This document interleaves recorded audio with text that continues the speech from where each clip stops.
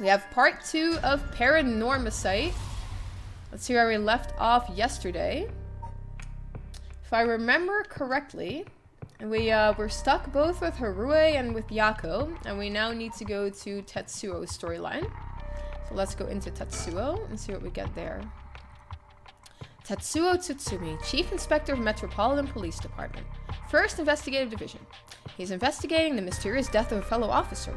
He visits the scene of the incident, the former Yasuda Gardens, with his subordinate Jun Irio.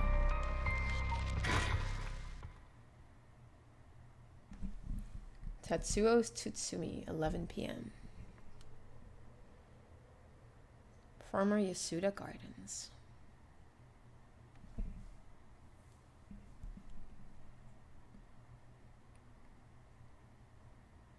Hey, boss. Forensics is all done. The crime scene's clear. The other officers have all gone home, so it's just us now. The park should be able to open back up tomorrow, like nothing ever happened. I doubt it'll get many visitors after everything that's happened. You'd be surprised. Lots of people love that kind of thing. I bet they'll be lining up to get in. Occult stuff is really popular right now. Did you not know that, boss? It sounds stupid. Well, it's not exactly rooted in science, but if ghosts really did exist, we could just ask him with a purpose. Somehow I doubt it'd be that simple. Oh, but you know, I've heard that high school girls are really into the spirit board thing these days.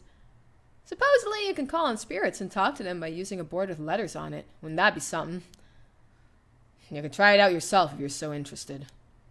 Hey, that's not a bad idea. Let's give it a go sometime, boss. What now? Stop messing around. You really think we're going to solve this case by moving a coin across a scrap of paper? Sounds like you know all about it. I've got to be open-minded. What if that's how police work's going to be from now on? Don't make me laugh. Listen up, Irio. You can't go blaming the death of your buddy on something like the occult. I don't care if it was ghosts or the occult or what. Whoever or whatever it was that did this, I'll get them, I promise you that. Well, I've got the right attitude, but we don't even know if this is a murder yet. But biases weaken our judgment. You get too fixated on one thing and you stop seeing everything else. Aye, aye, boss. So now we've finished investigating the scene, let's review what we know. Now? It's getting late. I figured we'd head straight home from here. Come on, we gotta go over all the info we gathered. And what better place to do that than here at the scene of the crime, where we can soak up the atmosphere? Soak up the atmosphere? The hell is there to soak up? You must be really into this occult stuff if you get off on being in a place like this. Wait, you mean being somewhere like this doesn't get your blood pumping? No way. No, don't turn this around on me. I'm not the weird one here, Cripes. Fine, let's just get it over with. Aye, aye, boss.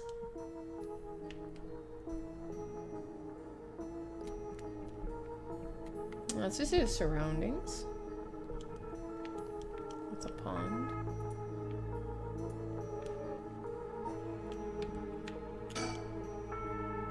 This pond, they say it used to flow into the Sumida River. But the river became so polluted that they cut it off.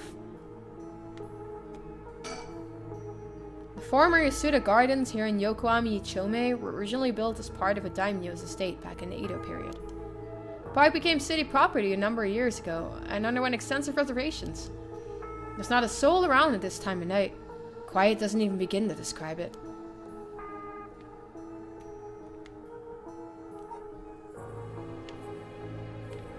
And that's it for the surroundings.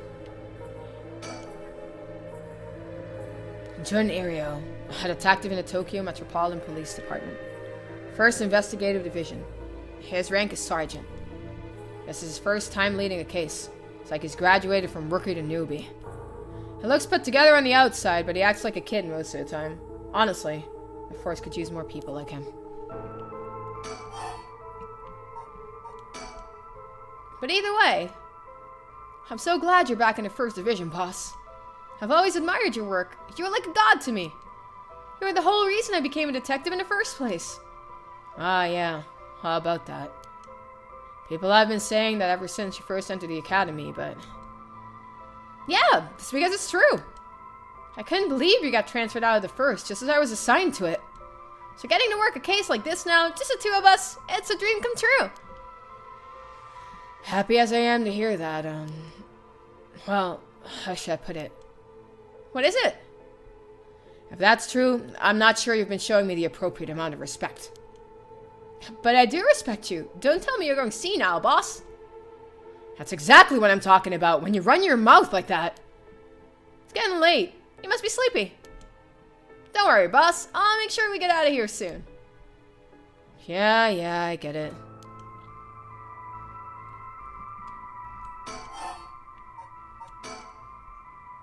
I've been wowed by your shrewd detective abilities all day today. Oh, really? Funny. I've been wowed by you, too.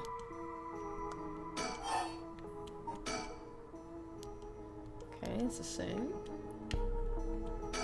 Look at the scene. This is where the victim was found. It's clean now. It almost feels like nothing happened here at all. But once an incident like this has come to pass, there's no going back. Not that knowing that is any consolation. So early in the morning yesterday, a staff member found the victim collapsed here in the park and called the police when they realized he was dead. While there were no obvious external wounds, the fact that he was a police officer and the evidence of his struggle means it's likely that it was a murder. The Sumida office sent it over to us since it involved the death of an officer and we were tasked with the investigation. What we need to do is figure out what happened and whether there was foul play involved. I think that about sums things up.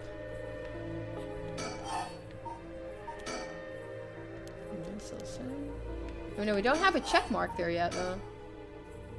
The victim is Hajime Yoshimi of the Juvenile Division of the Sumida City Community Safety Bureau, 27 years old, single. He mostly dealt with cases involving juveniles and education. His rank was senior police officer. You knew him well, didn't you? What was he like? Yeah, we were in the academy together. We still went out for drinks together every month or two. He could be a little rowdy, but he was like a big brother to us all. He was kind and cared about his friends. For better or worse, he wasn't the uptight type of cop. The man always showed empathy, and I heard he was popular with the locals for it.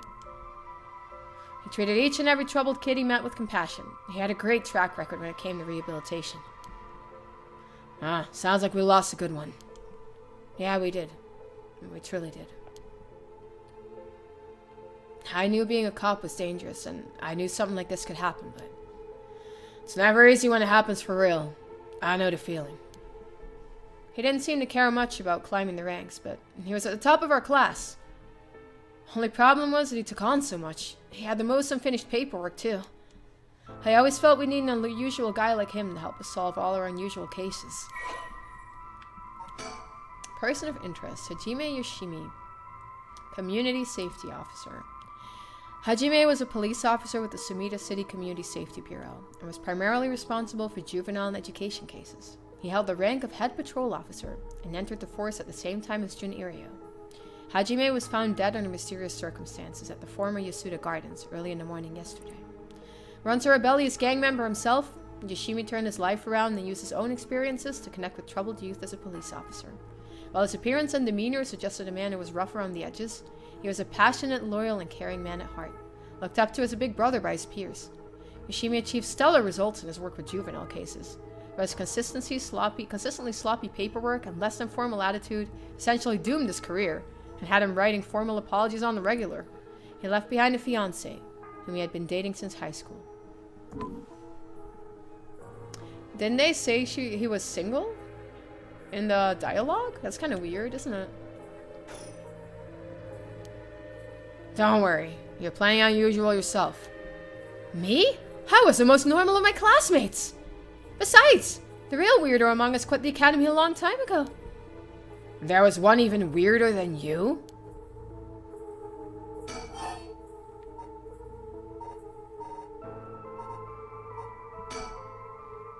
Still the same. Wonder why we don't have a check mark there yet. Huh. As for the cause of death, we won't know until the autopsy's done. From what we've seen, though, it appeared to be some kind of acute heart failure. But since he had no record of chronic illness and had no visible wounds, it's possible that poison or drugs could have been involved. Dying in the middle of a park like that? It certainly seems suspicious. We found signs of a struggle at the scene, as well as footprints belonging to an unidentified individual. We've got people trying to identify those prints. If we can find who they belong to, we might be able to figure this whole thing out. Yes. Wouldn't that be nice if that were the end of it? The only things Hajime had on him were his badge and his wallet in his pockets. So I can rule out a mugging. Though there probably aren't many good people who tried mugging a cop as big as him. I've also heard that Hajime got into a fair few fights in his younger days. He started judo once he became an officer and rose up the ranks quickly. Sounds like the perp would have to have been pretty strong to take on Hajime.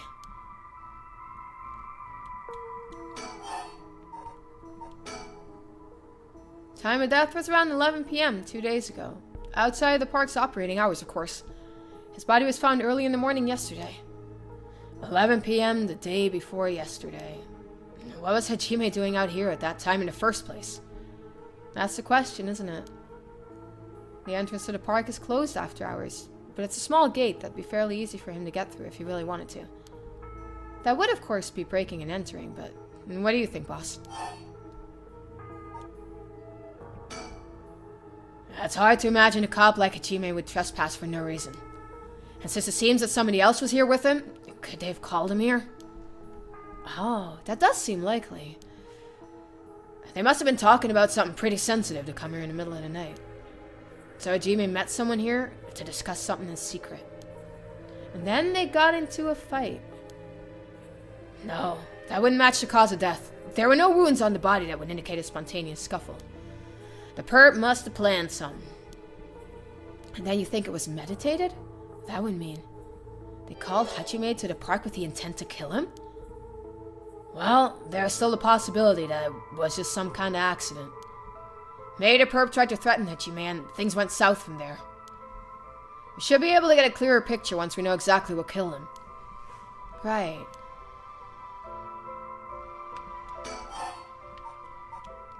Okay, we got our first check mark. Hajime was quite the bad boy in school, apparently. He ended up with the police a lot. And he said the officer in charge was good to him, helped him get back on track. The reason he wanted to become a cop was to pay his kindness forward. Said it was the first time he ever took his studies seriously. That's a good story. I love that kind of thing. Makes you want to have a drink in his honor. Please don't make fun of my dead friend. Hey, I said in his honor. You should aspire to become the kind of cop people miss when they die in the field. You say that like it's a sure thing I'll die. Besides, if I end up biting it, I'm sure you'll be the one who misses me the most, boss. Come on, don't be like that. You'll hurt morale. Well, I guess how much I'll miss you depends on how this investigation goes. I can already see it. Irio, no! Why'd you have to go and get yourself killed? I have no idea what's going on in that head of yours. Yeah, that'll be a sight to see. I can't wait. You can't wait for your own death. Get it together, kid. Sheesh, you really are something. Thank you?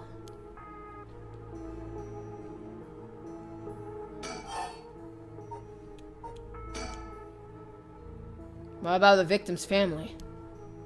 The Yoshimi family is from Kitasenju in Adachi City, but Hajime's parents died a long time ago. He lived there all alone, no siblings or anything. I went to his house a few times for drinks. I was surprised. It's this huge, old-looking place. Like, you know, the kind of place that seems super haunted. And he lived there alone? Yeah, it looked like the home of an old noble family. It was hard to imagine him being such a delinquent living in a house like that. There's that bias I was talking about. If he's from an old family, I'm sure things were complicated. That's the bias too, though. He never talked about any of that, even when we were drunk. So, I don't know much about it. Oh, one more thing. Yeah? Hajime was engaged. He'd been seeing his fiancée ever since they were in school. Over 10 years. They just started talking about getting married. What was her name again? He showed me a picture once. She was a beautiful woman. That's so. Terrible for her. But she may know if there had been anything going on with him lately. We should speak to her. Yeah, his fiancée may have been his only confidant. I'm sure someone at the Sumida Police Department has already contacted her. I'll look into it tomorrow.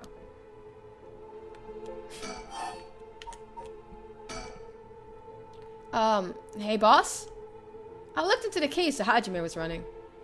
Oh, great. That's the kind of stuff I want to know. What was Hajime working on the day he died? Well, according to his report from the day before, he had 2 cases involving juveniles. Uh-huh. The first was the suicide of a high school girl who jumped off a building in Kamizawa last week. Yeah, I did hear about that. The girl's name was Michio Shiraishi. She was a 2nd-year student at Komagata High School. But it seems as though Hajime had had contact with her even before this incident. So she'd been troubled for some time, huh? That's the thing. About a month ago, he happened to see her walking around town. She looked upset, so he struck up a conversation with her. He was sure there was something bothering her, but she wouldn't tell him what it was. Must have been trouble at home. That's what he thought too. It seems he visited her home and spoke to her parents, but they said there was no problem, so there was nothing else he could do. And now she's dead. That's possible he could have prevented her suicide then. He must have been devastated. And that's why he was looking into this Michio Shiraishi again. He must have thought that something terrible had happened that drove her to end her life. But ultimately, he never reported the findings in his investigation. I see. And you're thinking that may have had something to do with his death? We'll have to find out what it is Hajime discovered. Right. Let's check with the Sumida Police Department about that tomorrow, too.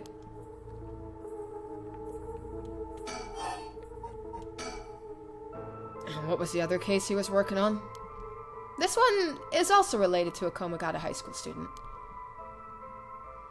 A troublemaker named Hitomi Okuda. She seems to be the leader of a group of kids who get up to no good. Juvenile delinquency. Fun. She was pretty bad for a while. Multiple charges of destruction of property, assault and battery, you name it. Hajime had been working with her for about 6 months, as she was finally starting to open up. Then, he met with the girl the day he died. Well, every school's got its problems. But I'm sure he'd be worried about how she'd get on without him. Right. Just when she'd finally found an adult she could trust. She might act out without someone to help her get through this. We'll have to make sure the Sumida Community Safety Bureau does their job. But... we can't rule out the possibility that meeting with this delinquent girl had something to do with his death. Then we'll have to interview her too. Ah, yes. You're right. She may have been the last person to see him alive, after all. I'll ask Sumida to introduce us tomorrow. Though, who knows if they'll actually let us talk with her. And that's what we hired you for. Lay a little boyish charm on them if they need convincing. Ah, yeah. I'm sure they'd prefer me over a scary-looking old man like you, boss. Watch it, because I'm still your superior. You ought to act like you respect me, at least. Oh, I thought I was. You were? Shit. Is that just how your generation speaks? You really are a new breed. It's probably just me, actually. Well, don't think you can get away with that with other people. So anyway, boss. Were you even listening? You've got quite a bit to look into tomorrow. First, the 2 Komagata High School case that Hajime was handling. And we need to speak with his fiancée as well. I believe that's it for tomorrow. Notes on Hajime Yoshimi. Case notes regarding the death of Hajime Yoshimi, officer with the Sumida Police. Summary. Body found at former Yasuda Gardens. Estimated time of death 2 days prior at approximately 11 a.m. Cause of death, wasn't it 11 p.m.? Or there were like some minor translation mistakes, no? Because they found him in the morning and he passed away at night, is what they said in the dialogue. Estimated time of death 2 days prior at approximately 11. Cause of death, acute heart failure, cause unknown. Signs of a struggle found at the scene. Efforts to locate witnesses are underway. Body discovered by the groundskeeper. Currently investigating the fiancé of the deceased and 2 female students from Komagata High School that the deceased had contact with as persons of interest.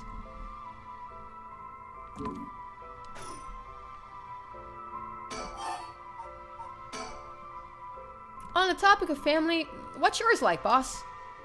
The hell is wrong with you? Prying into my personal life all of a sudden?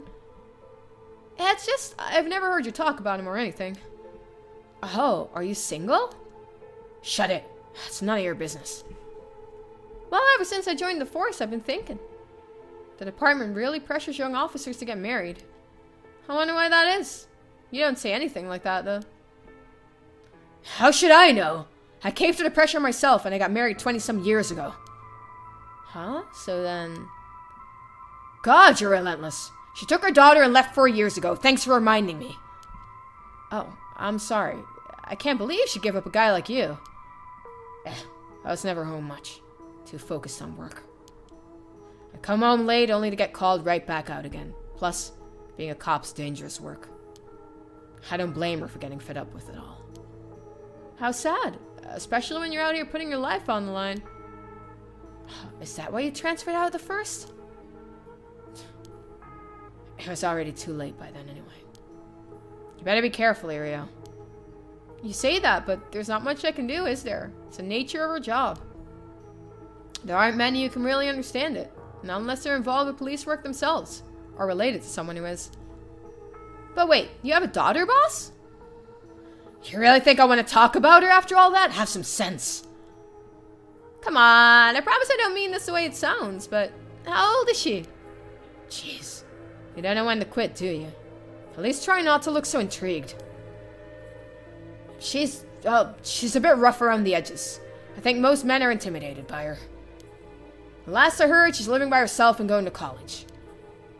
Wow, a college student. Men love an educated lady. Stop that! What kind of cop are you? Making baseless assumptions like that? She's living on her own, though, huh? You must worry about her. Worry? I don't even know where she lives. Oh, so she hasn't told you? Probably because she knows you'd follow her around everywhere. I would not. I don't think. Come on now, we both know that's not true. Listen here. You may look like a mean old man, but you sure have a soft side. What? Is that supposed to be a compliment? I can't keep up with you. We're done talking about this. Oh, that reminds me. If you got married 20 years ago, it must have been right around the Najima murder. You know your history. Yeah, it happened a year or two after our wedding. You were the one who arrested the killer, weren't you? We studied that case at the academy. I was only in elementary school at the time, but I still remember people talking about some dangerous criminal getting arrested. All that was just... cracking the case, finding the guy, it was all just happenstance. I'd really rather not think about it. It was a disturbing case. Did it not make your skin crawl when you learned about it at the academy? It did. We were all terrified. Sounds about right. No one could believe that such a mild-mannered man could have committed such a terrible murder. If we'd overlooked one little thing, we may never have caught him at all. I think I remember hearing there was only one charge brought against him in the end. That's right. We didn't have the evidence. I knew there was no way such a meticulously planned crime could have been there first, but... we may have stuck Fumichika Nijima in a cell, but it was no victory. He always had the upper hand. And all the damage he did to everyone involved, especially the victim's classmates. It's already been 20 years, huh? God damn it. This is why I try not to think about it. I'm sorry.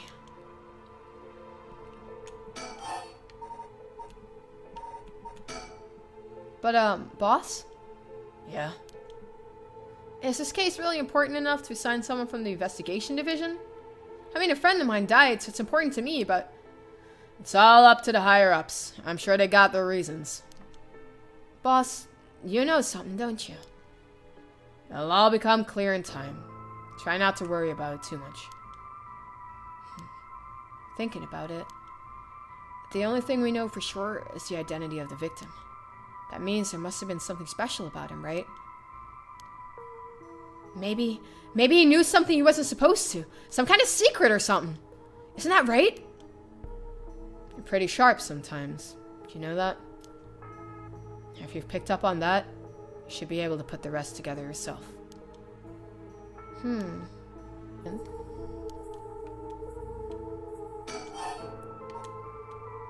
About the case.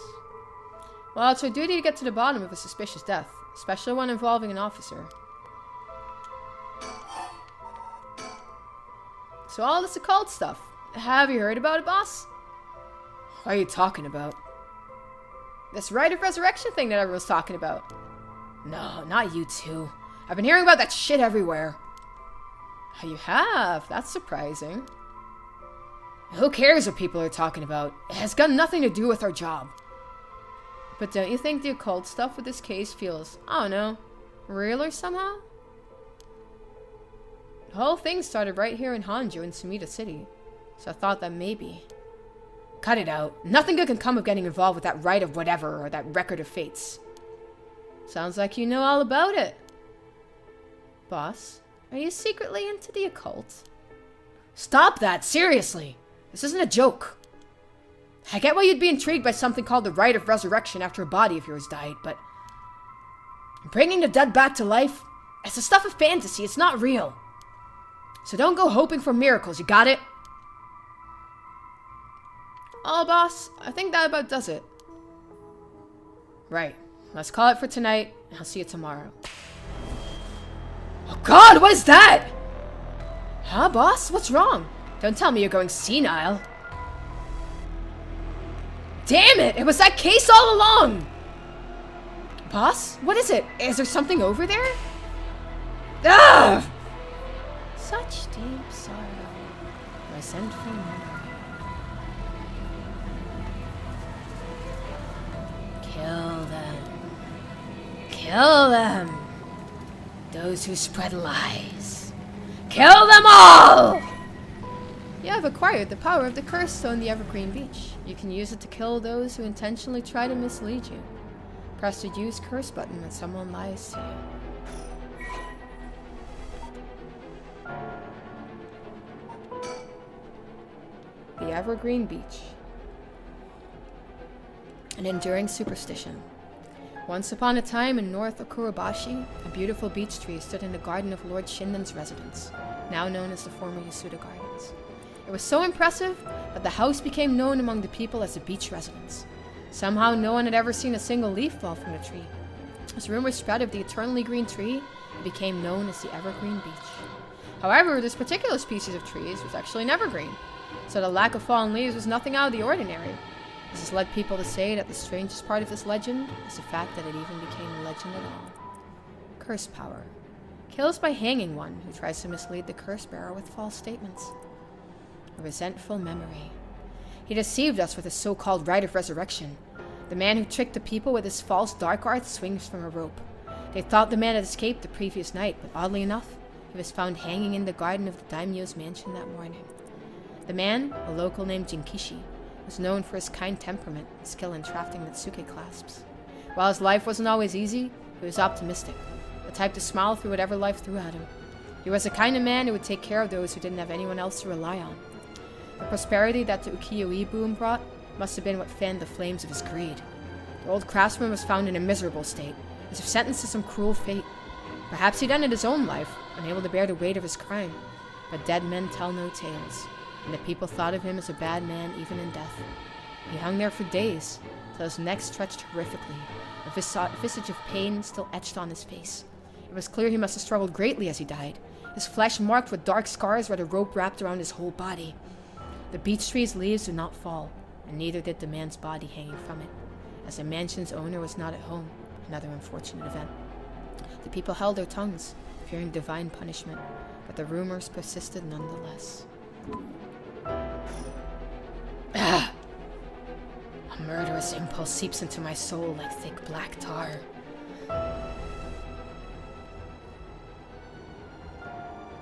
Now, kill. Can you hear it, curse bearer? You who so strongly desires the right. Kill them!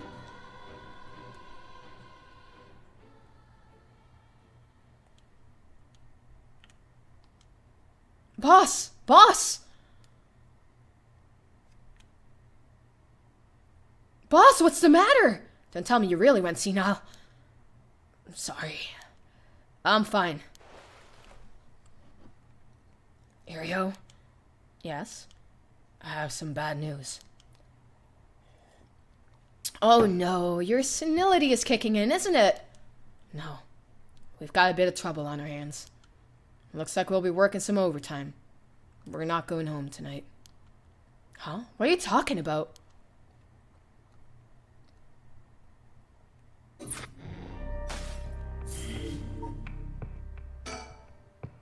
Summary of previous events. Tsutsumi and Yun are sorting through the facts at the scene of Officer Hajime Noshimi's mysterious death. Tsutsumi did it. I'm gonna just reread that and cut that out. Summary of previous events. Tsutsumi and Yun are sorting through the facts at the scene of Officer Hajime Yoshimi's mysterious death. Tsutsumi denies the existence of the rite of resurrection until the curse echo of the Evergreen Beach appears before them. Start. Tatsuo Tsutsumi, 12 a.m. Former Yasuda Gardens. Okay, so let me get it straight, boss. The rite of resurrection really exists. And to use it, you have to kill people using the power of curses from the 7 mysteries of Hanjo. And the curse you have is from the story of the Evergreen Beach that's told in this area. Is that right? Yeah, pretty much. You're quick on the uptake. You weren't your usual silly self when you were explaining, so I knew you were telling the truth. I'm never silly. The only thing I have trouble believing is that you're taking this occult stuff seriously now. I mean, talk about paranormal. I thought you didn't believe in any of that. It's not that I don't believe in it. My familiarity with it is why I've tried not to get too close. Are you just being a sore loser, not used to admitting you were wrong? Shut up and listen to me. There's no point in trying to hide things anymore. We won't get anywhere if you don't understand this, so listen up. Please, just listen. You don't have to keep saying it, I'm listening. We don't have time to waste, and we'll talk as we walk. Hey, wait for me, boss!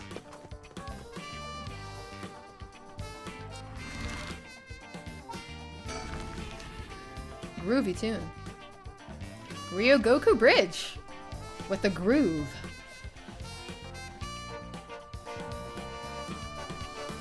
Sorry, I just want to double check one thing. You're telling the truth, right? This isn't a side effect of your senility? It's the truth. Not like I can prove it, though. I'm sure you already know this, but this is all top secret. No sharing it with anyone. Right, you could trust me not to. But no, I just can't believe it. I'd heard rumors that you used to be a member of a secret division attached to the Security Bureau. I can't believe we actually have a department called Paranormal Affairs. Yeah, I'm sure it comes as a shock. I couldn't believe it myself. I thought the higher-ups were messing with me. Really had me worried for a while there. No, this is incredible. That's the whole reason I became a cop. I was always fascinated by secret agencies and stuff. Are you serious? But thinking about it, it totally makes sense. If curses and spirits really do exist, then of course we'd need a special department to protect citizens from them. You seem a bit too eager to believe all of it. And hang on, I thought you joined up because of me. Come on, boss. Do you only have one favorite food? You can like more than one thing. Yeah, whatever. In any case, the official stance is that the supernatural doesn't exist. So Paranormal Affairs operates in secret. So I'm not sure why they stuck me there. Those 4 years, I worked nothing but cases involving the supernatural. Paranormal Affairs Bureau. Although officially called the Tokyo Metropolitan Police Department, Security Division, Special Security Unit, Paranormal Affairs Bureau, it's more commonly referred to simply as Paranormal Affairs. Only a handful of people know of its existence, even within the police force. As the name suggests, it specializes in the investigation and resolution of cases involving paranormal phenomena. since the existence of paranormal phenomena is not public knowledge, nor is it readily believed by the general population. The Bureau's activities are conducted in the utmost secrecy. Currently, there are only 5 members, including the chief. The Bureau has a network of psychic contacts across the country who assist with their cases, including Mio Kurosuzu. The Bureau undertakes investigations into any suspicious stories that cross their desk, but the vast majority turn out to be hoaxes. Due to the sheer volume of cases, close-lipped, experienced detectives without paranormal abilities of their own, such as Tetsuo Tsutsumi, are sometimes assigned to investigate. The current chief of paranormal affairs is a man named Kyuri Nakagoshi. He was born to a family of psychics who have been involved in keeping the world safe from paranormal phenomena for generations, and he has served as Mio Kurosuzu's mentor since discovering her. Kyuriru is an elusive figure. Very few have met him in person, and he's rarely seen in the office. It's said that this is because he's often been the target of curses. However, some theorize it is in fact because Kyuriru is not actually of flesh and blood at all. His seat in his office is usually occupied by a Niue, a legendary creature found in Japanese folklore. The Niue resembles an ordinary white thrush and acts as Kyuriru's messenger, leading to bizarre scenes of police officers earnestly reporting their findings to a bird. The term Nakagoshi case serves as a code name used to refer to cases under investigation by paranormal affairs.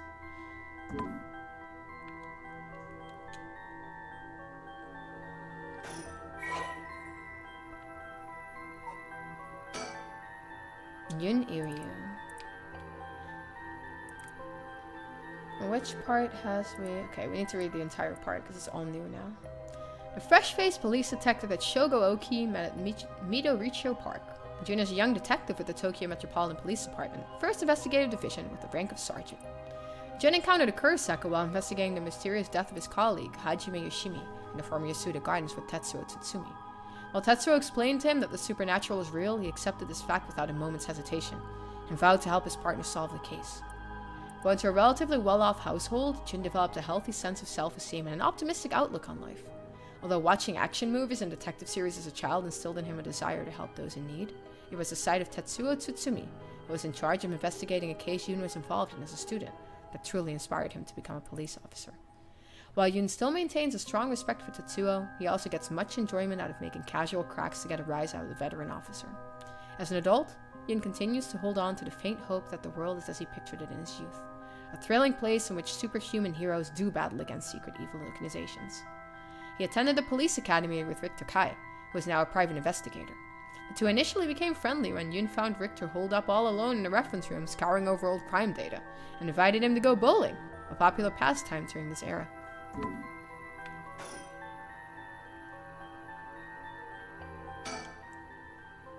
Revealing the existence of a secret department is against the rules, even to a fellow cop. But this is an emergency. I need his help. I'll tell him.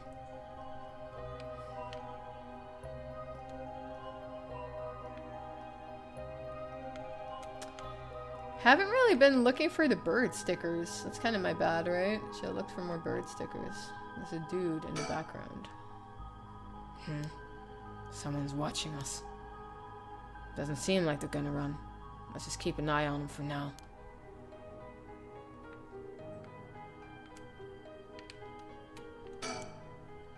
So, do you have it?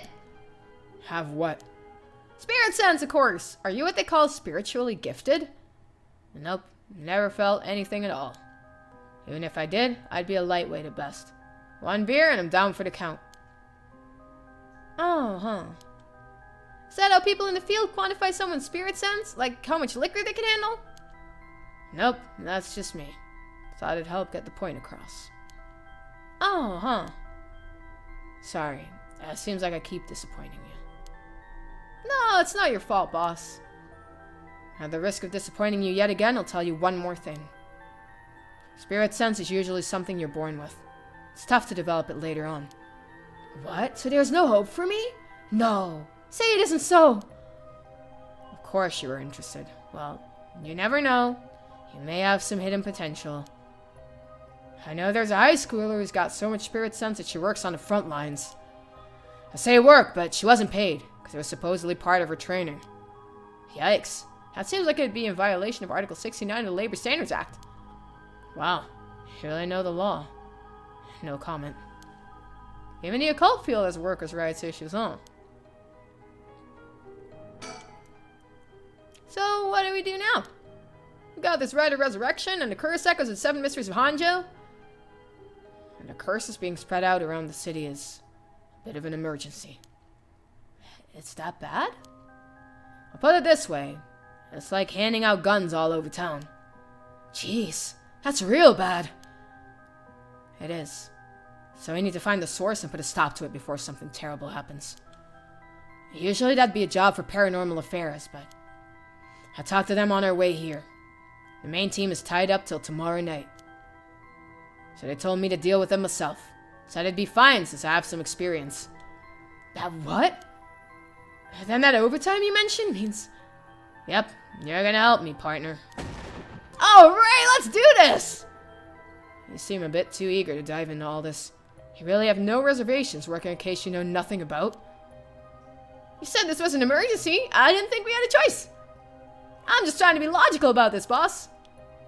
You really are something. It might actually be nice having you around. Why, thank you. So, what exactly do we do? If these curses are connected to the 7 mysteries, then the people who have the others should be all here in town. Right, if there's 7 of them, that means there's 6 more out there. And we have to stop them all before they kill anyone with their curses. If we can, we should find and collect all the curse stones.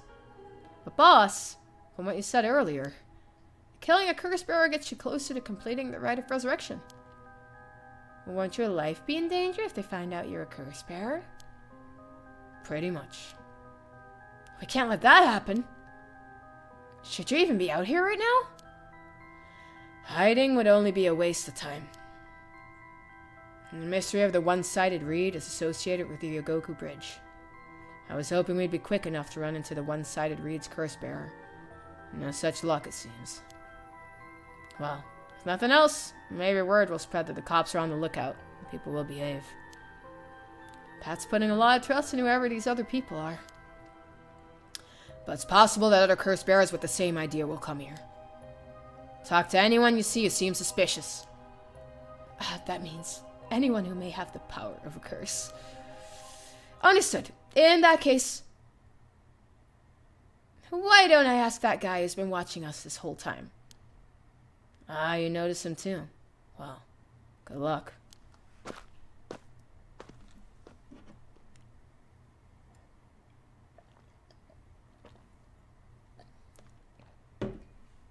Hey, you there! Sorry to bother you, but I've got some questions. I'm with the police. Thanks for your cooperation. We'll be asking you a few things, Mr. Yutaro Namigaki. That's your name, correct? Yes. I don't mind answering your questions. You're a detective. Did something happen? Alright! Lots of things have been happening around here. Like people dying.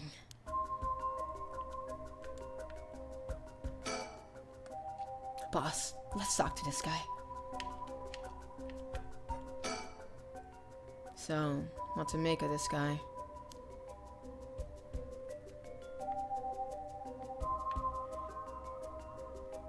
Yeah, actually, that's the audio guy, right? Let's do that. Oh, shit.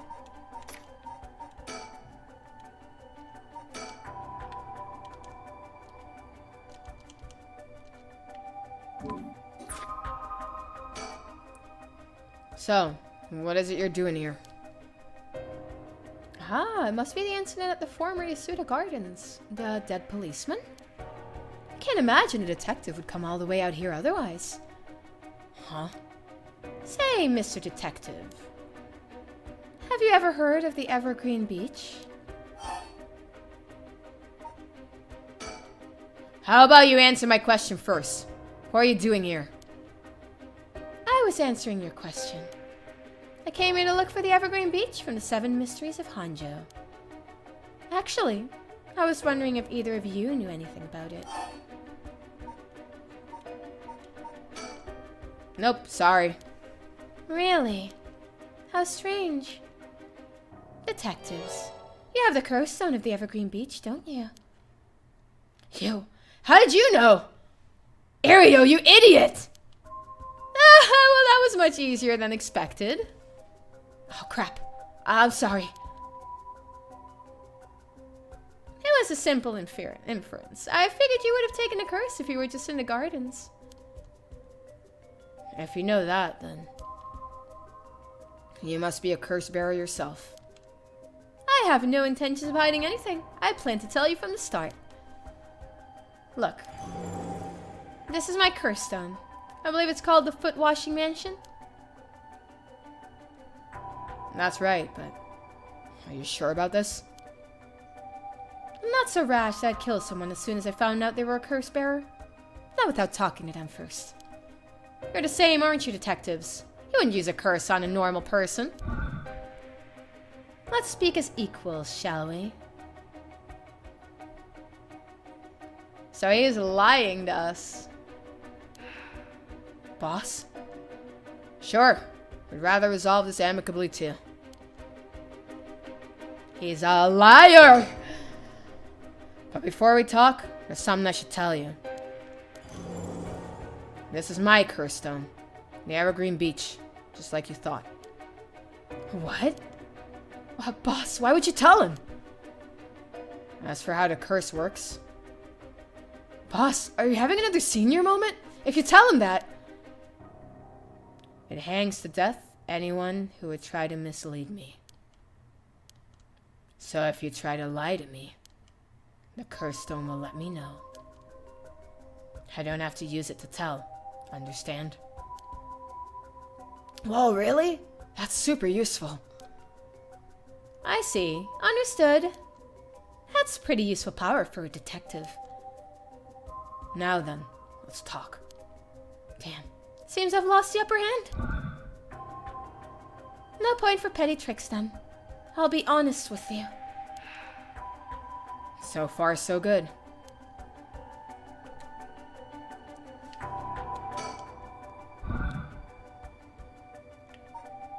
He lies about everything he says.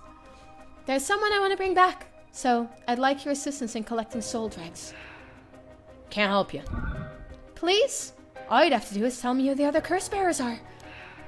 Sorry, but as a police officer, I can't just look the other way and let you go. Please, if you help me, I'll let you two go as well. Is that a threat? No. It's your final warning.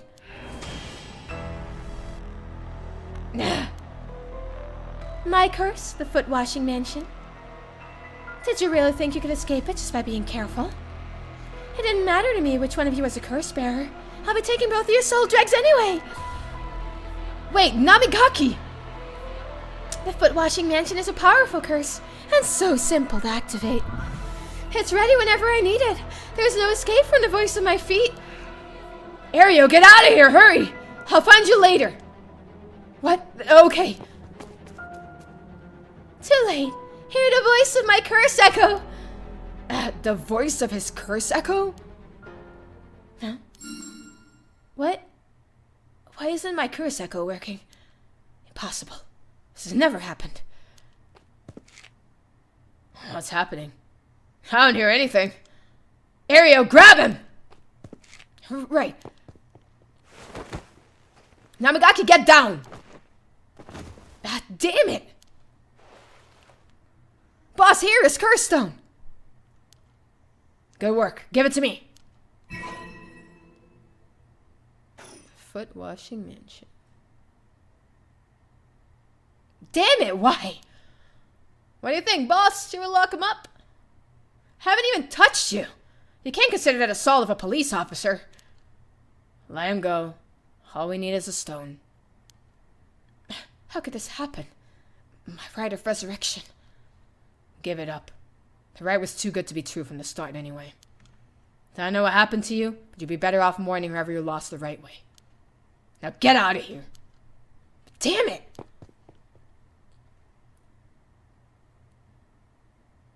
Oh, that was a close one, huh, boss? He'd probably be dead if he'd activated his curse. Yeah. I'm not sure what, but something stopped his curse from... Boss, are you okay? Does having another curse stone hurt? Yeah. The curse from this one's flowing into me too. Oh no. I saw what activates the curse of the foot-washing mansion, and a resentful memory's bound to it. I see. I always thought this one was one of the stranger of the 7 mysteries. Now I know why. It sure is something. What did you see? Well, let's save that for later. All I need to know for now is that it's a particularly powerful curse. We're lucky we took it from him quickly. Ah, phew. Kills by crushing one who hears the command wash.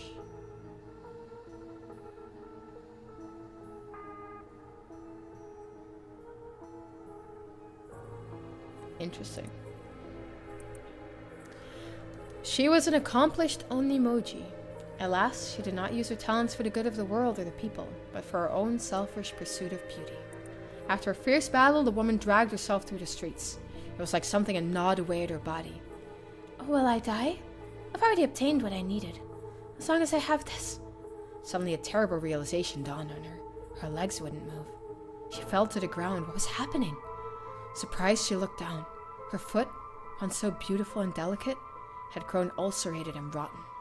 He got her. She was on the verge of death and covered in filth to boot. Crawling to a nearby house, her breath caught in her throat. The curious residents opened up but recoiled from what they saw. My foot is so filthy. Someone, please, quickly! The woman expired while mumbling something unintelligible. And so ended the life of a woman consumed by evil.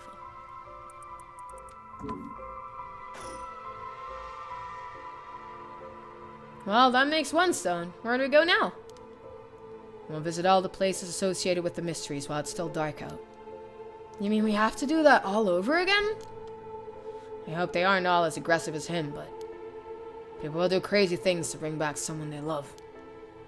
It seems that the hatred the curse stones are imbued with makes people more willing to kill. Really? And what about you, boss? I'm fine. I may not have any spirit sense, but I'm tough when it comes to this stuff. That's why they loved me in Paranormal Affairs. So you're spiritually gifted after all. Alright, let's head to the next place.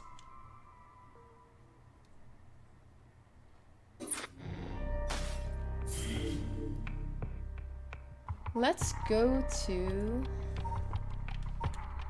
The Hunt for the Curse Bearers, Part 2. Summary of previous events. Tsutsumi and Irio decide to collect the curse stones as soon as possible, before they become the cause of an unprecedented tragedy. The two obtain the foot-washing mansion from Yutaro Namigaki and head to their next destination. Midoricho Park. Tetsuo Tsutsumi, 1 a.m. Midoricho Park.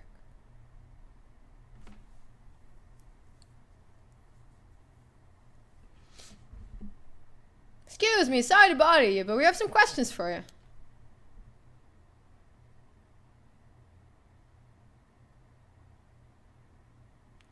What? Are you with the police? Haven't done anything. Don't worry, this isn't an interrogation or anything. We just want to talk. You're a daycare Aishi, right? The historian? We know who you are, so this won't take long. Since we saw you here, we'd just like to ask you a couple questions. Well, let's get it over with. I'm a busy man.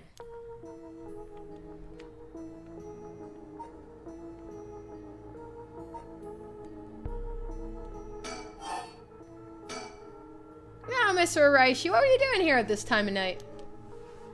Doing research, of course. Day or night, information never sleeps. That's an admirable philosophy. You know, your research has been quite the talk around town. What was it they were saying? You discovered something about some book? Ah, right. You found some kind of ritual in the Record of Fates. What? Don't tell me you want to know how to carry out the rite of resurrection, too. To be perfectly honest, I'm tired of people asking me about it all the time. None of you even care about the local history. You just come crawling out of the woodwork when something interesting comes up. It looks like I hit a nerve. If you think you can force me to tell you because you're policemen, you're surely mistaken.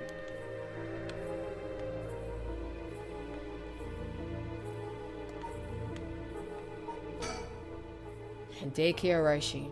He says he's a local historian. But supposedly, he knows more about the rite of resurrection than anybody.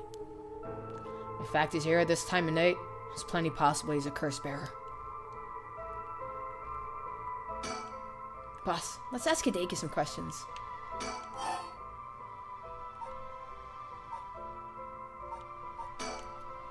Are you doing all this research so you can use the rite of resurrection yourself?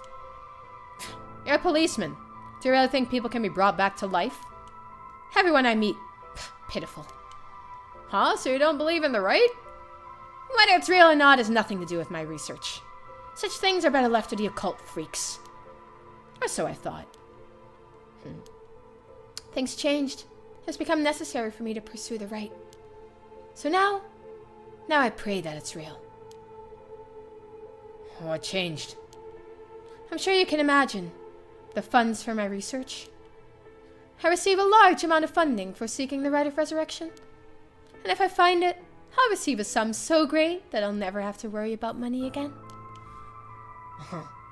And that means someone is sponsoring your research, is that right?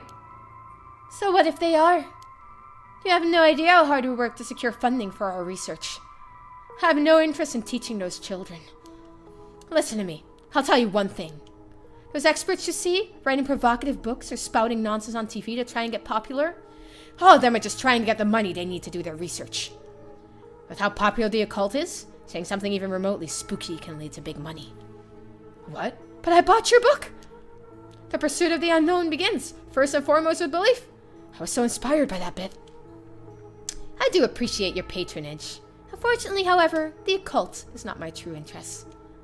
The fate of the unknown is to be destroyed by thorough research and deep consideration. No way. I can't believe it. You're surprisingly innocent.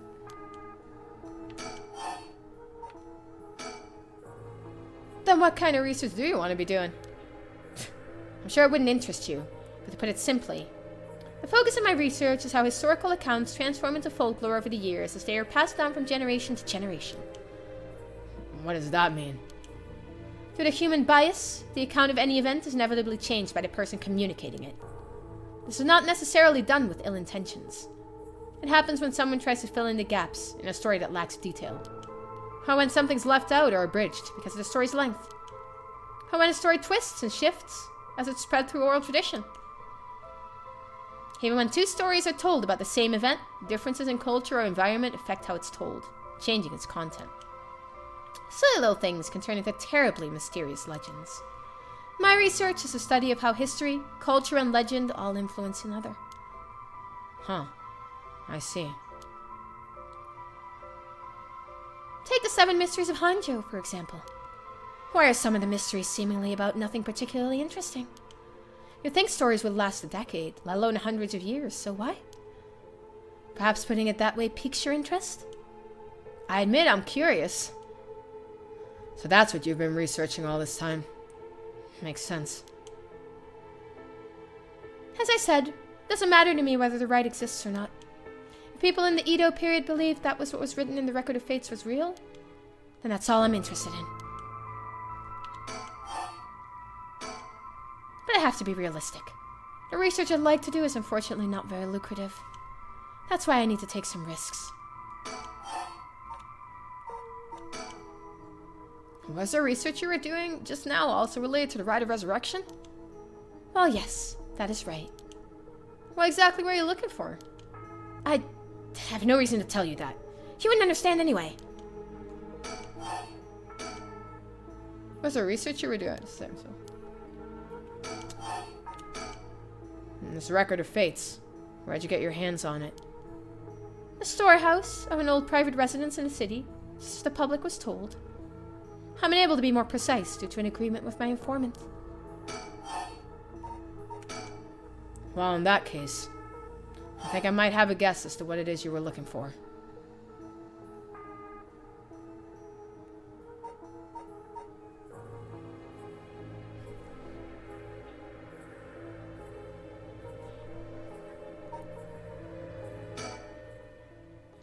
What? Damn it. If you know about that, then... Calm down. No need to get so defensive.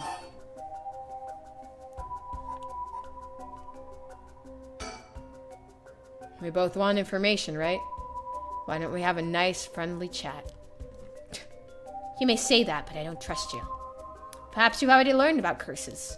Perhaps you want to take my power away from me. No, that's not true. I almost revealed my hand. I'll say nothing else. Sorry, I'll be taking my leave here.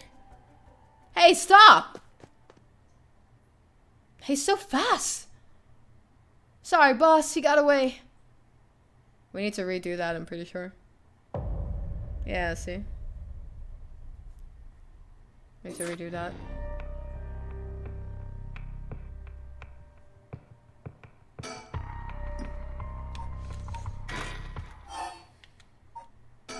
Last conversation with Arashi. Well, in that case, I think I might have a guess as to what it is you're looking for.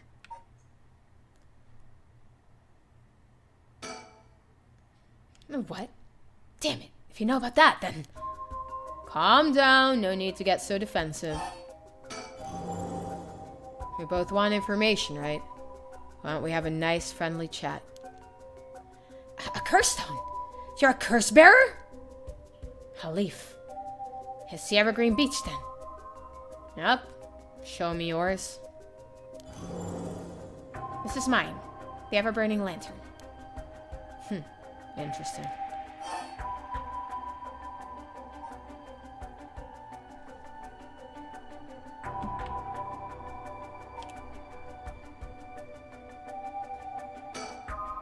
I'll tell you this for free.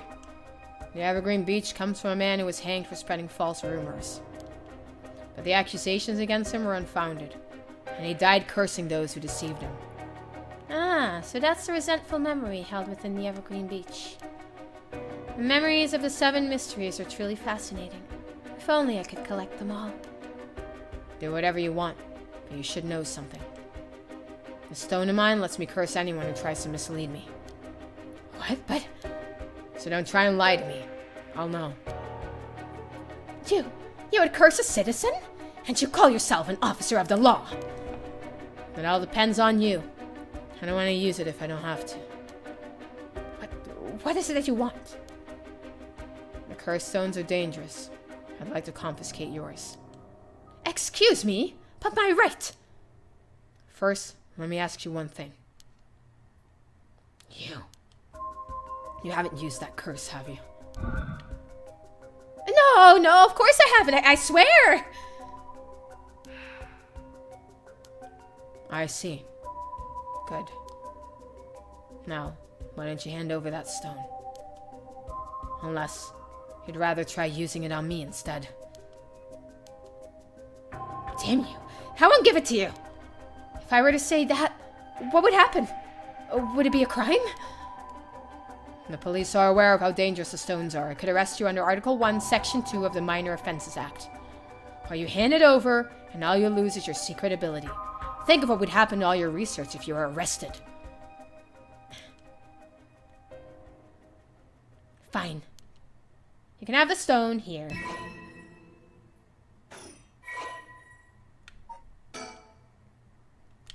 Okay. Cursed power kills by disembowelment one who finds themselves trapped in the darkness of the curse echo. A resentful memory. When Hanjo was filled with samurai residences, the spies of the shogunate lived amongst the townspeople to keep an eye on things. The Soba card on South Roigishu served as one of their outposts. They would communicate to each other in code by turning the lantern on or off. Tonight at 4 a.m. meant that someone would be having the last soba of their life, and that their belly would be sliced open the next night. An unfortunate incident occurred in which a man attacked a woman in a bout of fury. He regretted it deeply, even declining to invoke the right to defend his honor. But the deed was done. Still, he could not accept it. His rage at having been used by his daimyo boiled over, turning into a grudge he would never forget. Nearby, he saw a lantern quietly glowing in the night. When the 6th bell rang, the man cut his own stomach open. Since then, the lantern could be seen alight before the soba card had opened, and would flicker out suddenly even when there was no wind blowing. As this unsettling phenomena continued, the rumors surrounding it grew, and soon all were convinced that it was the man who cut open his stomach visiting from the beyond. Good choice. I'll look forward to seeing how your research pans out.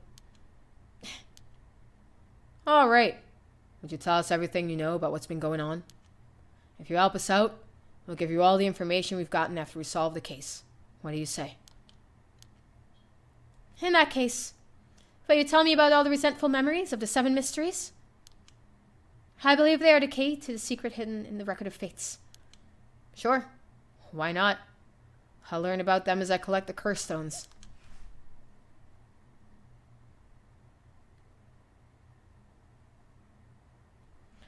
Thanks to you, we learned a lot from him, boss.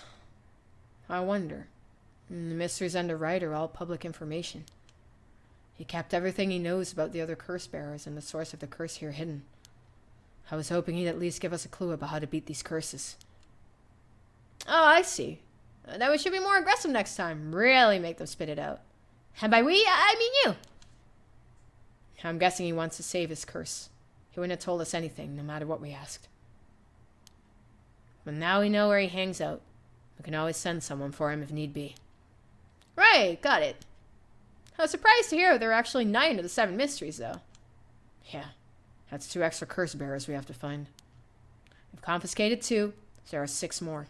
They could be anywhere in this town. We have to find them fast, or they might start using the curses.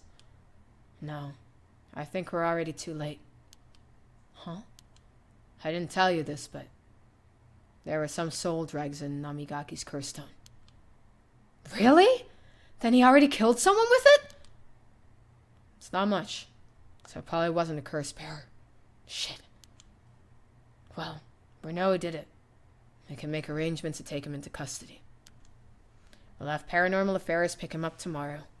For now, we continue our search. Right, on to the next place. You just have to cross them off the list one by one. But boss? Good to know we can use the Minor Offenses Act to arrest people with curse stones. But why didn't we do that with Namigaki? If we could do that, there'd be no need for Paranormal Affairs. What grounds would a normal detective have to put him under arrest? Oh, right, yeah. I suppose that's true.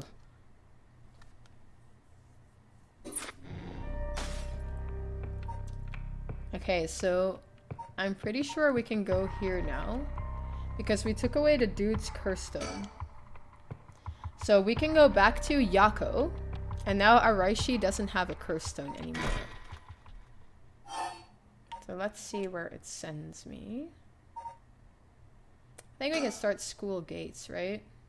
Yako Sakazaki, 2 a.m. Komagata High School front gates.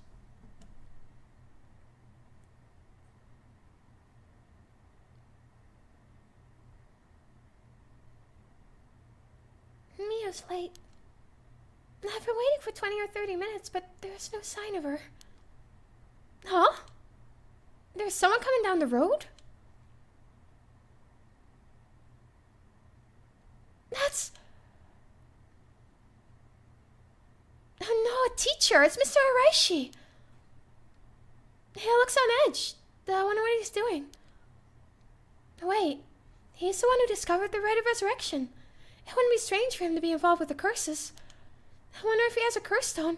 What do I do? But it's way past the 10 minutes Mio said she'd be here by. I managed to escape. I can't let that go to waste. I need to get out of here before anyone sees me.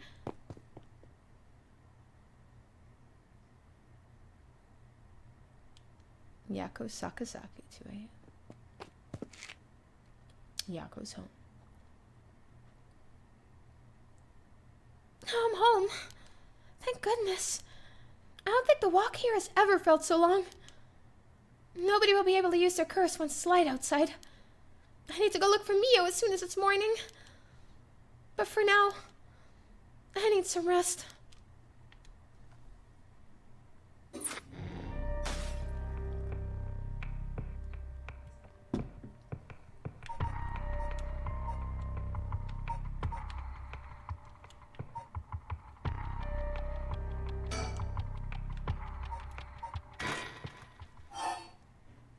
Okay, so we go back to this route, I think, and then we start from the conversation on the bridge. think that's the one we have to do now. So, what's next? The big question now is what the rest of the curse bearers are up to. Luckily, the Samita River is a good distance away from any of the 7 mysteries. It's unlikely the other curse bearers will come all the way here. I can finally have a moment to think.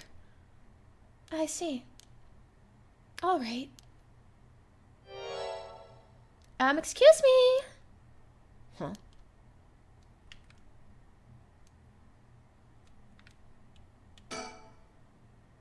Where did she come from? It's like she appeared out of nowhere. I didn't mean to startle you. I'm terribly sorry if I've gotten the wrong people, but would you happen to be curse bearers? Curse bearers? What's that then? It means someone who's gathering souls for the Rite of Resurrection. You have heard of the Rite of Resurrection, haven't you? Everybody's talking about it. Calling me intrigued. Care to tell me more, Miss, what's your name again? Oh, silly me. I'm a Yami Tomo.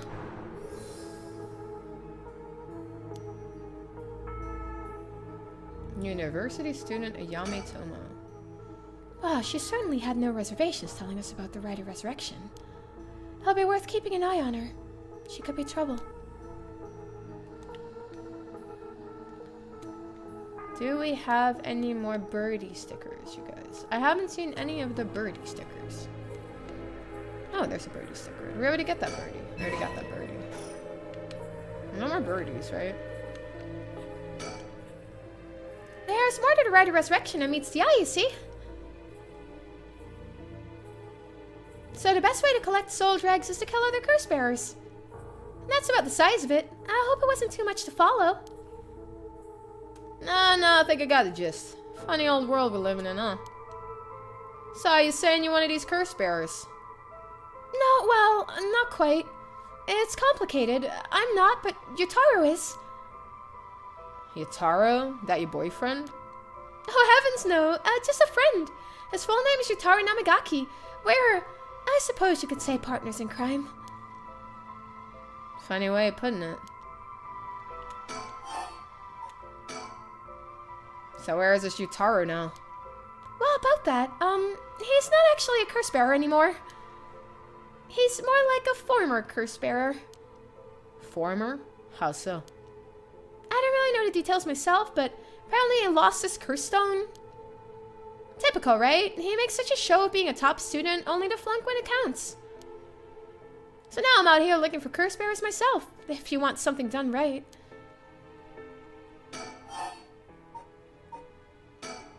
He lost it? How'd he do that?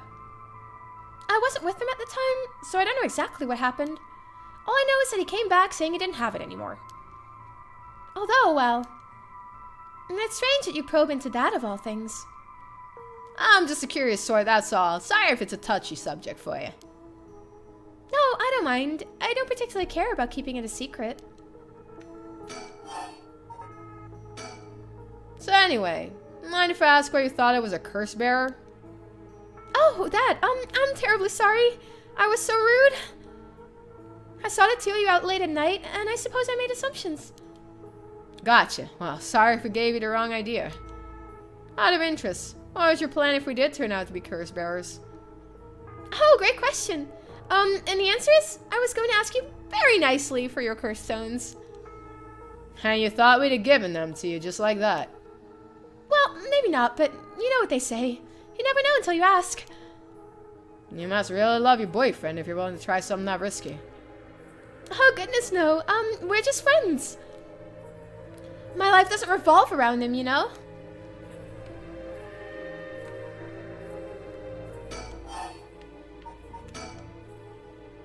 Anyway, you're on curse bearer, so I'm just bothering you, aren't I? Please ignore me. Ah, that must be it. She must be half of the young couple Richter mentioned. But she isn't a curse bearer herself. And her friend has lost his curse stone. Neither of them will be of any use to me. So, what are you trying to do with this Rite of Resurrection thing? Well, Yotaro has his own plan all laid out. I don't know if I can get behind it, though. It seems, how do I put it, self-centered? I mean, if you get a chance to resurrect the dead, it would be a waste not to use it on someone that really matters, right? So I was planning to steal his curse stone at the last second and use it for myself. Well, until he lost it anyway. Oh, but don't tell Yutaro I was going to do that, okay? I don't think he'd be happy to hear it. Of course. Keeping secrets is my business. My, aren't you dashing?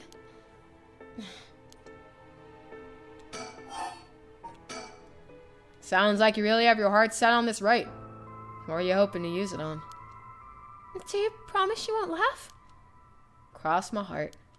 Well then, let me tell you my master plan. Prepare to be amazed. I'm an art student, you see. Woodblock prints are my specialty. Ukiyo-e in particular. Ukiyo-e, huh? You must be a cultured lady. Really? You think so? Everybody says it's a strange interest for a girl to have. You know, people often think of ukiyo-e as some inaccessible, high-class art form, but it's actually totally untrue. Back in the Edo period, it was the art for the masses, amusement for the common people. So, when you think about it, we feel exactly the same thrills from every brushstroke as they did back then. Isn't that fascinating? Yeah, I guess. And as far as I'm concerned, the undisputed king of ukiyo-e is the one and only Hokusai. Have you heard of him? Sure I have. He's famous. And he lived somewhere around here back in the Edo period. That's right. You're just as knowledgeable as you look. His 36 views of Mount Fuji are so iconic. They're the only works of his most people know. But Hokusai was so much more than just mountains and waves. That's only the teeny tiny tip of a veritable iceberg of work. I gotta admit, I've only really known him from the landscapes myself. Oh, don't worry about it.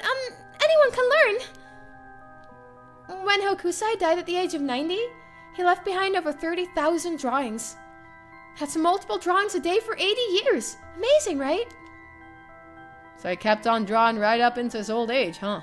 Impressive. But even in his final years, he was never satisfied with his own work. His dying words were, "Should heaven afford me but 5 more years, I shall finally become a true artist." Even on his deathbed, he still thought he had more to learn. He was already the greatest painter and artist of his era. Who knows what he could have done with more time? Well, that's what I want to find out. Huh. Hold on. Are you saying? Besides, he always said he wanted to move out of 100 houses, but he only made it to 93. Isn't that just tragic? No, nuh-uh. No way this is going where I think it's going. Imagine the masterpieces you could create with modern techniques. Oh, I feel all dizzy just thinking about it. You gotta be kidding me. So if I understand correctly, you want to use the Rite of Resurrection too? That's right. I want to bring Hokusai back to life. Well, that's certainly a novel idea. That's what she'd use it on? What a waste.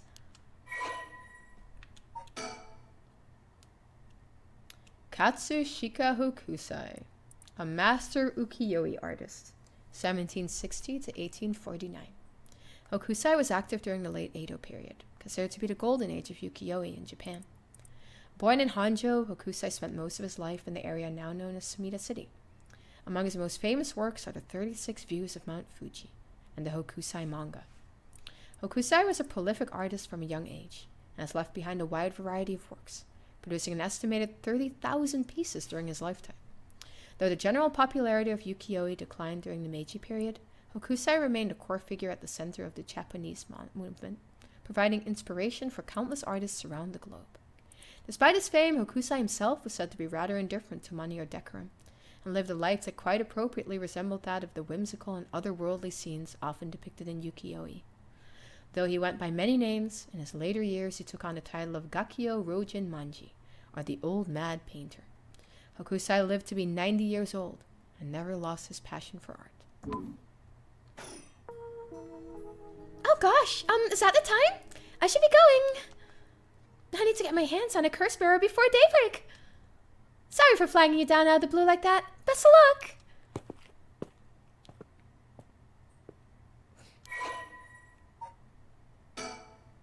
Ayame Tsuno.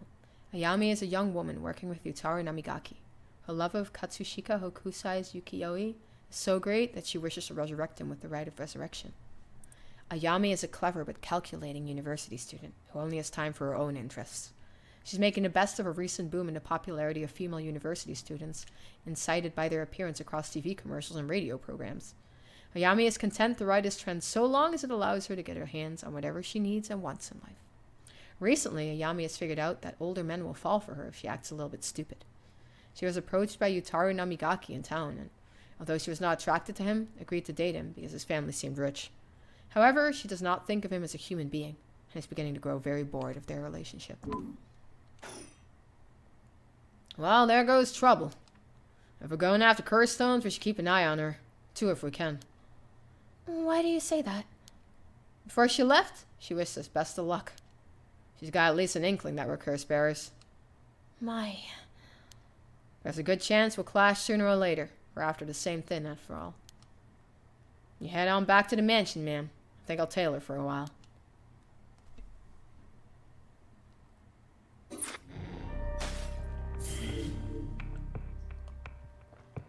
Onwards to Harure we go.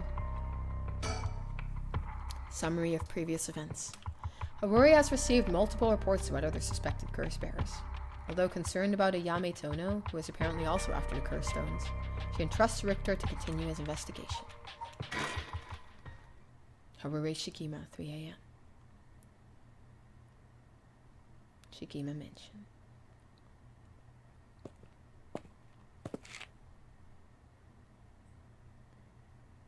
Back here again. I left Richter to continue looking for curse bearers, and came home alone. What an appropriate place for a bird sticker. Mockingbird 5 discovered.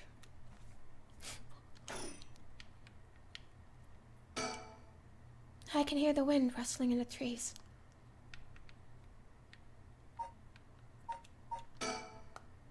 Will this really be enough to gather the soul dregs I need? What if nobody uses any more curses? I'll lose my chance to bring him back.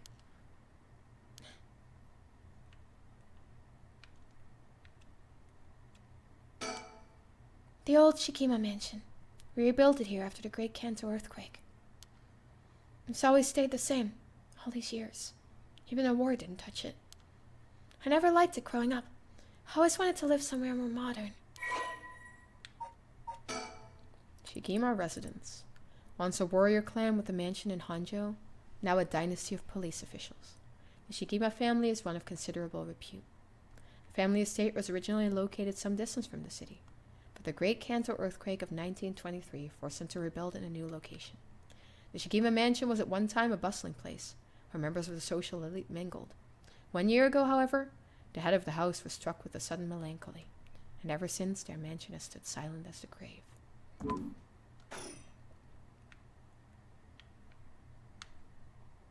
think that's all the surroundings. Let's go inside. Oh wow, you can actually choose. I wonder what happens if we wait outside. Go back to Tetsuo. Actually, I'll be right back. I'm gonna go to the bathroom. Yeah, it's probably a little more loud than ASMR, right, Hank? I would imagine. Oh, let me make a timestamp. So it's probably a lot less relaxing than ASMR. Thank you, guys. I know, I'll open Notepad next time. I'll be right back.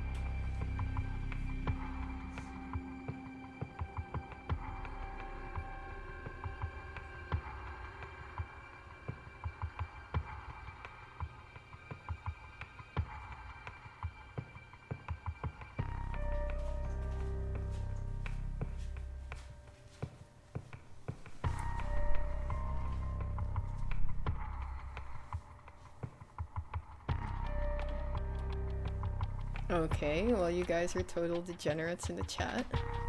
That's very cute. Hi Eric, I'm alright. I hope you're doing alright too. Hope you're having a good day. My microphone's pretty much broken. That's not nice, but I'm now talking to the back of the microphone instead of the front of the microphone. At least it's a good workaround, right?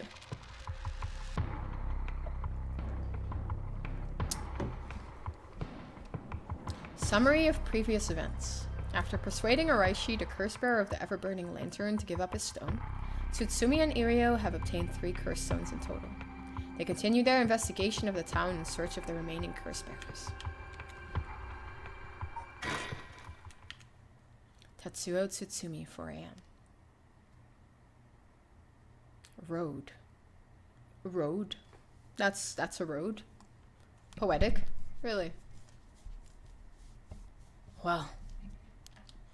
With this, well, I've visited every place connected to the 7 mysteries. That's the last spot, huh? We've got nothing to show for it. Even though every last location looks suspect from top to bottom. Maybe we came at the wrong time. There might not have been any curse bearers around. Sounds like we'll need to do another round before morning comes then. Or maybe someone's been observing our movements. What? No way! It's just a thought. Either way, we should check out this last place. Let's hope we finally get a lead.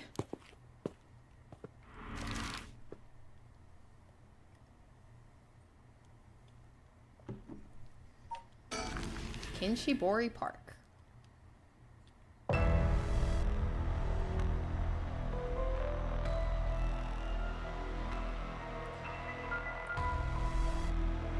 Whoa, whoa, whoa. What the hell is this? Is he dead? Damn it, we're too late. Was this a curse too? Hang on. I'm gonna call this in. I'll leave it to you. I'm gonna take a look around.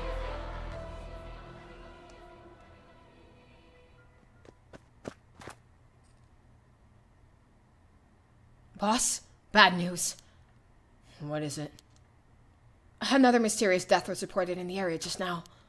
The medical unit and forensics team are on their way, but it'll be a while before they arrive. That's bad news. So they got someone else. You think this is a work of a curse bearer? With suspicious deaths popping up one after the other, we have to assume it is. Shit. Guess we'll be stuck waiting around for a while.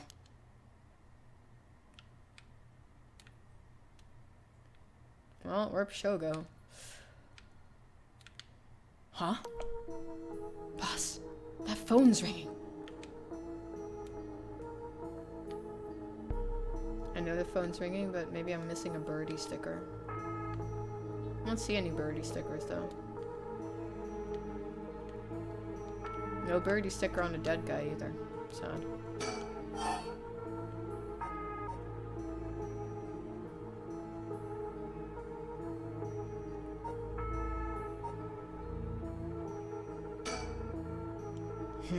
What's this? Something stuck to the side of the phone.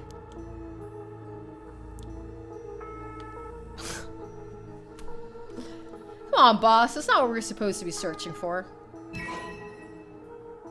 Mockingbird 13 discovered.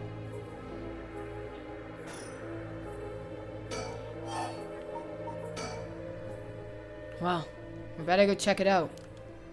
You're right, but be careful. It could be a curse. Hey, I said we. You expect me to go alone? You're the one who's tough against this stuff. Don't worry, boss. You can do it. Go on. Damn it.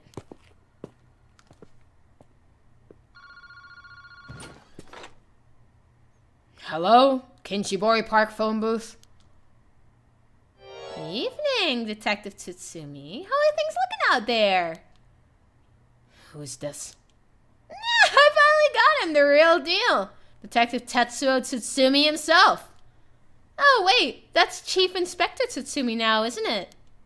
You've come a long way since we last met. I asked you to identify yourself. Man, have you forgotten already? After all the time we spent together. What a time that was. As I recall, I gave you quite the runaround. Wait, is this Fumichika Nejima? What? Did you say Fumichika Najima? Like the one from the Najima murders? Ding, ding, ding! You got it! I had a feeling that the great Chief Tsutsumi would remember me. I've spent 20 long years in a cell thanks to you. That shit was not easy. You should be thanking me. Should have given you plenty of time to think and atone for your sins. That I did! I've repented! My conscience is as clean as a whistle. Bullshit. 20 years in prison doesn't even begin to make up for the shit you did. I don't know about that. After all, the justice system was gracious enough to grant me parole. What? If this is the real Fumichika Najima, he must still have a grudge against me for arresting him. So this is payback? Damn it! What's your goal? No, you gotta understand. I've repented, seen the light. I've been a good boy since I was granted parole. I even got myself a job. I've been real serious about walking the right path, you know. Well, that's very nice. Keep it up. But it was no good. When the opportunity arose, it was impossible to hold myself back. I knew I had to give you a little token of thanks. I'd never truly be able to have a fresh start. Do you get what I'm saying?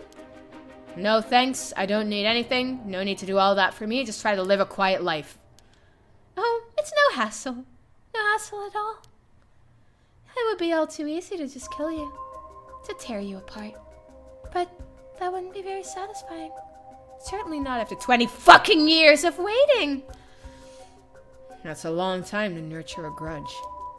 You fucking bet it is! I let it gnaw at me, grow inside of me. I thought of nothing else. All that time I played model prisoner, endured the harassment those asshole guards threw at me. And I did it all for you, Tsutsumi. So please, just accept my deepest and most sincere feelings. Sorry, but I'm afraid I don't feel the same way about you. Shut the fuck up! That attitude of yours is why I'm saving you for last. What are you planning? Whatever it is, bring it on. I'm not running away. I just told you. I'm not coming for you yet. Pay attention when people talk, you shithead! You see, this time, I want to see you on your knees, weeping in despair, begging me for mercy. Oh no, I'm so sorry, dear Najima. Please forgive me, I won't do it again. Shut the fuck up! This is exactly why I've always hated you so fucking much! Yeah, it was worth a shot. Did you really think that would save me? Asshole. You must be crazy. Well, then we're both crazy. We've got so much in common. We should be friends. Enjoy cracking your jokes while you still can. I'm going to kill everyone you care about, one by one, till there's no one left. Sorry to disappoint, but I'm a lone wolf. I don't have anyone like that in my life. Boss? What about me? Oh, wait. Are you just trying to protect me? There's not a single person you care about? I wonder what your sweet daughter would think if she were to hear that.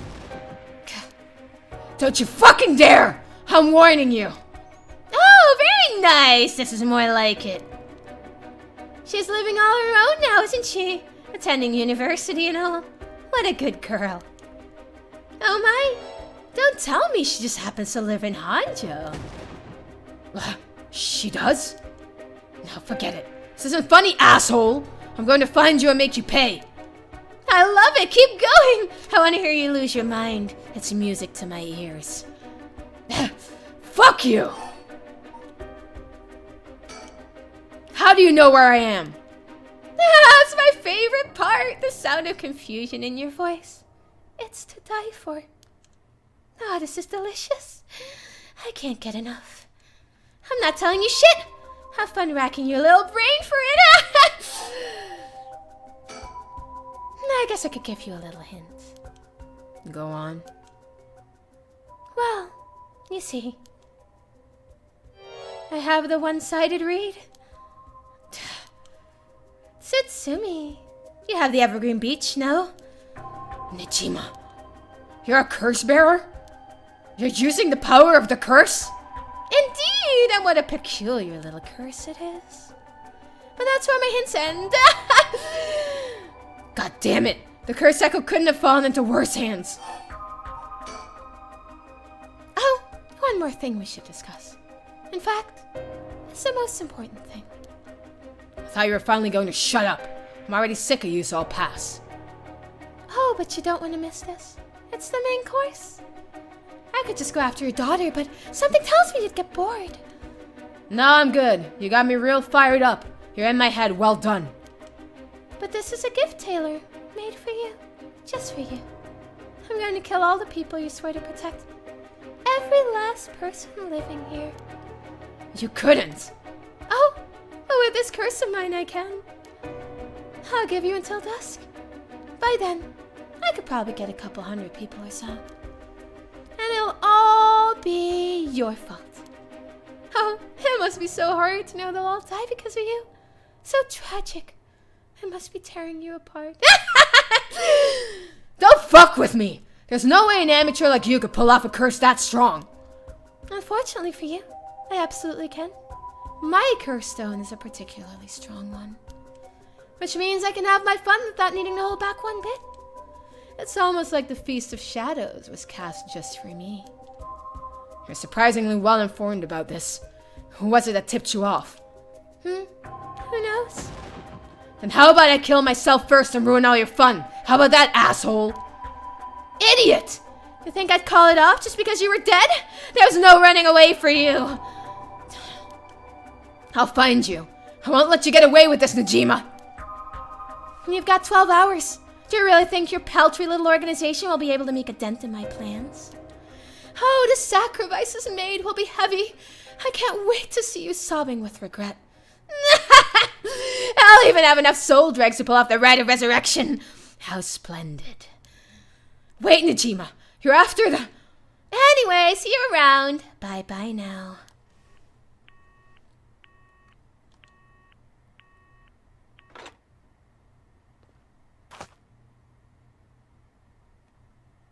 Boss! Here we go. Did you catch all that? Najima, what's he planning? Who knows? But for now, we need to find him and get him into custody. Send word to HQ. But the fact that the 7 mysteries are wrapped up in this is going to make things tricky. You mean with Najima being a curse bearer? Just our luck, really. Couldn't have been a worse guy. Sounds like his curse will be able to kill a lot of people at once. I'd like to avoid getting our investigators caught in the crossfire. We'll use them to find out where he is. But then, we're going in alone. We should try to collect as many curse stones as we can before then. Let's hurry. Aye aye, boss.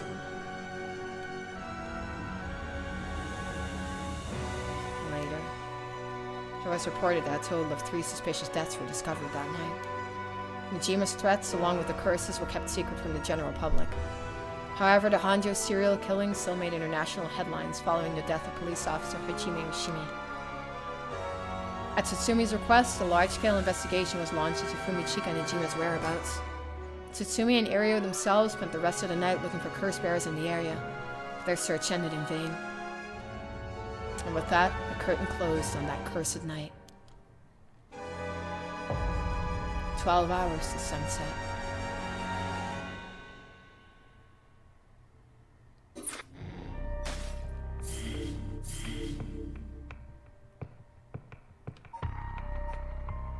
Let's figure out what Yako is doing first. Summary of previous events. Bringing her friend back from the dead means she'll have to pay the price. Yako makes it home safely, but still isn't sure about how to proceed with her curse. She worries about Mio as the night passes. Yako Sakazaki, 8 a.m. Yako's home.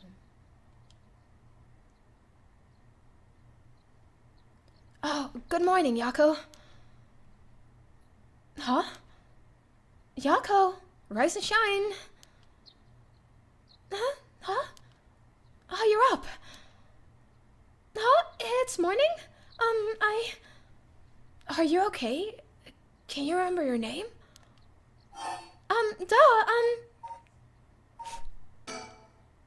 Yes, Yako Sakazaki. Good. Seems like you're fully awake. Mio, thanks for last night. Was everything okay? Yeah, I'm still alive. I couldn't dispel the curse echo or learn the identity of who used it, but I managed to at least get away. But in that situation, it's really the best you can hope for. I'm sorry I got you involved in something so dangerous. I meant to look for you as soon as the sun rose, but I was just so sleepy. I can't even remember when I fell asleep. It's okay. It's only natural to be exhausted after what you went through. Besides, I also feel bad that you've been wrapped up in all of this. It's supposed to be my job to prevent that from happening. Oh yeah, you said something about that last night. Just who are you exactly, Mio? Oh, well, the truth is, I've been trained in things having to do with the supernatural. Huh? You mean you can learn that kind of stuff like you would with flower arranging? I had, quite the eventful childhood. Huh. That sounds like it must have been tough. Yeah, it would take a long time to explain, so let's leave it at that for now.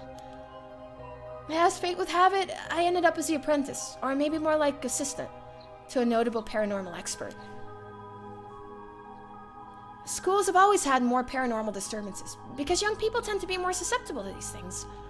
I'm sent to schools that may experience something paranormal, and put a stop to it before it happens. Wow, that's amazing! So it's like a part-time job you do, while you're also being a student? Well, I do help maintain public order, but it's all part of my training, so I don't really get any money. Oh, you got it rough then. But still, that really is amazing. You were so cool when you faced off against the evil spirit. I never know if I should be happy when you compliment me like that. But anyways, that's why it's up to me to resolve any paranormal issues at the school. And why I'm going to look into the cause of all this. But for now, let's head to school. Yeah. Oh, do you have your curse stone? Now that it's daytime and its power is diminished, I should be able to hold on to it. You want to give it a try? Right, I do have it, but... Yako... Is it really so wrong? Trying to bring Michio back, I mean? I can't approve of it. The rite may seem like a dream come true, but if it involves taking the lives of other people, then... Yeah, true. I want to make sure this whole ritual ends without anyone getting hurt. That's what I believe, and what I'll put before anything else. I'm sorry, but is it okay if I hold on to it? Yako... I promise I won't use the curse no matter what, but maybe there was some other way. I just have this feeling that I shouldn't give up on the possibility just yet. With that said, I'll help you, even if it's to stop the curses. For the Michio that still exists within me, I'll settle things so that we can all move forward. Okay, but if you ever feel in danger, you can give me the curse stone at any point, okay? Right. Thank you, Mio. Okay then, let's go. Candy Shop Sonoya. An old-fashioned candy shop located on a street corner in Hanjo. It's been in Yako Sakazaki's family for 3 generations. On the weekends, you can spot Yako watching over the store, cooking manyayaki and playing traditional tops and card games with the local children. Though traditional candy shops are known for selling cheap treats for kids, it's not uncommon to see these largely private-owned businesses become something more like general stores, selling food, drinks, utensils, and other daily necessities. Many families operate candy shops on the dirt ground floor of their home, known as a doma, with a space in the back where customers can eat manyayaki, as well as arcade games and capsule toy machines in the front. Such facilities make them attractive places for children to gather and play. However, the harsh reality is that traditional candy shops, which thrived during a period of high economic growth where many confectionery manufacturers entered the market, are experiencing a steady decline due to the rise of convenience stores and changes in children's interests and taste.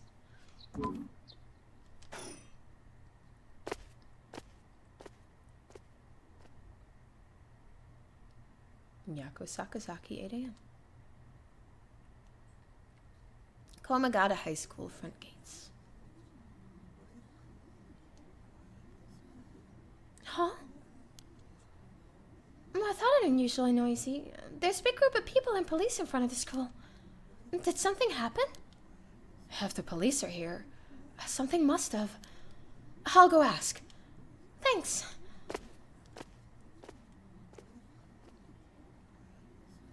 Yeah, this isn't good.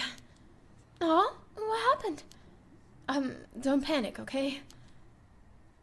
The first teacher who came to work this morning found something. Okay. Mr. Yanucci was found dead in the middle of the school grounds. What? They're closing the school for today. But that's not all. I didn't know this either since I didn't watch the morning news, but rumors are spreading that a number of bodies were found nearby. What? There's no way. Why? Could it be? Because of the curse? We don't know enough to say. From what I heard, Mr. Yanucci's body was in the middle of the grounds. But his body was covered in bruises, like he'd fallen from somewhere high. Weird. Taking into account his unnatural death and the timing, it's very likely it has something to do with the curses. You're saying someone used a curse on him last night? It seems like it, doesn't it? But that's so scary! Yeah, so the curses really do kill people. And someone used it? Shh! Keep your voice down, okay? What would happen if another curse bearer heard you? I'm sorry. Kohei Yanucci. Kohei is an English teacher and the homeroom teacher for Class 2C at Komagata High School. He was seen alone with Hitomi Okuda in a classroom late at night by Yako and Mio. His deceased body was discovered on the school grounds at dawn. Okay, this other part we read last time. I wish we had a little more information, but they've locked up the front gate. Maybe we could sneak in through the back entrance. That person over there. Isn't that Hitomi Okuda? You're right. That's unusual. Oh, but she was at the school last night too. She must know something about Mr. Yanucci. Oh, let's see what she has to say. Oh, Mio, wait for me.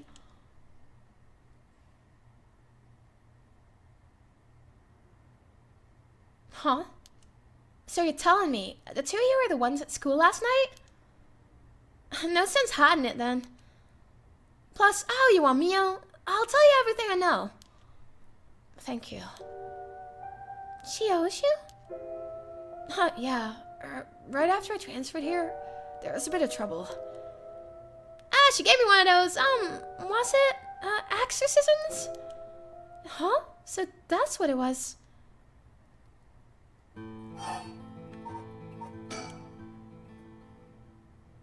You told me, were you possessed by some kind of evil spirit? I don't understand it all too well myself.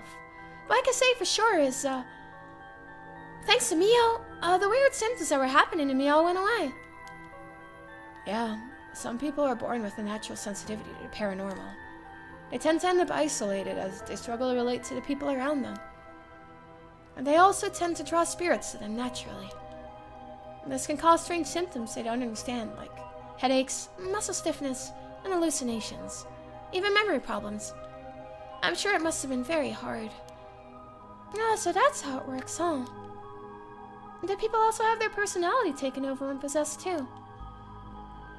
And it's possible with spirits who have a very close relationship to their target. Like siblings, or a parent and a child. But you almost never hear about people taking over completely. It's when the two parties aren't in sync that those negative effects can start to appear.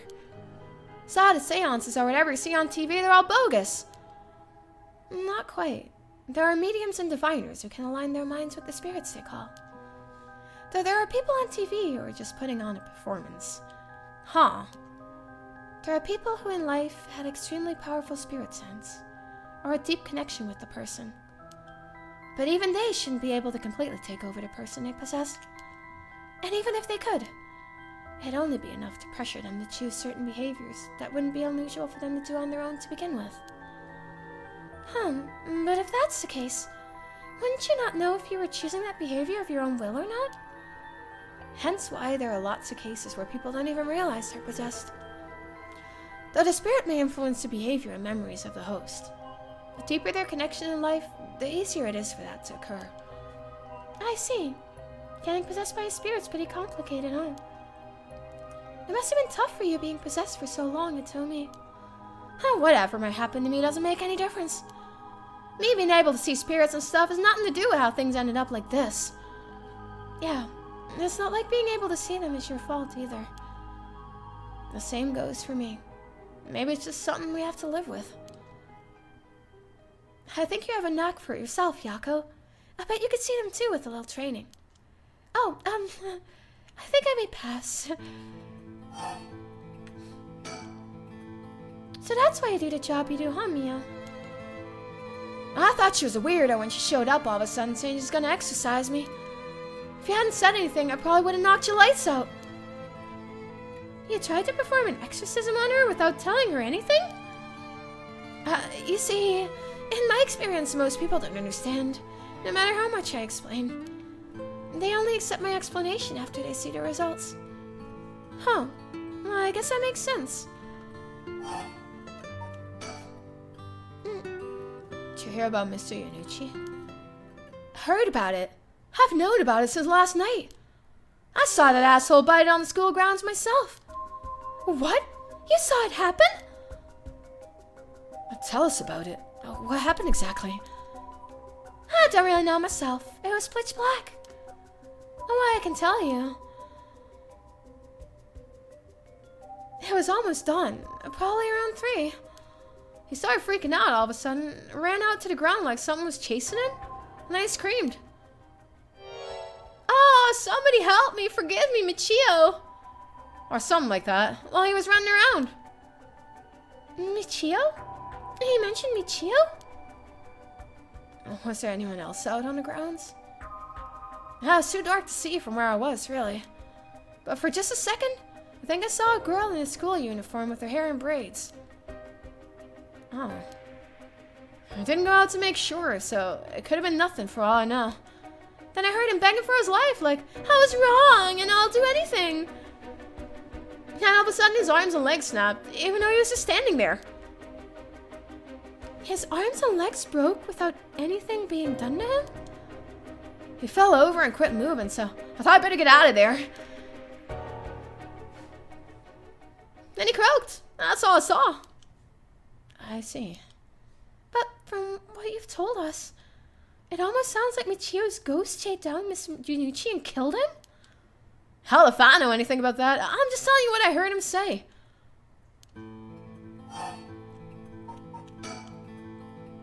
Did you tell that story to the police? Nope, and I ain't gonna. Can't count on them for shit. Not like they believe such an insane story anyways. Right. But there must be at least one person the police worth trusting, right? Yeah, I guess. There was this one cop who always got on my case about stuff. But he died just the other day. Oh, he did? I'm sorry to hear that. Everyone who gets involved with me ends up dead anyway. Maybe I really am cursed. Pisses me off. You've got it all wrong. The spirit that possessed you wasn't that kind of spirit. Huh? It wasn't? Yeah, this was just an unfortunate coincidence. Though, I'm sure that was hard enough for you. That's all I know about that asshole's death. Hey, Mio, I've been thinking about something. Huh? The way she described it reminded me of something. The way Mr. Yanucci died? That sounds a lot like how Michio died. Of course, I didn't see it myself, but the state Michio's body was in, it was like she'd fallen from high up. Could they have been killed by the same curse? I don't think so. The curses of the 7 mysteries hadn't manifested when she died. And if we can trust what the spirit board said, then Michio died in an accident. Oh, right. That's all I know about the asshole's death. Hey, Tomi, last night before you witnessed Mr. Yanucci collapse, can I ask what he and you were doing in the classroom? You gotta tell the cops? Oh, right. With everything that happened with Mr. Yanucci, They'll suspect you if we told them we saw you with them that night. Anytime something happens with someone like me, all those shitty adults start jumping to conclusions. I understand. I won't tell them. You wouldn't have been able to kill him anyway. If you say so, I don't mind telling you about it. So last night, that piece of shit Yanucci called me over here. Acted like he was gonna attack me or something. What? How terrible! Whatever, I'm glad he's dead. He had it coming. Calling people worthless and a cancer on society when he doesn't know shit about them. That asshole was the one always acting like scum if you ask me. Is that so? Could you tell us in more detail while he called you out in the middle of the night? It's hard to explain. Where to start?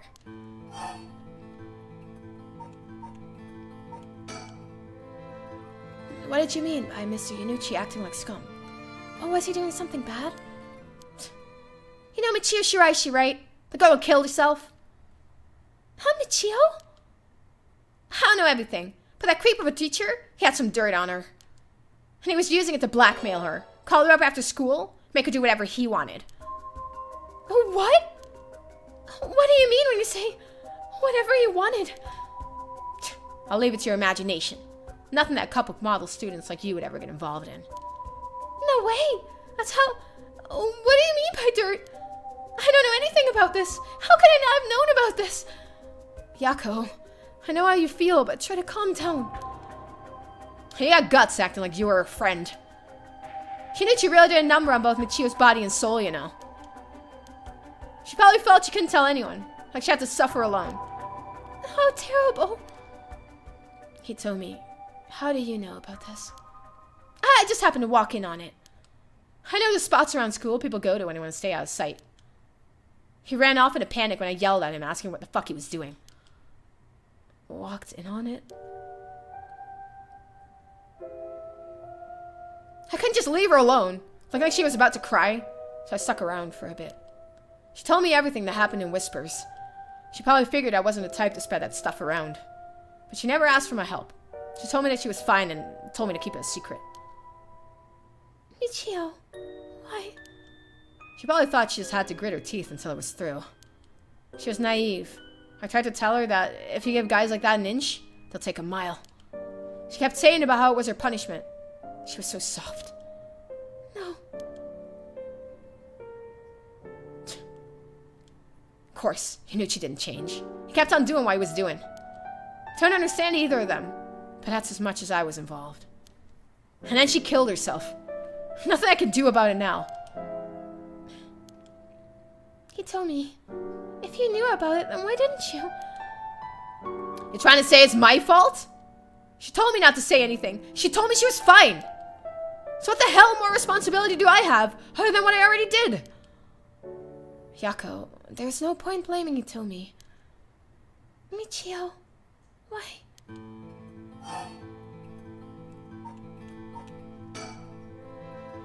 It's hard to explain. Where to start? Did you hear what his dirt was? Nope, never heard what it was.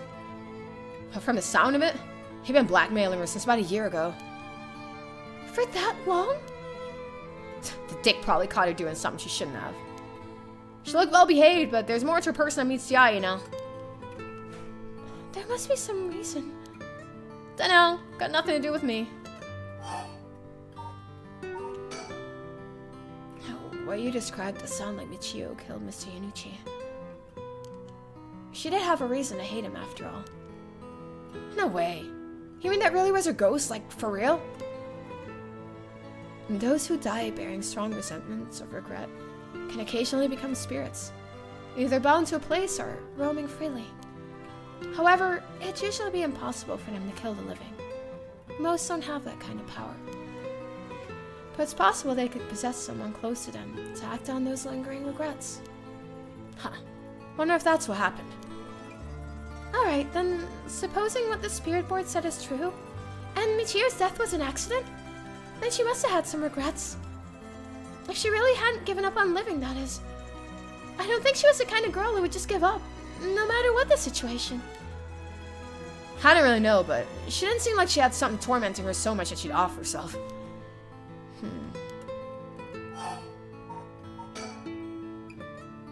So, last night, how did it start? Alright. Remember that nosy cop I mentioned who was always on my case? He died at the former Yasuda Gardens a couple of days ago. Yoshimi was his name. He was part of the juvenile division. He didn't look like a cop at all, real rough guy. But good at looking out for folks. So he was the only one I could talk to. Huh. So there was someone like that with the police. Too bad he ended up dying. Another thing. One time he suddenly introduced his fiancée to me. It was hilarious seeing a big guy like that act like a little shy kid all of a sudden. She told me that she was like me when she was my age, and that she was on my side. It must have been a terrible loss for her, too. Yeah, I do feel a little bad for her when I think about how sad she must be. And I saw him at the gardens the night he died. Oh, no. Whenever I get worked up over something, Yoshimi always took me straight to that park. But then he'd listen to whatever I was pissed off about. That day, he called me over there like usual. But something seemed off about him, like he was worried about something. Worried about something? Yeah, he asked me for a favor, too. That's real unusual. A favor? What kind of favor? He handed me a weird talisman and asked me to hold on to it for him. A talisman? Yeah, just a normal good luck charm. I figured if that's it, then sure, I'll take it. Have it with me now. But that wasn't all. And he told me that he wanted me to look for a talisman Michio Shiraishi had that looked like this one. Huh? Michio? What does she have to do with it? She had been meeting up and talking with her as well. While they were together, he noticed that she had a special talisman or something. And apparently Michio always avoided the subject. A talisman Michio had? He knew that I knew her, so that's why he asked me, he said. Could there have been something that Michio couldn't tell even the police about?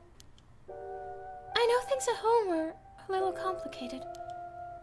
From what I heard, Michio was keeping her mouth shut about what Wanichi was doing to her. Hard to talk with the cops when someone's got dirt on you, you know?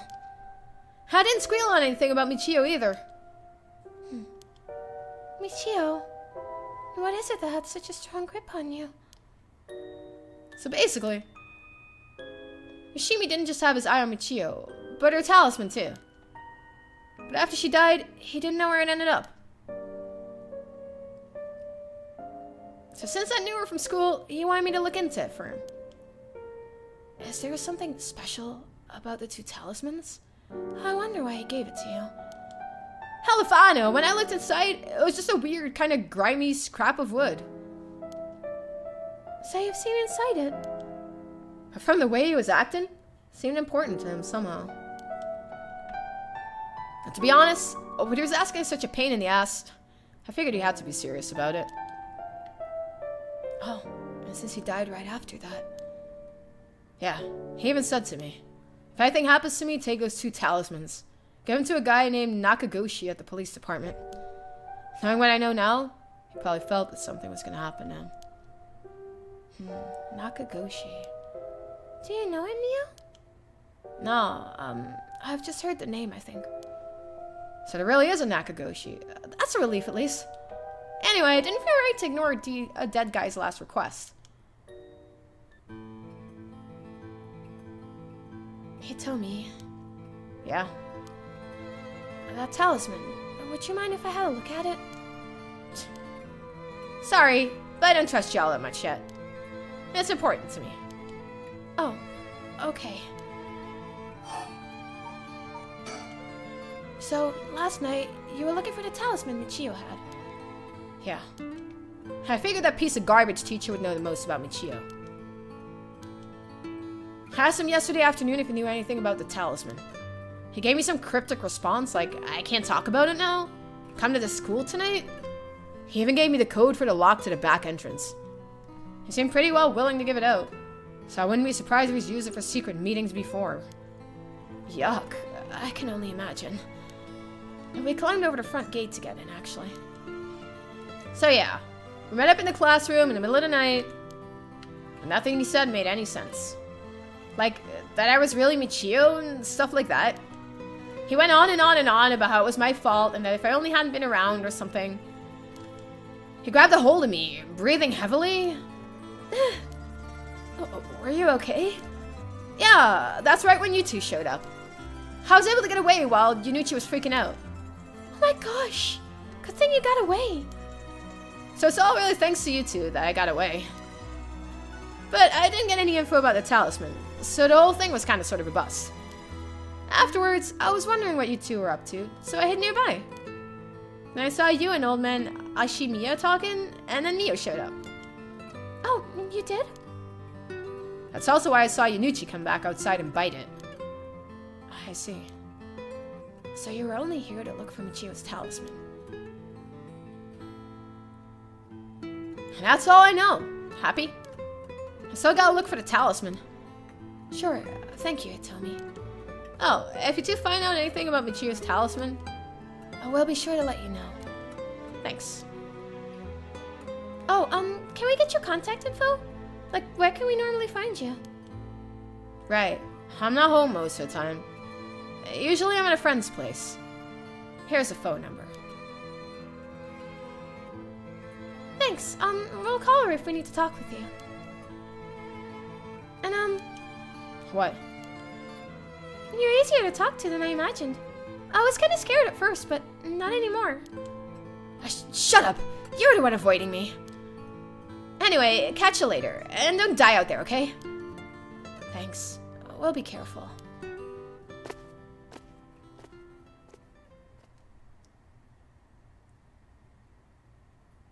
Alright then. We got a lot of new information. Sounds like Mr. Yanucci was killed by a curse, just as we thought. Which means there was a curse bearer at the school. Multiple, in fact. Multiple? You think so? Yeah. The curse echo we experienced in the school and the one that killed Mr. Yanucci, they seem to be different.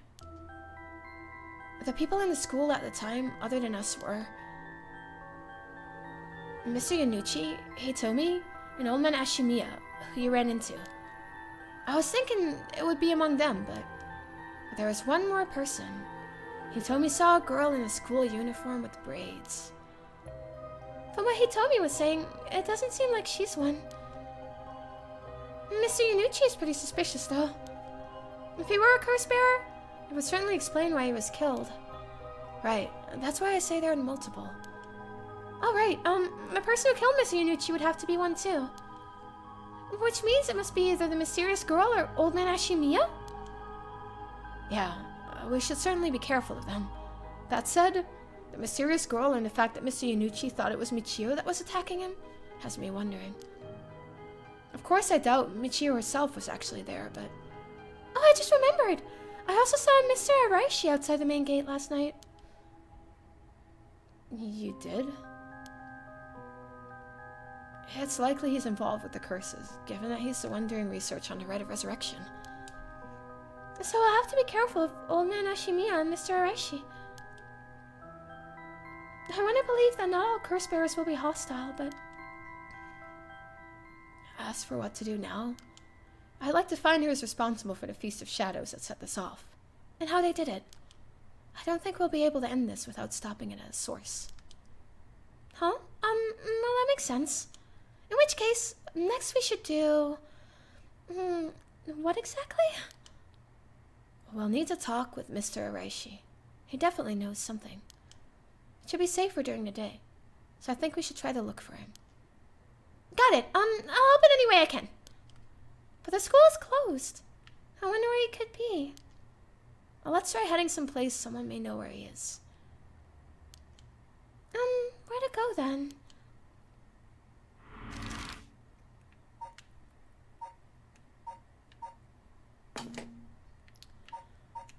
Where is our Mr. Araishi?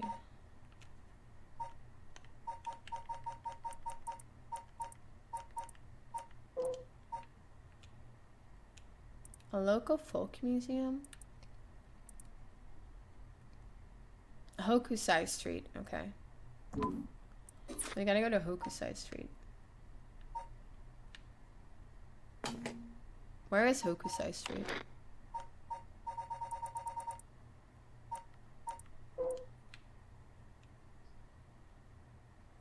Where is...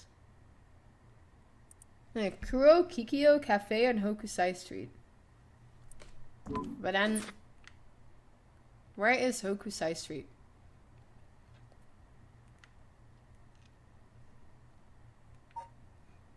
Is a candy shop there? Might be, actually. Let's see.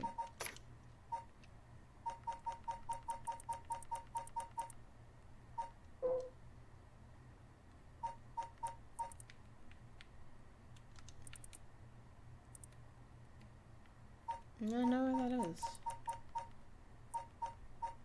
Oh wait, that said Hokusai there.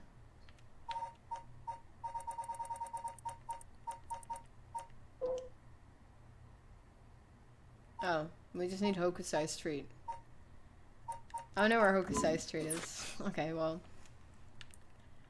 I guess we'll try to see if that's a bridge. Well, let's try this first then.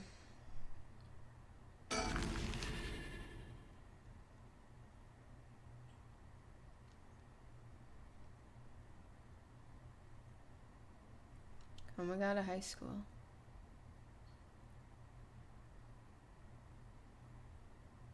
And so,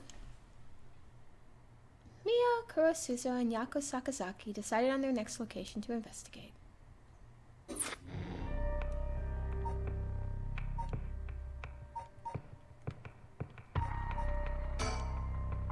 then we can't really go here, so we have to go back to the detectives. Tetsuo Tsutsumi, summary of previous events. Hajime Yoshimi's death, and Nejima's threat of mass murder, the problems just pile up, putting the detective's goal of collecting all the curse stones in jeopardy. Tsutsumi leaves Ario to handle the investigation, while he catches a quick break. Tetsuo Tsutsumi, 9 a.m. Kinshibori Park.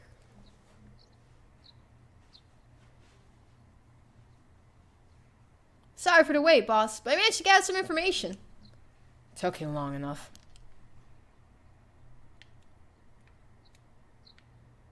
Oh no, we can actually kind of see the park in daylight.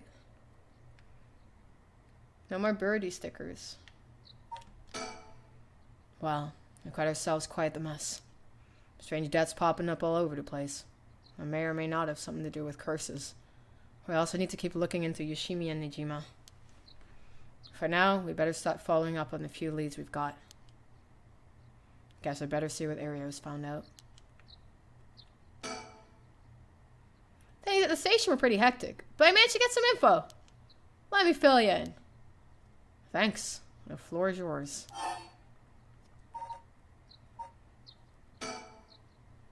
HQ has mobilized a search unit for Nejima, but so far we haven't received any word. I'm guessing he wasn't at home or at work? About that. Apparently he vacated his last known address a week ago. You're serious? So we have no idea where he lives? It gets worse. I checked in with the factory he was working at. They told me he was only there for a month before he quit. Hold on a second. You're telling me nobody caught that? Well, I had the same thought, so I spoke to his probation officer. Turns out he'd been doing house visits and interviews, but never bothered checking on his workplace. He also said he'd lost track of Nejima when he moved to a new place. Jeez, that's just so sloppy. I've heard that they're giving people parole to just about anybody, because they're running out of room in the prisons. Which also means there aren't enough probation officers to go around either. Dude's probably overworked. So Nejima got to fuck about unsupervised? God damn it! That asshole is annoyingly good at faking remorse, or insanity, whatever the situation calls for. Back when I arrested him all those years ago, just talking to him left a bad taste in my mouth. He's probably hiding under a false name, which will make it hard to track him down. That explains why he's so brazenly made contact. That asshole. He's mocking us. Well, for now, the paperwork to circulate his name and mugshots being filed. That's gonna take way too long. We only have until dusk.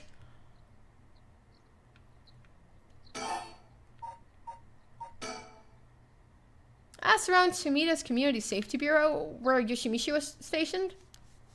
Seems like he was investigating the apparent suicide of a girl named Michio Shiraishi. Ah, yeah. I heard about that. He was trying to determine whether it really was a suicide. But looking into the height of the building, the force of the impact, her wounds, all that, He must have suspected some kind of foul play because he ordered a full investigation. But it had already been deemed a suicide and his superiors told him not to go stirring things up. What was the evidence? Well, according to a report I found on his desk last night, the body was found at the foot of a building, a ways away from the road. There was no evidence of vehicular collision, so it was ruled a suicide, but anybody thought there was more to it? Yeah, a truck or other flat-faced vehicle traveling at high speeds could have inflicted similar damage. In other words, sometimes a traffic accident can look an awful lot like a fall. So there's a chance that it wasn't a suicide. What a terrible way to go. There were no brake marks on the road, meaning it would have been a hit and run. The vehicle would have hit her without slowing down at all. This is turning into quite the grisly case. But the vehicle couldn't have come out from a collision like that unscathed. Exactly. So I asked the traffic bureau to keep an eye out for any vehicles with frontal damage. But I haven't heard back from him yet. I don't think they're looking very hard. So we've got no proof. That said, if it was a traffic accident rather than a suicide, it's possible that someone silenced Yoshimi because she was on the verge of discovering the truth. That's true. You think the driver is the one who did him in? Well, not quite. Yoshimi had already talked to forensics in the traffic bureau, right? His death wouldn't have covered things up. Yeah, you're right on that. Even if the suicide was a cover-up for a hit-and-run, it doesn't seem like enough reason to kill a cop. Oh, that's right. Unrelated, but I got something else too. I managed to get a hold of Michio Shiraishi's address. Yoshimi went there a bunch over the course of his investigation. Might be a good idea for us to drop by too. Good thinking. Hopefully that'll give us some more leads then. Alright, let's move on to the next topic.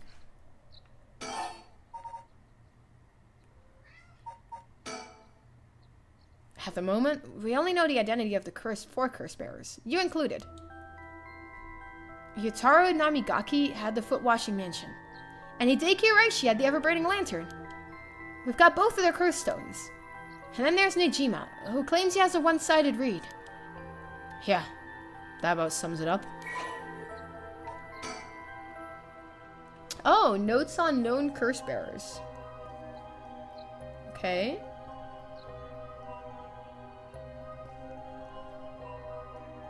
So we're still missing the Taiko of Tsugaru, the Beckoning Light, and the Whispering Canal.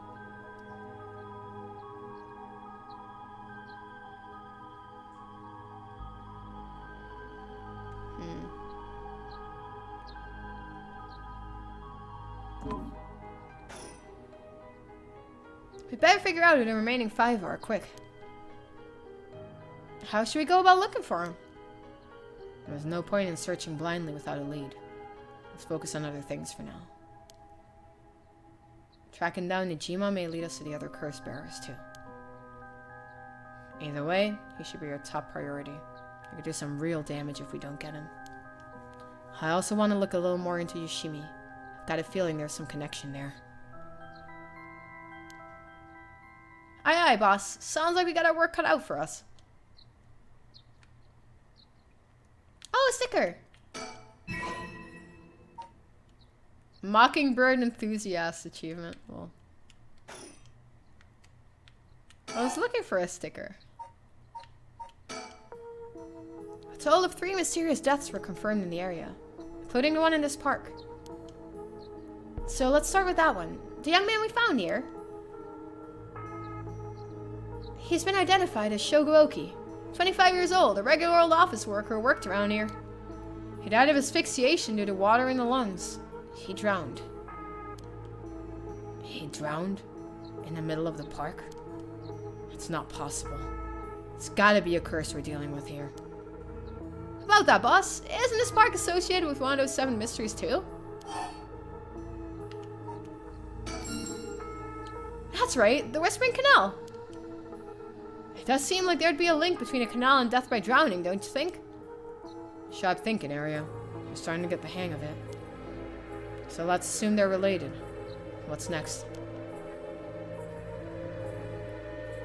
Before that, the body of a woman was found behind a residential complex in Kamizawa. The victim has been identified as Tawako Hayashi, 29 years old. She was an office worker who lived on her own in the area. As for the cause of death, well, yes. The entirety of her body was crushed by some kind of strong external force.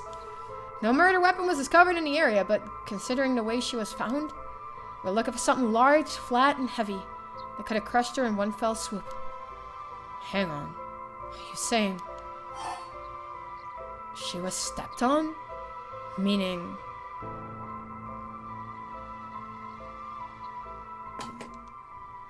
Is that a Taiko of Tsugaru that being stepped on?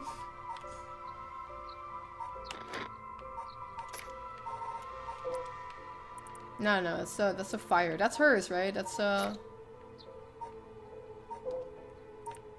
Where did our bookie go? Where did our oversight go?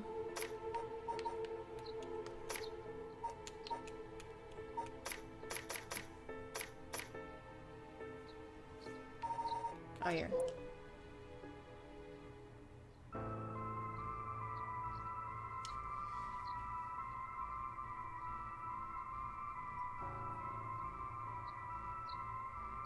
A beckoning light or a whispering canal to Taiko of Tsugaru.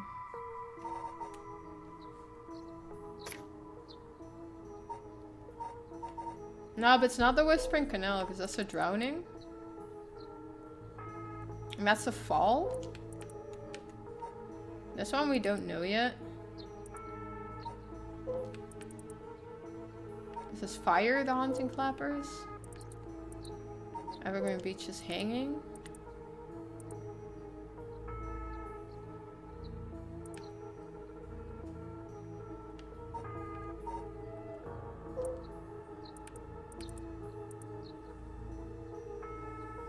Oh, it's this one. Killed by crushing. It's the foot washing mansion.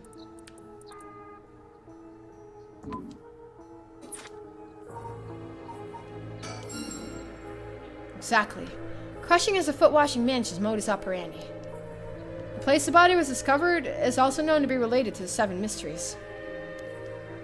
But then, is this Namigaki's doing? Shit. I knew he used it. Judging by the amount of soul dregs, the victim was just a regular person, not a curse bearer. Guess we should report this to Paranormal Affairs. Got it. And as for the third victim, he was identified as Kohei Yunuchi, 32. Teacher at Komagata High. He was found in the school's courtyard.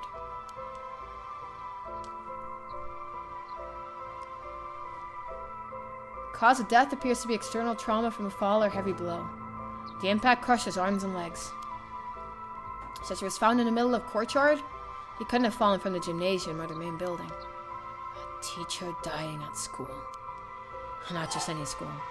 Komagata House is one of the Seven Mysteries. It's the Fool's Procession now from the girly. Let's double check. I'm pretty sure it's the Fool's Procession. Yeah. Right, it's where the Fool's Procession is supposed to be. It's too big of a coincidence. We can't rule out the possibility that this death was also the work of a curse. I see. Either way, it seems all three victims can be tied to the Seven Mysteries. And there's probably a curse bearer at the center of it all, pulling the strings.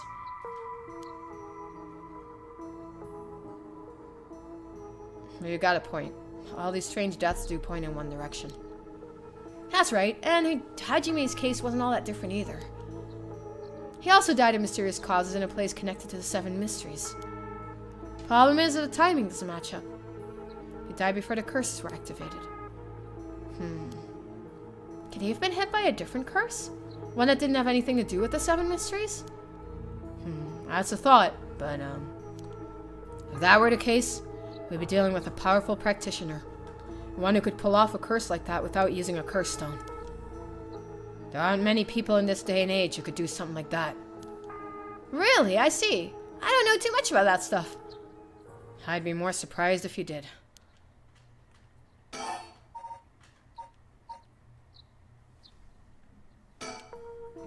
Well, looking at these deaths, it seems like many of the curse bearers acted last night. But we can't rule out that there were more killings from which the bodies haven't been found. Yikes, I hadn't thought about that. But there's one silver lining. Judging by my own curse stone, it seems that the curses can't be activated while the sun's out. Oh, that's great news! So basically we're safe during the daytime!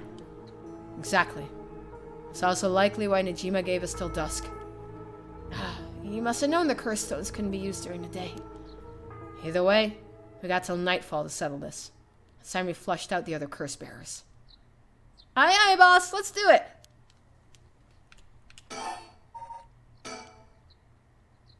Speaking of Najima...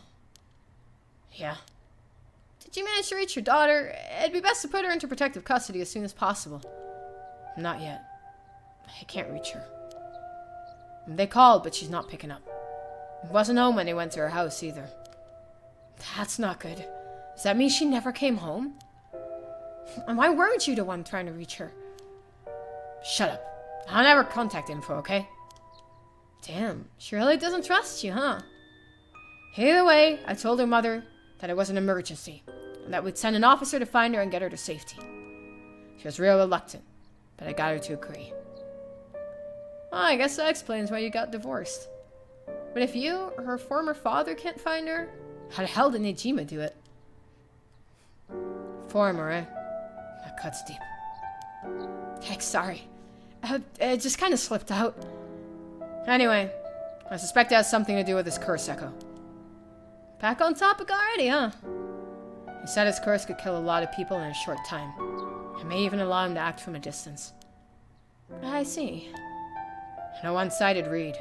What's that story about again? Something about a man stalking a woman who goes insane and chops her up. Alright. One of the more gruesome of the 7 mysteries.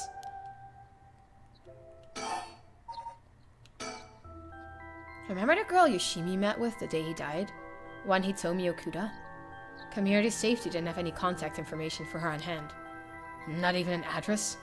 Well, they had her parents' information, but when I called, they said they hadn't heard from her in a month. Lots of family issues from the sound of it. They even said they didn't want anything to do with her anymore. That said, she still goes to school once in a while, so we might be able to find her there. I'm not sure we really have the time for a stakeout right now. She could be a key witness. Can we have community safety tracker down for us? We can ask, but it might be tricky to get it done today. For starters, Komagata High School's closed today. Because of the teacher that died, right? That's right. Alright. If it's not something we can do today, we may have to forget about it. Let's move on then.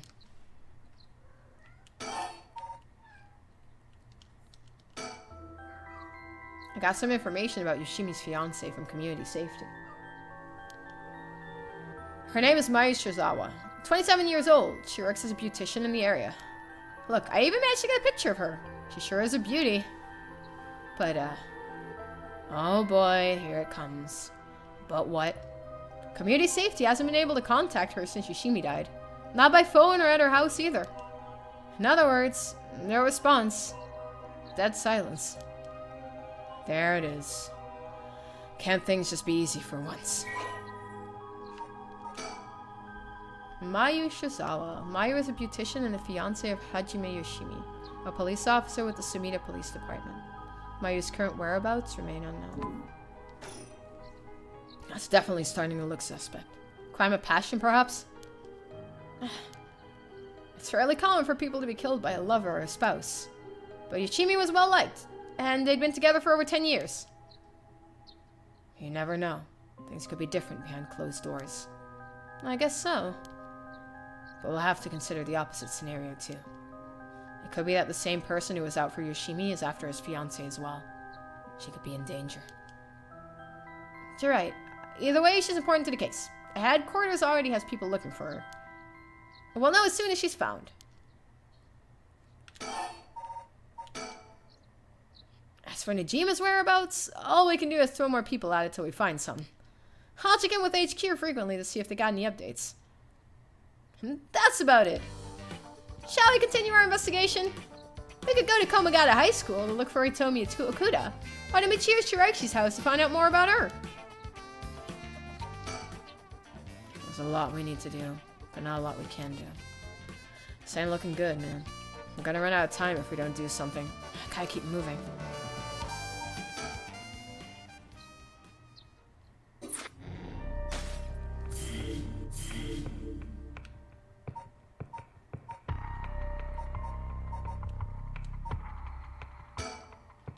Let's go to Harue Shigima.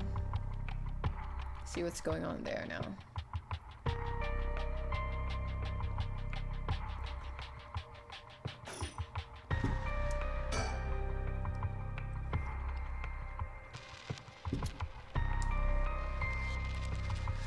Harue Shigima. Life can be tough. Summary of previous events. Throughout the night, Richter continues to gather information about the curse stones, while Haruhi lies awake until dawn, preoccupied by the prospect of bringing her lost child back to life.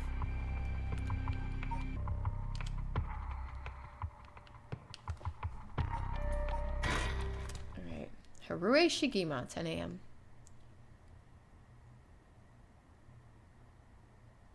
Shigima Mansion.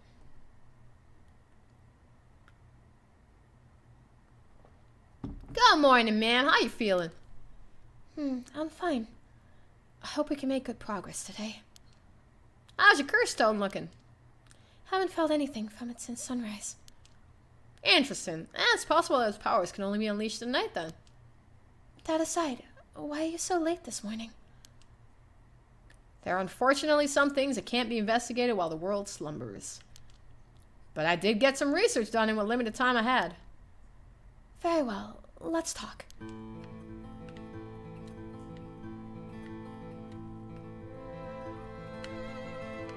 I'm looking for bird stamps.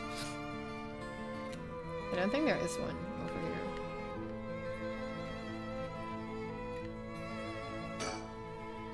By the way, there is something I wanted to talk to you about. And what's that? Current plan is to steal a curse stone that's already absorbed soul drags, but I'm wondering if it would suffice to not steal, but instead negotiate with the curse bearer and have them use the right for our purposes. Oh. I mean, I suppose that would accomplish the same, but do you think it's possible? As long as we offer compensation, it may prove much easier than you'd expect. Compensation? Cash, for instance. That wouldn't be off the table for a family as rich as the Shigimas, would it? Of course. Why, any amount would be fine if I get the job done. I won't let monetary matters lead me to regrets the way it did back then with the ransom. Okay, well, with that option on the table, let's figure out our strategy. No one's in the mansion at the moment. The door's been locked shut. The housekeeper's already left after cleaning and preparing food. This is the old mansion where I was born and raised. The town is beginning to wake up once more. The clamor of society can be heard from beyond the garden gates. Like any day, a cloud of pollution drifts out from the industrial area. He's looking a bit tired. He must have been up all night investigating.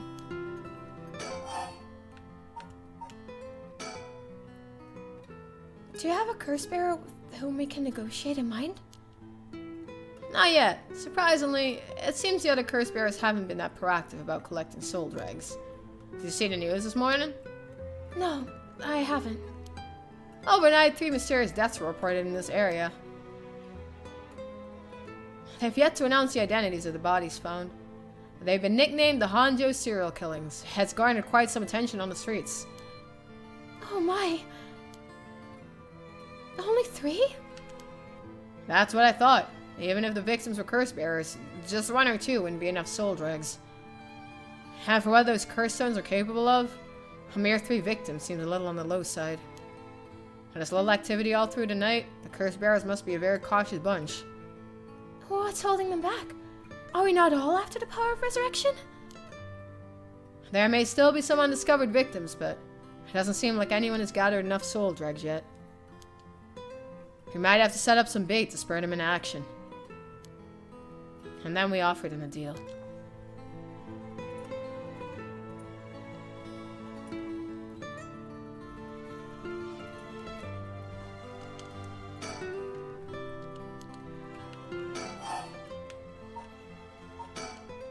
I learned something new about the criminal involved with the kidnapping. It concerns the serial killings. There was a body found at Kamagata High School. The person was identified as a school teacher. His name is Kohei Inushi. Do you think he was a curse bearer? Not sure, but it's possible. Regardless, this means the two people who knew the truth about the kidnapping are both dead. That's why we were getting somewhere. It isn't enough to make me give up, of course. Still, if we don't know anything about Michio Shiraishi's residence, it'd be wise to pay a visit. Understood.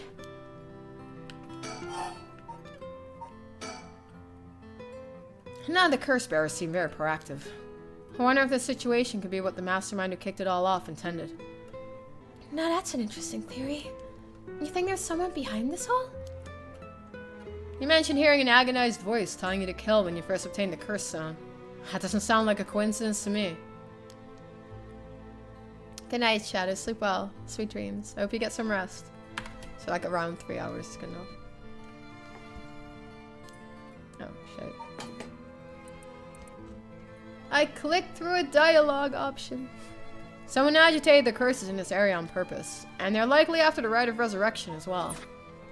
So, you're thinking this person is not one of the curse bearers? You've got a sharp mind, man. Though it might seem obvious for the mastermind to become a curse bearer and collect soul dregs if they were after the rite. This would be very risky, since as a curse bearer, they themselves would become a target. So, it'd actually be more convenient for them if the curse bearers moved less aggressively. That's right. Despite that, they've been inciting the curse bearers to commit murders. Why? Let's consider this. What if the mastermind isn't trying to collect soul dregs themselves? You mean their intention was also to steal the souls, while the other curse bearers compete with each other from the start? Sitting back and observing from the sidelines is a safer course of action. Which is why I figured it's best for us to attempt the same strategy.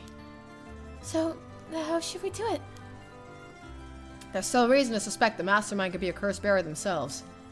To be honest, I want to keep my distance from wherever it is. There's no telling what kind of power they might possess. Whether our aim is to negotiate or steal, we'll have to outpace the mastermind in making contact with the other curse bearers. How do you suppose we do so? At this point, all we can do is search. Is there's a mastermind inciting the curse bearers to collect soul dregs?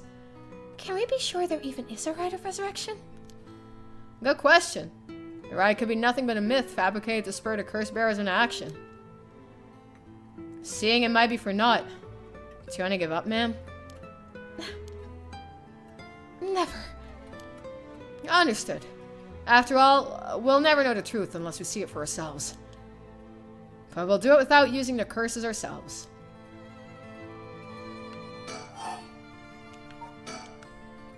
By the way, I met a few people who seemed like potential curse bearers last night. I did some investigating into all of them. But I only managed to get detailed information on 2. You're quick. I suppose that's to be expected from an investigator extraordinaire. I appreciate the flattery. First, there's Ayame Tono, the girl we talked to before, though she isn't a curse bearer herself. She's a student attending T University of Art. She currently lives alone in an apartment near Midoricho Park. You even determined her address? You're not one to be underestimated, Mr. Investigator Extraordinaire. I called every single university with Yukioi in the curriculum, pretending to be her parent. I went around to check on her place on the way here. It doesn't seem like she returned home last night. I'm worried she might have run into some trouble. Didn't you attempt to follow her last night? I'm embarrassed to say, but I couldn't. She shook me. I couldn't keep track of her. And here I thought you were an investigator extraordinaire. I'd like to learn more about her, but it would take some time. She's planning to steal the curse stones just like us. It's best we act carefully around her. Next is a tall man who's dressed in black. I met him near Kinchicho. He stood out with the way he dressed. I managed to get some good information from him. Impressive. What can I say? He works as a secretary to Hihaku Soap's chairwoman. I believe his name is Takumi Yumioka. The Hihaku Soap's headquarters and factories are both located in Honjo, correct? Yeah, they've been here for a while, but it's only in the past 10 years that the company has shown significant growth. I remember seeing the chairwoman on the news a few years back. She seems to be very shrewd. With the increase in sales, I assume she'd want her factories running at full capacity. With the harsh restrictions against industrial waste, a lot of the factories with older equipment had to be shut down. That's right. Even 10 years ago, there were many complaints about chemical plants dumping waste into the river. Most companies back then were more concerned with making a profit than protecting the environment. I wonder what a man working for such a company would have been up to in the middle of the night. On the way here, I stopped by the company's headquarters, but they hadn't started for the day. I should have better luck later. Let's hope you will. Perhaps they're interested in seeing if the rite would be beneficial for their product research? Into beauty and skincare? Now that's an interesting thought. I ran into one more suspicious young man last night. This one seemed to be out collecting soul tracks, right? Indeed. I couldn't get a good look at him, though. I couldn't gather enough intel to properly identify him. Well, that's a shame. But I can make an educated guess. Oh? You know that researcher who discovered the ancient text on the Rite of Resurrection? The one that lives near here? His name is Hideki Araishi. And the man I met, he was very similar in stature. Oh my! Even he's involved? Oh, awfully suspect. Considering his background, couldn't he be the one who initiated the whole affair? I think it's possible, yeah.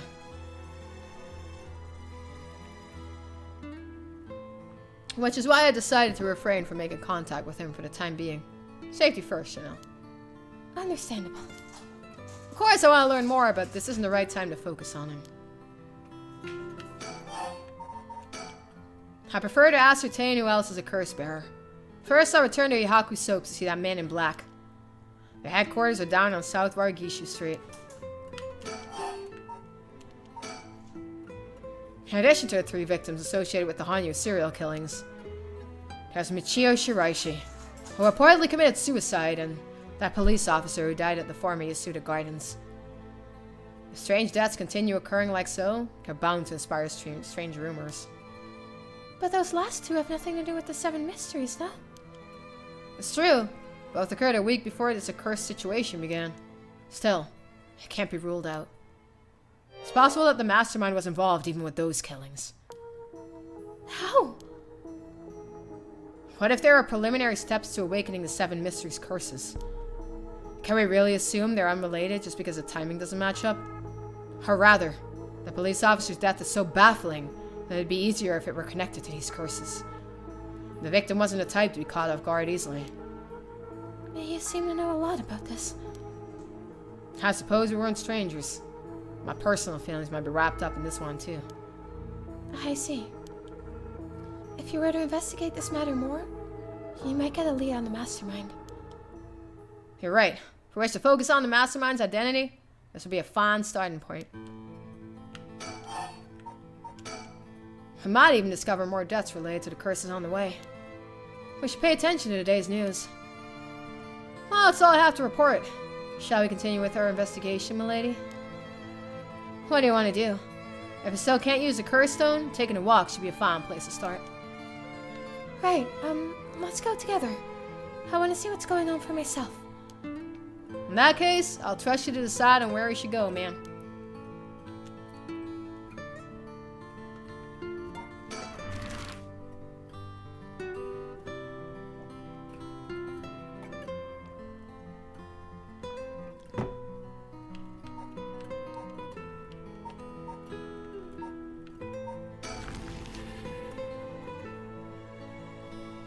South Waragishu Street.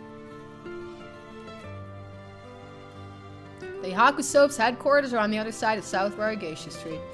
They were closed when I visited this morning, but it appears things are up and running now. Do we have a bird sticker? I don't see a bird sticker. was hoping there was one, but I don't think there is. First, I need to confirm whether Takumi is the man I ran into last night. Then I'll be able to determine if he's a curse bearer. It'll be better if I go inside the headquarters alone. You should walk around. Visit a cafe for some tea, perhaps? So an influential person at Ihaku Soaps is potentially a curse bearer? Richter proposed we use money to negotiate for the curse stones. But we could hardly outbid a large corporation if it come down to it.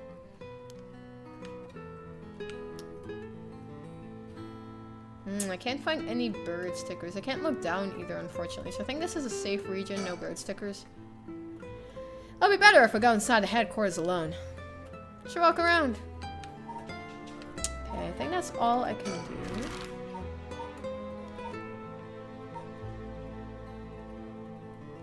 Let's go to Komagata High School.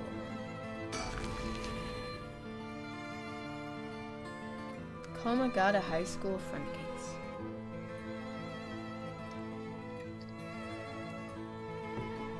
Here we are, Ground Zero, Komagata High School. I guess it's logical that the police got this place shut down. Teacher's body was found here, at least. It's as if the students have nowhere to go now that the school's closed.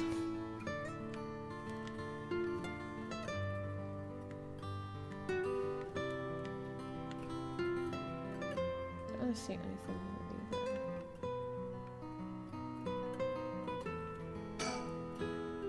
The news has attracted a bunch of curious onlookers, hasn't it? That works in our favor. The more people are around, the better we can blend in.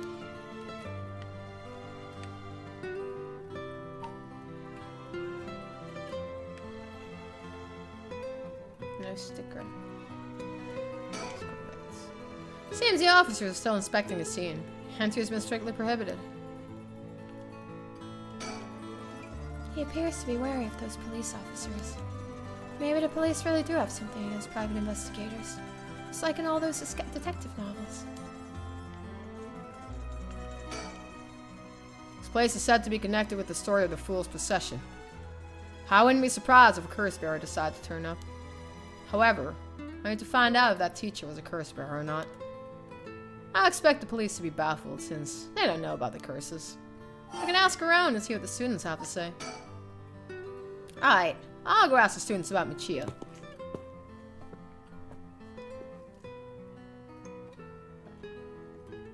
I'm back, ma'am. So, what did you learn? That school kids sure love a good rumor. I was practically drowning in stories about Mr. Yanucci and Michio, most of which seemed dubious at best. Not surprising. Most of what I heard was hardly worth a second thought. But there was one story that caught my attention. Oh? Some believe that Michio is the one who killed Mr. Yanucci. Really? The story's got two pieces of evidence to back it up. One of them wasn't news to me. Apparently, he's been mumbling that Michio was gonna kill him for some days now. A fellow teacher overheard his mumbling and told the students. And then it spread like wildfire, I suppose, right? Rumors that juicy? Don't say a secret so long. As for the other piece of evidence, a pigtailed girl in a school uniform was seen around school late last night. Go on. Although numerous people claim to have seen the girl, not one of them saw her face.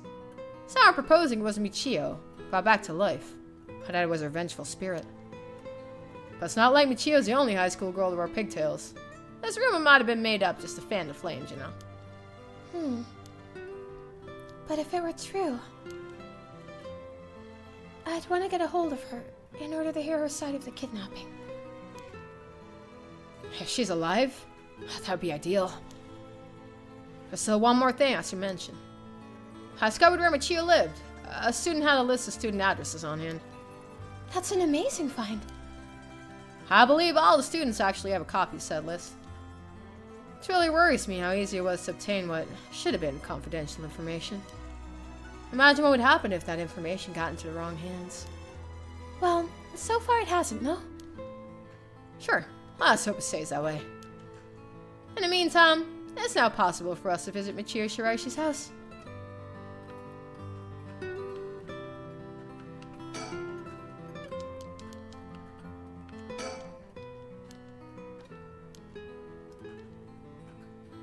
already read this. Didn't we? Yeah, okay. I think we're done in this area.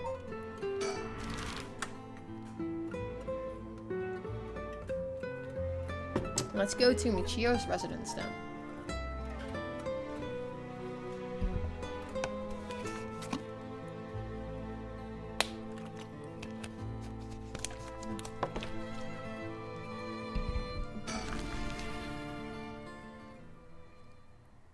Near the Shiraishi household.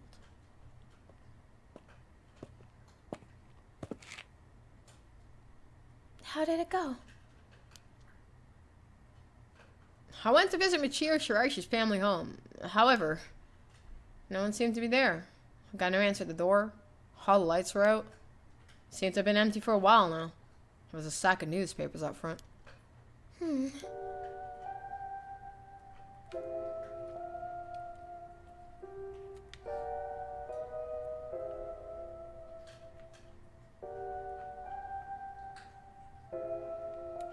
No sticker. It's a bit quieter over here. It's a residential area after all. All these rundown row houses really scream working class, don't they?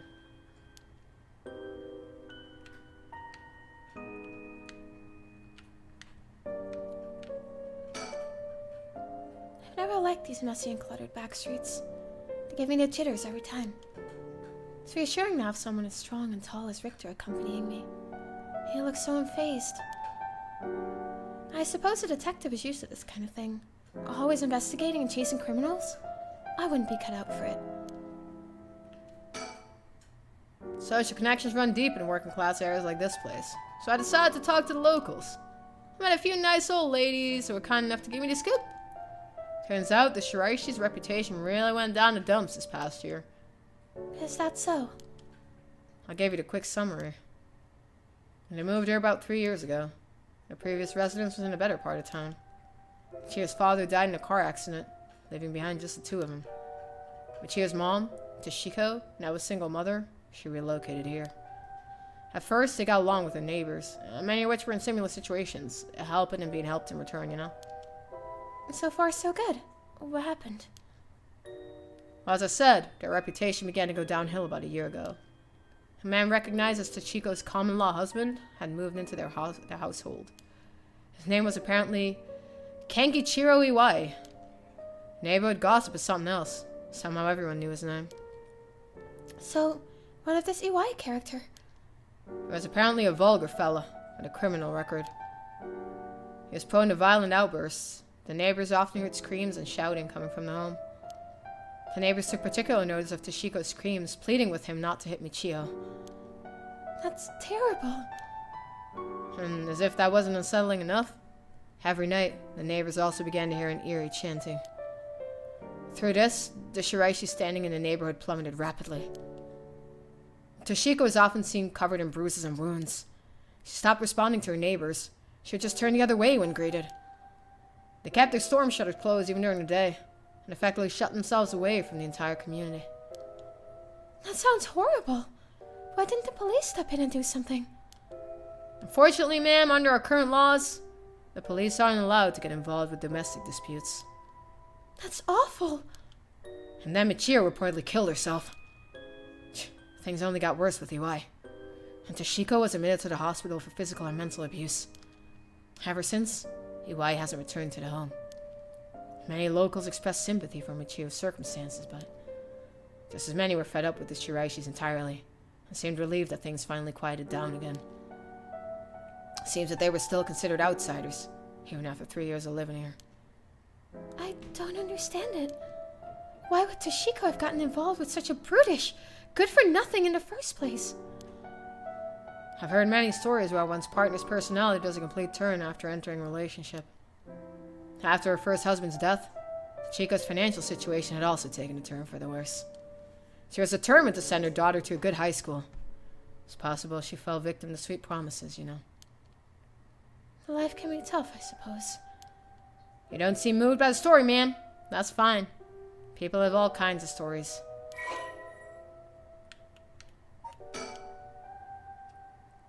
Kankichiro Iwai, the common-law husband of Michio Shiraishi's mother, Toshiko Shiraishi. Kankichiro started coming and going from the Shiraishi household a little over a year ago. It seems he has served some time in prison, but the details are unknown.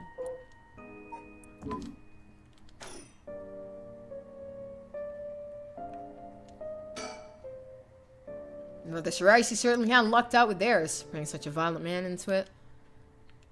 The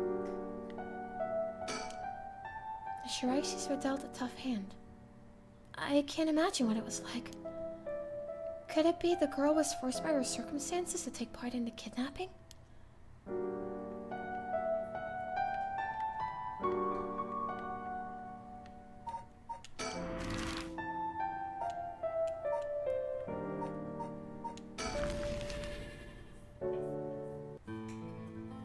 South Warigishi Street.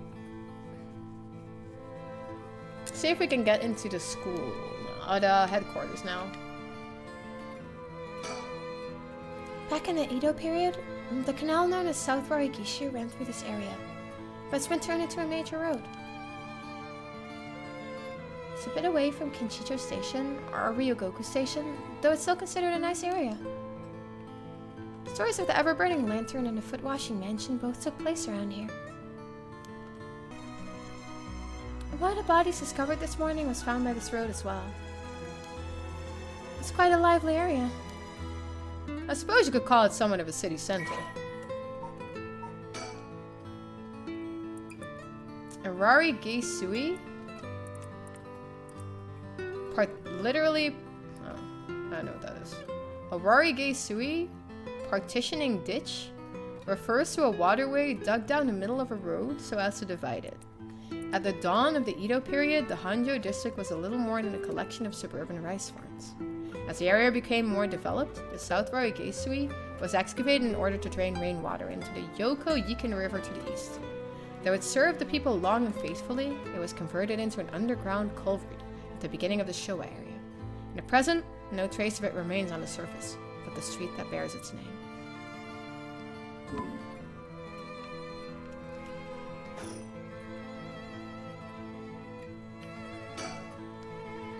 I think a small soap making company could grow so much in such a short time. They have factories and warehouses throughout the area now. And you can see why director and now chairwoman Natsue Yamamori is called the Queen. Hihaku Soaps, a chemical producer that ranks 4th largest in the domestic detergent market, and 7th largest in the cosmetics market. From its humble beginnings as a small soap factory established after the war in 1946, founder Natsue Yamamori utilized her feminine perspective and a well-timed economic boom to boldly lead the company into new markets. Even as the market grew crowded with the industrialization of Sumida City, the company continued to expand, digging its roots deep into the area.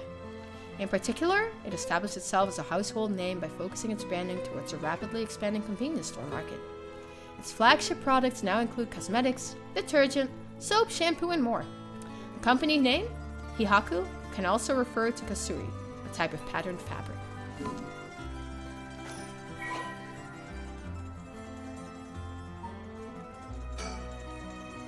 Natsue Yamamori. Natsue is the former president of Hihaku Soaps, a large chemical company.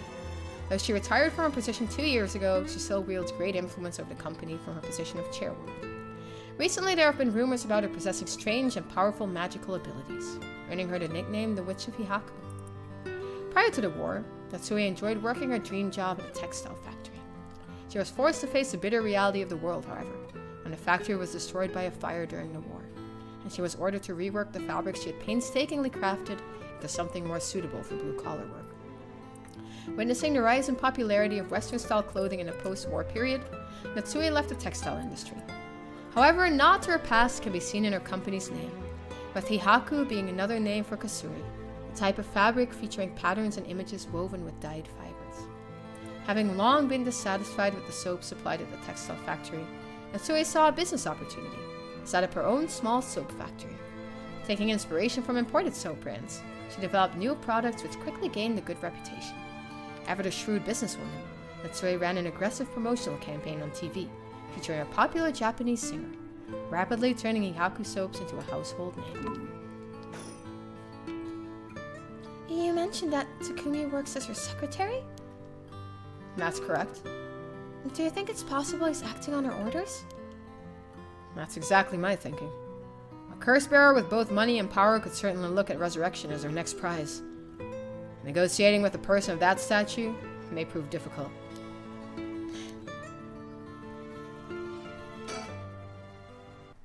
I'm gonna go in. I may be a while, so feel free to find somewhere to kill time. Okay.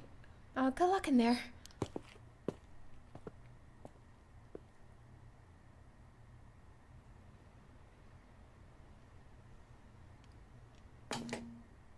I mean, there's a literal word missing. Like, there is a literal word missing. You see it? It's like... definitely something's missing. And then there were some inconsistencies as well. Like, at some point they said the guy that got killed was single, and then later on, like, one frame later, it was like he had a fiance, you know? Let me actually be right back while I have this paused anyway.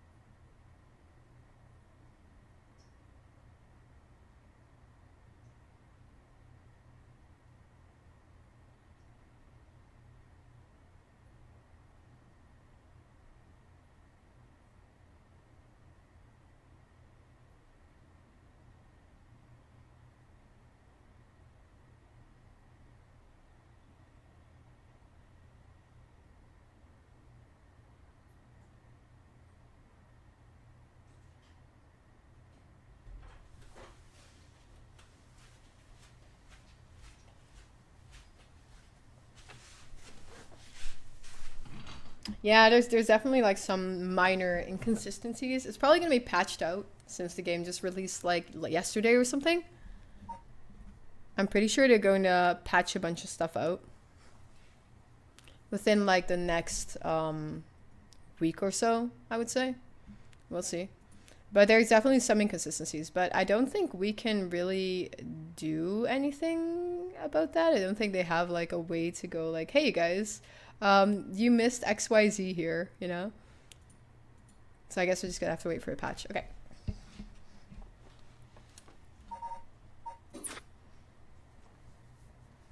Sorry to keep you waiting. How did it go? I'll fast forward to the conclusion. I met with Takumi. There's no doubt he's the same man I saw last night. But it doesn't seem like he's a curse bearer. But that doesn't mean he has no connections to the recent curses. He knew about the 7 mysteries. He even guessed we have a curse stone of our own. Excuse me?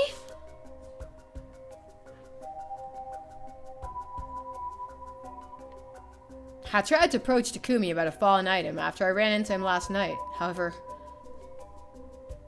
You said your name was Richter, correct? I have a favor I'd like to ask of you. I am hoping you would hand over the curse stone in your possession. Curse stone? What are you on about? There's no need to play dumb with me. In fact, there's no time for it. I had all the same reason you did to think you were a curse bearer last night. And your arrival here only confirms it. You are a curse bearer, no? You're right. We lack time. I confess, I'm a curse bearer. I possess a curse stone of the Haunting Clappers. I'm glad to hear the truth. Finally, this conversation is worthwhile. It's a dangerous item you hold. Give it to me. My company will take the responsibility to dispose of it. I didn't know the soap business specialized in scrubbing curses clean. It is the prerogative of Miss Yamamori. Is that so? Assuming you've obtained the curse, you understand the power it involves, no? Miss Yamamori possesses supernatural powers, akin to those of a god. She also has a deep love for this land, having transformed it from the pile of dirt it once was to the home of her headquarters. She cannot stomach the fact that it's now the site of these curses run rampant. So you're telling me the Queen of Hihaku is a real-life witch? She wouldn't appreciate being called that, mind you. There's a sorcerer by the name of Suigan Gamyodo. He's gallantly working behind the scenes, exorcising spirits and the like. Go on. That being so, there have already been instances of the dead coming back to life. Do you understand the urgency of this matter? These are curses we're speaking of, tools which are used by wicked beings to possess people. The rite of resurrection is nothing but a fabrication meant to seduce the curse bearers into unspeakable action. If you truly understand what I'm talking about, you must hand over that curse stone at once. Very interested. With that said, just how many curse stones have you acquired so far? If what you tell me is true, surely the company would have launched a large-scale search by now. We have 6. 6? Whoa, I can rest at ease then. And here I thought it was a risk of being cursed. It seems we are on the same page. If that is the case, you should hand over your curse stone immediately. I'm sorry to disappoint you, but it's not actually in my possession at the moment. Considering its importance, I've been keeping it in hiding. Really now? Then I'll accompany you while you retrieve it. I'm sorry, but I've got something important to tend to, but I promise I'll return with it later. Very well. And then you won't refuse to provide your address and telephone number, I presume. How prudent of you. I'll oblige.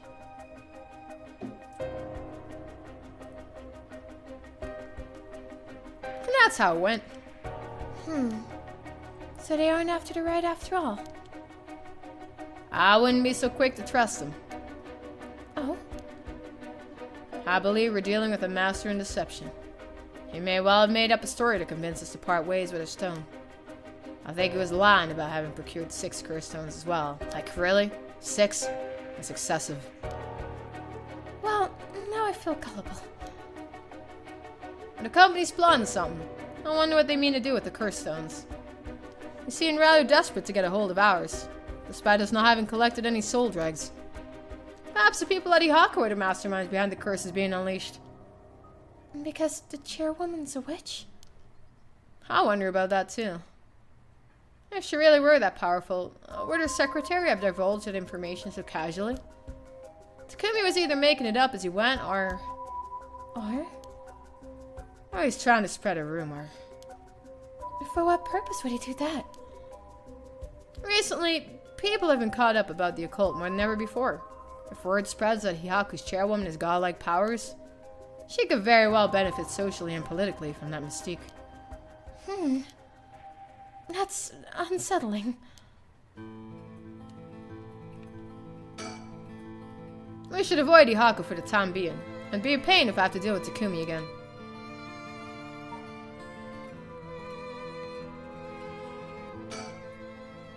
By the way, there is one more thing of interest I heard while in the company's reception lobby. Well, what's that? People were discussing whether one of the bodies found this morning was that of a Hihaku employee. Really? So long as the officials haven't revealed the identity, it all amounts to no more than speculation, though. Despite that, I've reason to believe Hihaku Soaps is deeply involved with the 7 mysteries. At the very least, I can assure you I've gathered that much. The more we know, the better our negotiations will go. He tells me he barely slept last night, yet he seems to be brimming with energy. Was I too that resilient at his age? Perhaps this would set apart a detective from the rest.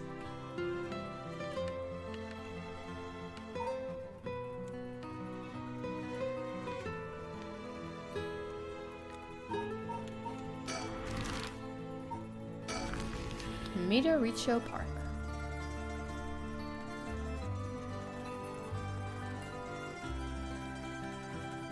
Oh, we're here. It's Midoricho Park.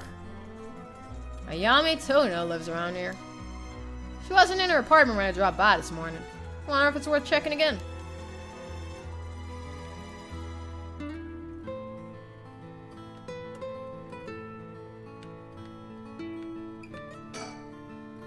This place is connected with the story of the Taiko of Tsugaru. Not only that, Katsushika Hokusai's home was also in this area. That might be why Ayame chose to live here. Midoricho Park. A small park bordering South Roikisui Street, sporting a mixture of cherry and evergreen trees. Although unremarkable in most respects, its small playground always attracts a number of children come evening. While no trace remains in the modern day, it stands on what was once the site of the Tsugaru estate. The legendary artist Katsushika Hokusai is also believed to have been born in the vicinity.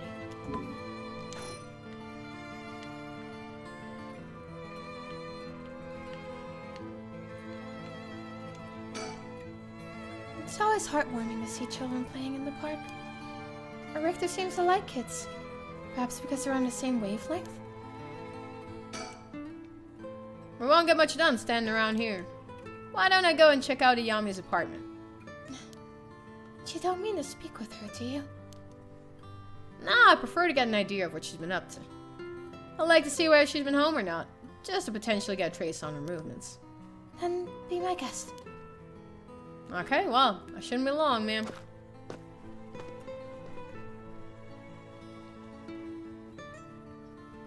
I'm back, ma'am. So, nothing? I'm afraid so. She still hasn't returned. However, I noticed a few people who seem to be related to the police force keeping watch in the area. I don't know if they got her eyes on her apartment, but they do appear to be watching the building she's in. Interesting. You've got a sharp eye, I've noticed them, despite them being so covert. What can I say? It's part of the job. However, it meant I had to refrain from knocking on her door or looking through her windows. I wasn't able to check her electric meter or mailbox either, unfortunately. You were planning to go that far?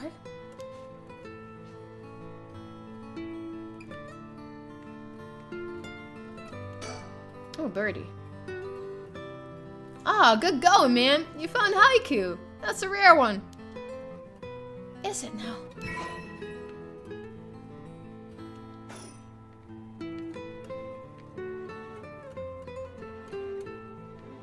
And that's all here now. We won't make much progress sticking around here.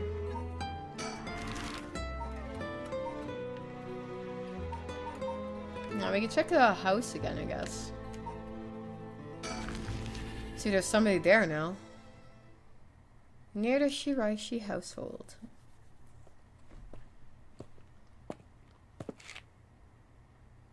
I doubt anyone's still living there. Huh. Oh, so you came here too? What is it?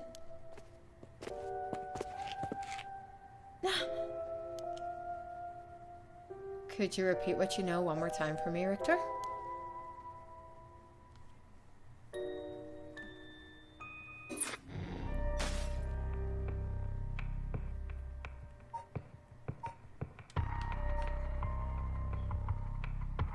We have to go back to the detectives, Tetsuo Tsutsumi. With dusk fast approaching, they have no time to waste. With that in mind, Tsutsumi and Irio direct their investigation towards Komagata High School and the Shiraishi residence.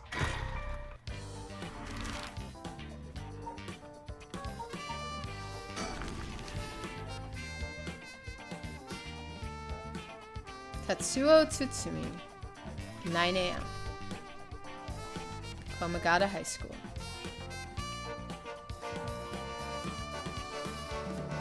Here we are, Komagata High. Classes are suspended for today, so the students are just kind of wandering around aimlessly.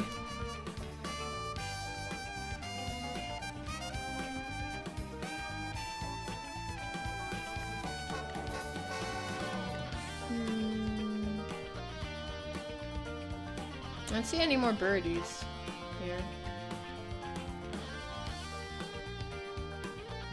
Unfortunately. This place isn't only connected to the case because the students were under Yoshimi's jurisdiction. It's also the site of the Fool's Procession, and of course where the teacher was killed. It seems like a likely place to find some clues, don't you think? I think there's a birdie here.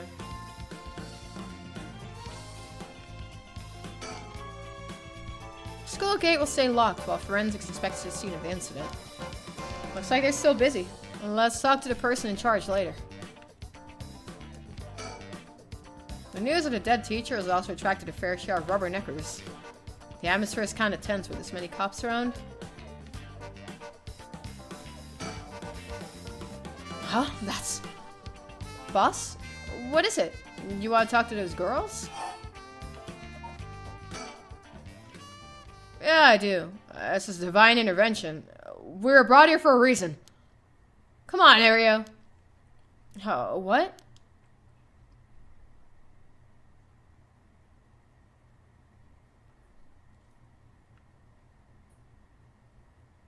Hey, aren't you? You must be that high schooler skirting the child labor laws who I heard so much about. Say that again? Sorry about that. He's with me. Mr. Tsutsumi, if that's how you feel, maybe you should look into improving my work conditions. I'd prefer not to work for free, to be honest. Don't you worry about that. If you help us out, you can have whatever you want. Boss's treat. Wait. Really? Thank you so much. I've always wanted to go to a fancy sushi place. Oh yeah, like one of those places in Ginza. I've never been. Let's go. We got ourselves a deal, right, boss? The girls are at our service. Hold on now. What just happened? I never said I'd... Sushi? Looking forward to it, boss. Wait, since when were you included? You guys are funny. You guys should just stand up.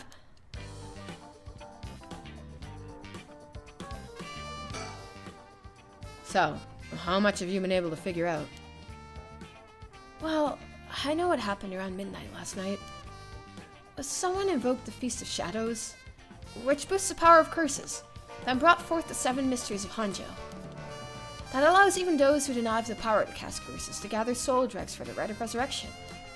At least, that's my hypothesis.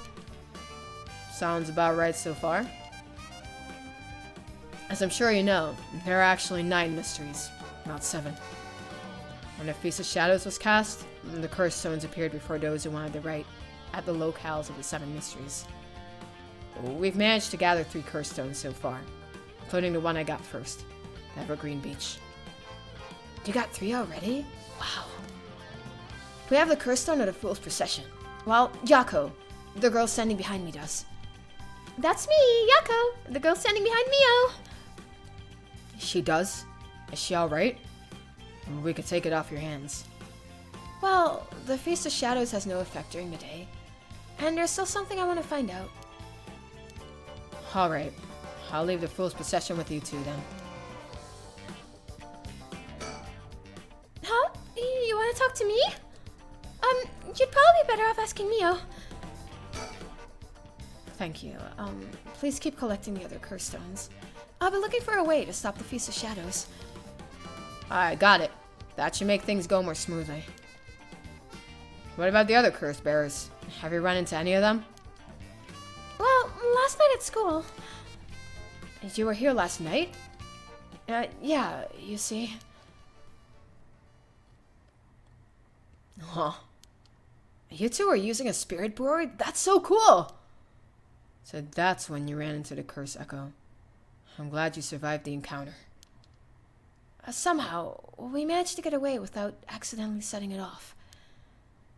The Curse Echo we saw took the shape of a woman, missing an arm and a leg. What? A woman missing an arm and a leg? That's the one-sided read. The one-sided read. This is bad.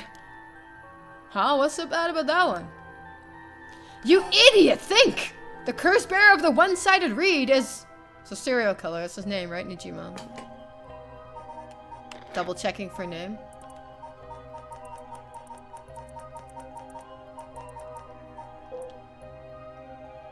Okay, it's Nijima. Fumichika Nijima! He admitted it himself! That's his curse! Oh, that's right! Oh, wait, but if that's the case... Nijima might have been here last night! What? I mean, it's possible he was lying to us, but... What? Who's Nijima? No clue.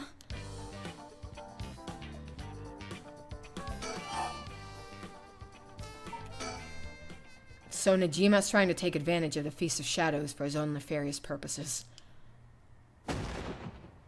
Huh? He said he's going to massacre the city? At sundown today? And he's trying to get to your daughter too? That's why we've been trying to find him, but to no avail. Honestly, this information's been the most useful we've gotten so far. Just to be sure, could you tell me who else was at the school last night? Well, as far as we know, there was us, Mr. Yanucci, and one of our classmates, Hitomi. Don't forget old man Ashimiya. Oh, wait, Hitomi? Do you mean Hitomi Okuda? Second year student? Well, yeah. Why? Boss? So she was here last night. I saw Hitomi earlier, though, and she didn't seem like a curse bearer to me. You did? And did you talk to her? Yeah. Well, would you mind if we asked you a few questions about that? Hitomi said she didn't want to talk to the police because she was afraid she'd become a suspect. So I can't tell you anything unless you swear you won't drag her into this. Oh, I see. Don't worry, it's about a different matter. A different matter? You mean about that police officer? Mr. Yoshimi? You know about that? Did Hitomi say something about him? Yeah, she did, actually.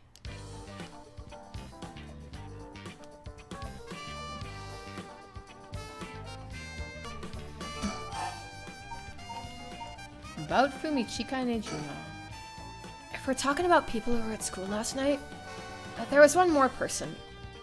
Though I'm not too clear on the details. And there was someone else? Apparently Hitomi actually saw Mr. Yanucci getting cursed and killed last night. What? Talk about some vital information.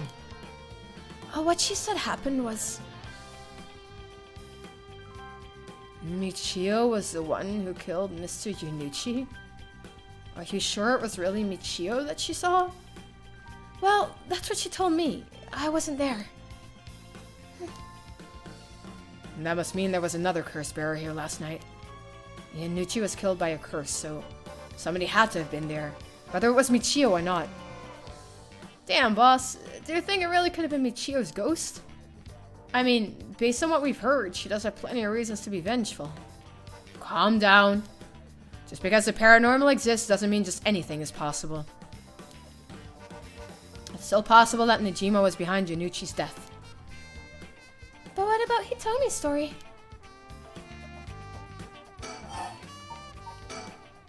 About this janitor, Ashimiya was it? How old is he? Do you know how long he's worked here? Huh? Why are you so interested in him all of a sudden?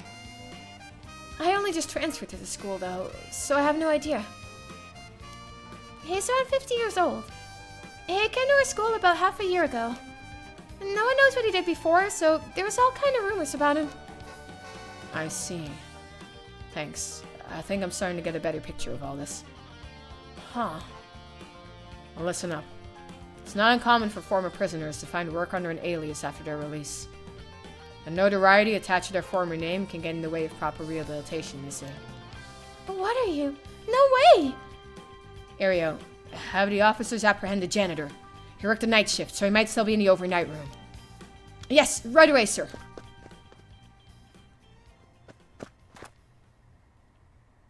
Boss, bad news. Apparently the room's been empty all morning. Sounds like they'd been out looking to question Ashimiya too, but couldn't find him anywhere. No. That all but confirms it. Just one more thing to check. Are there any photos of this Ashimiya? The old man seriously hated getting his picture taken. He'd always avoid it. Ario, call an urgent search for Makoto Ashimiya. We can't let him get away. Yes, sir. I'll contact HQ right away.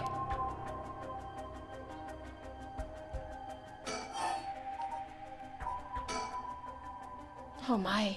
I didn't expect this at all. Yeah. How could that old man have been some horrible criminal mastermind? I can't believe it.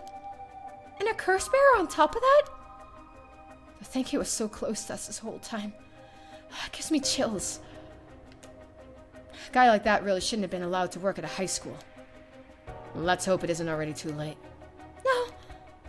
I may have shown Ashimiya my curse stone last night. What? I don't like this one bit. Najima did say he wasn't specifically targeting curse bearers, but... I'm glad nothing happened to you. Wait, but then... Could it have been old man Ashimiya who attacked you in the hallway? I almost told him that you were still in the building, too. What, you did? Yikes, good thing I didn't say anything. You might have gotten very lucky there, kid. This is too much. I hope they find him soon. Come on, long arm of the law, help us. To put a stop to the Feast of Shadows, it would help if I knew more about how the curses of these 7 mysteries first came about. In that case, you're probably best off talking to that crabby researcher guy. You mean Mr. Araishi? I would very much like to talk to him. Right. He's a teacher here too, isn't he? You would know him already. He might be more inclined to talk if it's one of his students doing the asking. Do you know where he is?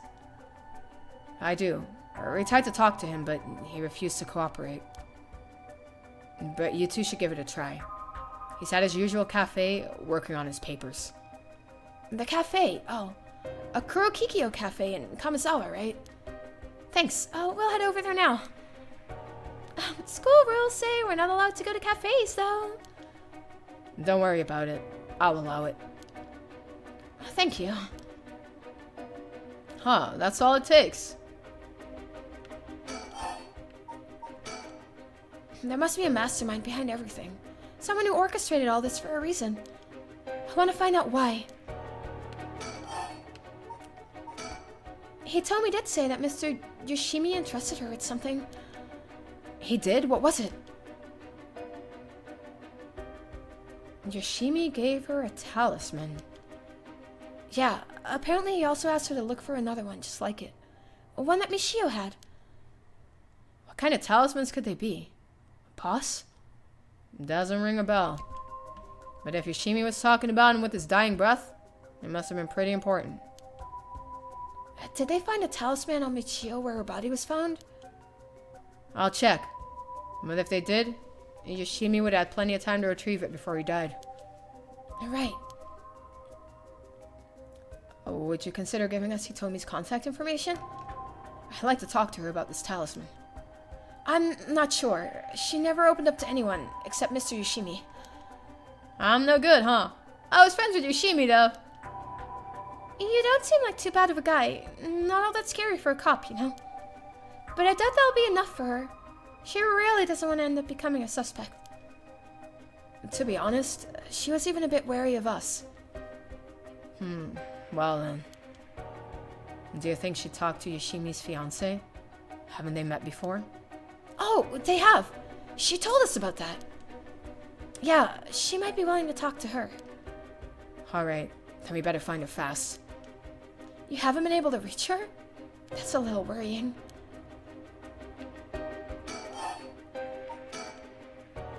Mayu Shizawa. We'll let you know as soon as we manage to contact her.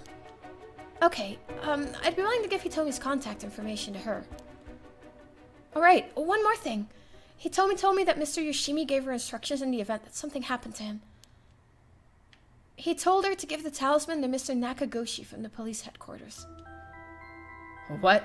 So it was a Nakagoshi case? Why would Yoshimi tell her that? Could you check on that, please? I will, but... Well, don't know if they'll pick up when I call. Is he with the Paranormal Affairs Bureau? Well, yeah. Nakagoshi's the chief. But he's almost never in, so I don't really know the guy. To be honest, I'm not even sure if he exists or if he's just a figurehead. I've never spoken to him myself. All the Paranormal's Affairs cases are referred to as Nakagoshi cases. Jeez, what's up with that?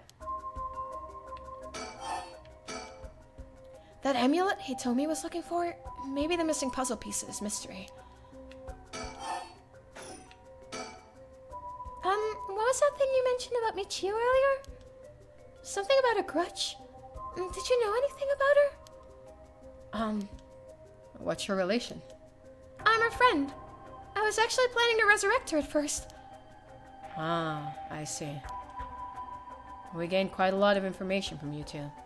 It's only fair we share as well. Tell her, Ariel. Alright. Keep in mind that this is just a theory, though. Okay. After re-examining the crime scene, Yoshimi concluded that Michio's death wasn't a suicide, but a vehicular collision. Wait, what? An accident? Being hit by a speeding truck or van would have resulted in similar injuries. The investigation was ordered by Yoshimi, so it seems he had his doubts about it being a suicide. What? A van? Speeding? Yako, what's wrong? Are you okay? Ah! Ah!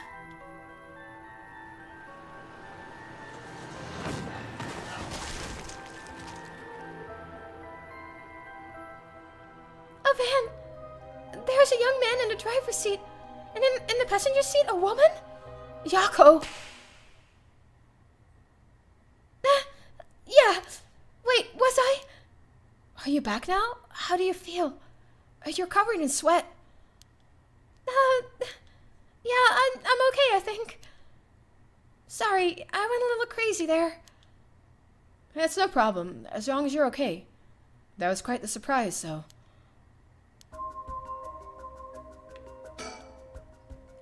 Yoshimi talked to you about Michio, didn't he? Well, I didn't give me any specifics if you're wondering about that. So I don't know what truly was on Michio's mind either. Right. Do you have any idea why Yanuchi was so scared of Michio? Well, about that. I'm not sure exactly how to put this, but... I see. Well, I half expected it was something like that. Thank you for telling me. Sorry, it's hard to explain. I wonder what he got his hands on to be able to blackmail her like that. Michio, what happened?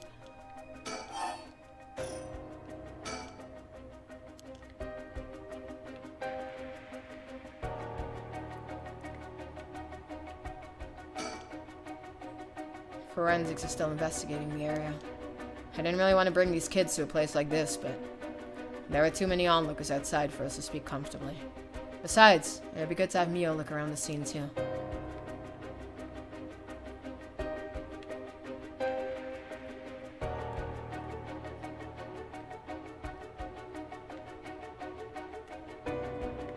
I was looking for stickers, but I don't think there are any here.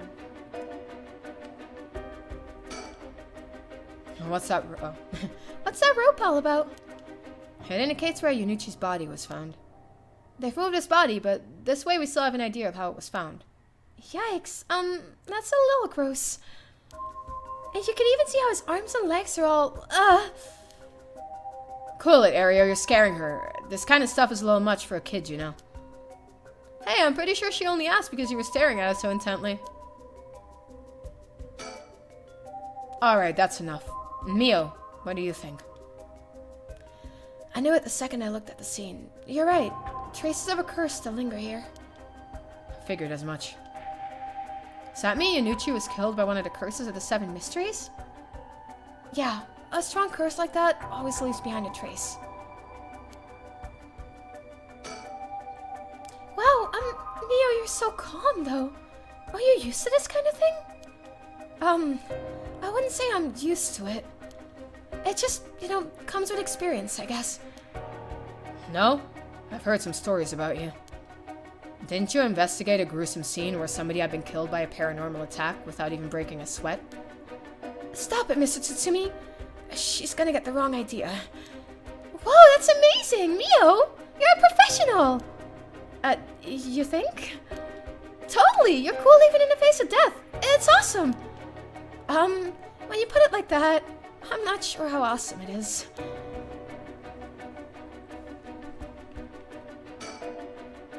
Hey, boss. Forensics is calling. I'll go see what they have to say. Sure. Thanks. Boss, they found this on the ground a short distance away from the scene. Oh, what's that? A ribbon? Yeah, the kind you use to tie up your hair.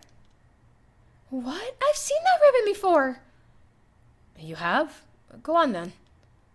That's the ribbon that Michio always used to wear. What? Doesn't that mean that Michio was here? Are you sure? Definitely. I have the same one at home. We bought them together. It has to be hers. Did she come back to life somehow? But how?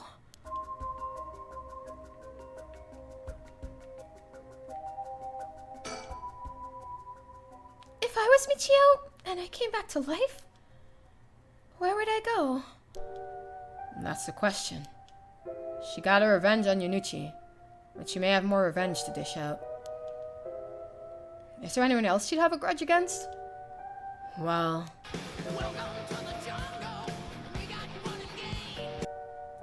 Thank you for the follow, Lord. Welcome. I hope you're doing okay. Enjoy the stream. Let me know if you're going to play the game yourself. I'm curious what you think of it as well. What's going on? It's a horror mystery visual novel, Queen. We're about, how many hours in are we? 8-9 hours in, I reckon. I don't know how long the game is, but I think we have at least a couple more hours to go, probably. 12-year-old. How is that 12-year-old me? Jesus fucking Christ. Alright. Ahem. Oh, I hate it when that happens. Well, what about the guy who killed her in the collision? If she really did come back to life, then it's terribly sad that she's spending her new chance at life like this. Being obsessed with revenge, it's such a tragic way to live.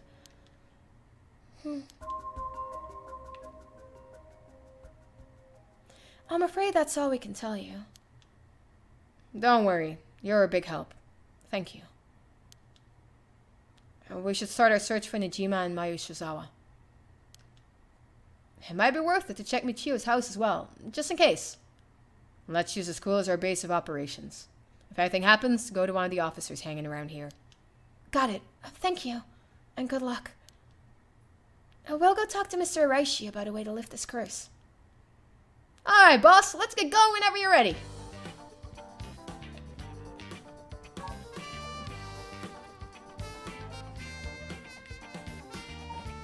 It would be funny if there would be a bird sticker in the middle of the crime scene now.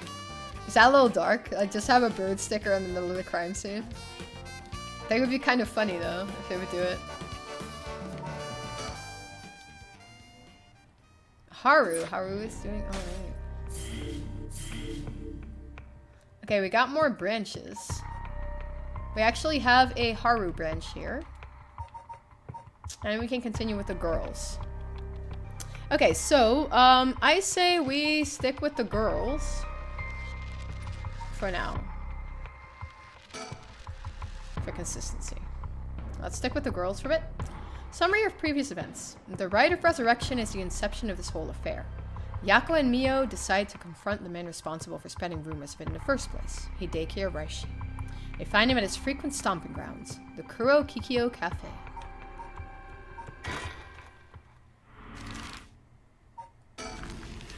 Kuro Kikyo Cafe.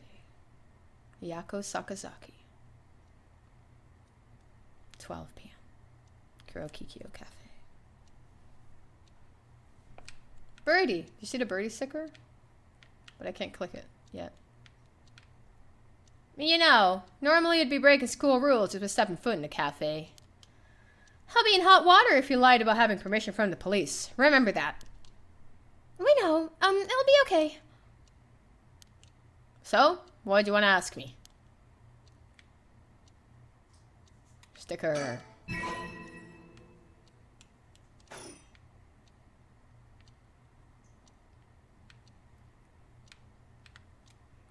Yako, if you would. Right, we wanted to ask you about this. Oh my, a curse stone. An Okame mask. That must be the Fool's Procession. You two were at school last night? Dan, there of all places. Yako, you're one of them? You're a curse bearer? Please calm down, Mr. Araishi. Your reaction's too intense. It's kind of scaring me. I'm sorry about that. I'm afraid I got ahead of myself. What is it you wanted to know about your curse stone? What would be the best way to approach this? It's just a brilliant teacher like you must know an awful lot about these curse stones. Well, it is true that I'm likely the person most well-versed in this matter. You're the only one we can count on, Mr. Araishi. Won't you help us, please? Oh, am I now? In that case, there's no harm hearing what you have to ask, of course.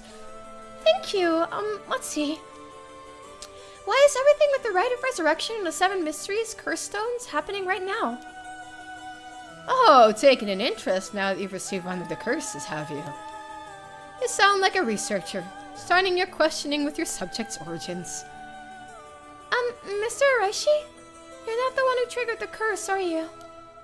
No, I'm afraid I had nothing to do with that. Rather, I wasn't even attempting to do so in the first place. Completing the rite itself has nothing to do with my research. Then, do you know of the ancient Onmyodo ritual, known as the Feast of Shadows? What is that? Something from the occult? Miss Korsuzu, you look like the type to be interested in those things, but it is outside my field of expertise. In that case, why do you think the rite and the curses have appeared now? I believe this is the intentional work of someone. It's certainly not something that would happen by accident. Why is it you want to know? Well, he may not tell us anything else if we say that we're trying to stop the curse. We need to make something up. Right. Well, you see, we just have such intellectual curiosity, and think it could really help your research. I see. Now that you mention it. Seems like he's reluctant to answer. Then how about... and then... What does that record of fates that you've been researching say about the Rite of Resurrection? Oh, I see. That's what you want to know. Allow me to first elucidate you regarding the author of the Record of Fates. A special privilege, I might add, since I have yet to publish this in a paper. Yeah, okay. The Record of Fates was written 200 years ago in the latter half of the Edo period. It was written by a skilled but little-known Onmyojo called Seimon Sumikado. This is important stuff. If nothing else, remember this. Okay, I need to remember this. Onmyoji called Seimon Tsuchimikado. Onmyoji Seimon Tsuchimikado, okay. Seimon Tsuchimikado. I've never heard of him. I'm sure you haven't. He was born into a famed Onmyoji family, but split away to practice forbidden arts in secret. He used whatever name was most convenient for the situation, so his real name barely exists in records. Or so it is written in the Record of Fates. Huh. As brilliant as Seimon was, he was also an eccentric. He delved into researching the Rite of Resurrection, a legendary forbidden ritual that had never been completed. However, by involving himself with this forbidden ritual, he was expelled from his family, and eventually found himself in Hanjo in Edo. The Record of Fates are the writings Seimon recorded on the road to Edo. I see. So he wrote how to perform the rite itself. The Rite of Resurrection makes use of Abe no Seima's specialty, the Taizan Fukan ritual, a means of communicating with the afterlife. He uses soul dregs to replicate the soul of a dead spirit that has been called. Oh wow, I never knew something like that existed. Thus, it is thought the only ones who can use it are those with the ability to turn human souls into soul dregs in the first place. So the Rite of Resurrection calls for that ritual to be performed in advance. Then, when the soul dregs are gathered and infused with the wish of whoever is performing the ritual, it can be completed. The contents written in the Record of Fates end there. There's no more? What about the 7 mysteries, or the curse stones? There's nothing written about them in the Record of Fates. The curse stones are separate from the Rite of Resurrection. Their curse is one used to enable one who is unable to perform such rituals to be used. to be able to use the rite. Huh? That's similar to what Mio said, actually. Onmyoji, an officially appointed government position with the Bureau of Onmyo in medieval Japan. Onmyoji were tasked with performing divinations and rituals. They would employ the Chinese philosophies of yin and yang and wuxing, the 5 elements, to compose astronomical charts and almanacs. High-ranking practitioners used a variety of mystical arts, including ones that brought natural disasters and curses. Onmyoji were also tasked with exorcising demons through the usage of shikigami. Onmyoji thrived during the Heian period, in part due to the work of the famous Onmyoji and later founder of the Chuchimikado clan, Abe no Simon. However, Onmyoji began to gradually decline in numbers after samurai gained control of Japan. At the same time, many of their miraculous arts were lost along with the development of civilization. Although the services of Onmyoji were typically reserved for the upper class, there were a number of Shonmonji, or hidden Onmyoji, who worked for the common folk. Okay. Oh, we have this part here too. According to the Record of Fates, this mysterious ritual was devised by the gifted Onmyoji Abe no Saime. It converts the souls of the dead bound for the underworld with soul dregs collected as sacrifices through the Taizan Fukan ritual. The secret art of converting souls to soul dregs is out of reach to all but the most skilled practitioners.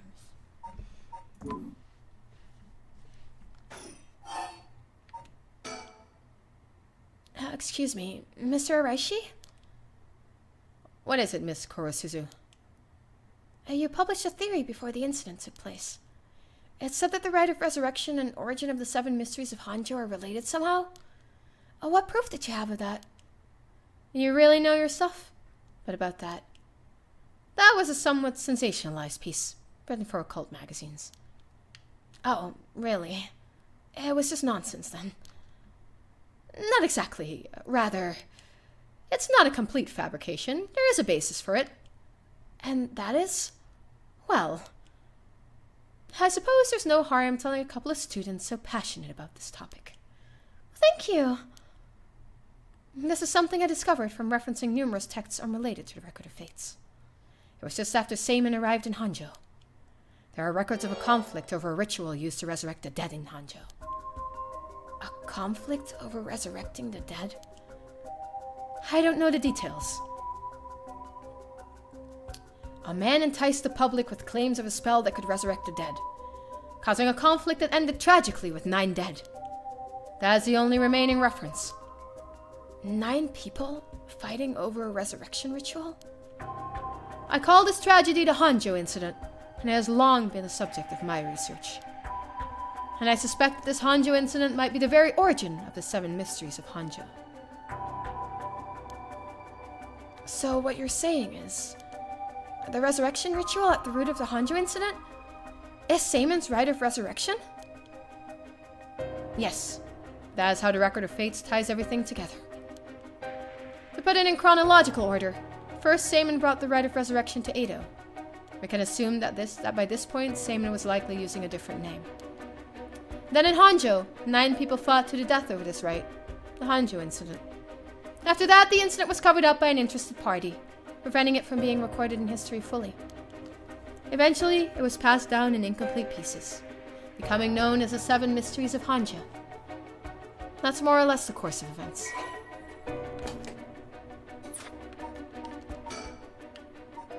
The Hanjo incident. During the Edo period, a chain of events that occurred around a certain resurrection spell became the basis for the 7 Mysteries of Hanjo. So that's how they're connected. And then if I'm getting this right, the 7 mysteries are basically required to gather the soul dregs necessary for the rite. Yeah, and there's more. Huh? With this most recent occurrence of the curse, I've become even more confident in my theory. You are? Yeah. The reason for it being the resentful memories of the 7 mysteries etched into those who received the curse stones. Resentful memories? Yako, if you really are a curse bearer, then when you obtained your curse stone, you would have had a resentful memory imprinted in your mind. Oh, I did! Exactly. Those memories are what happened in the final moments of the 9 who died in the Hanjo incident.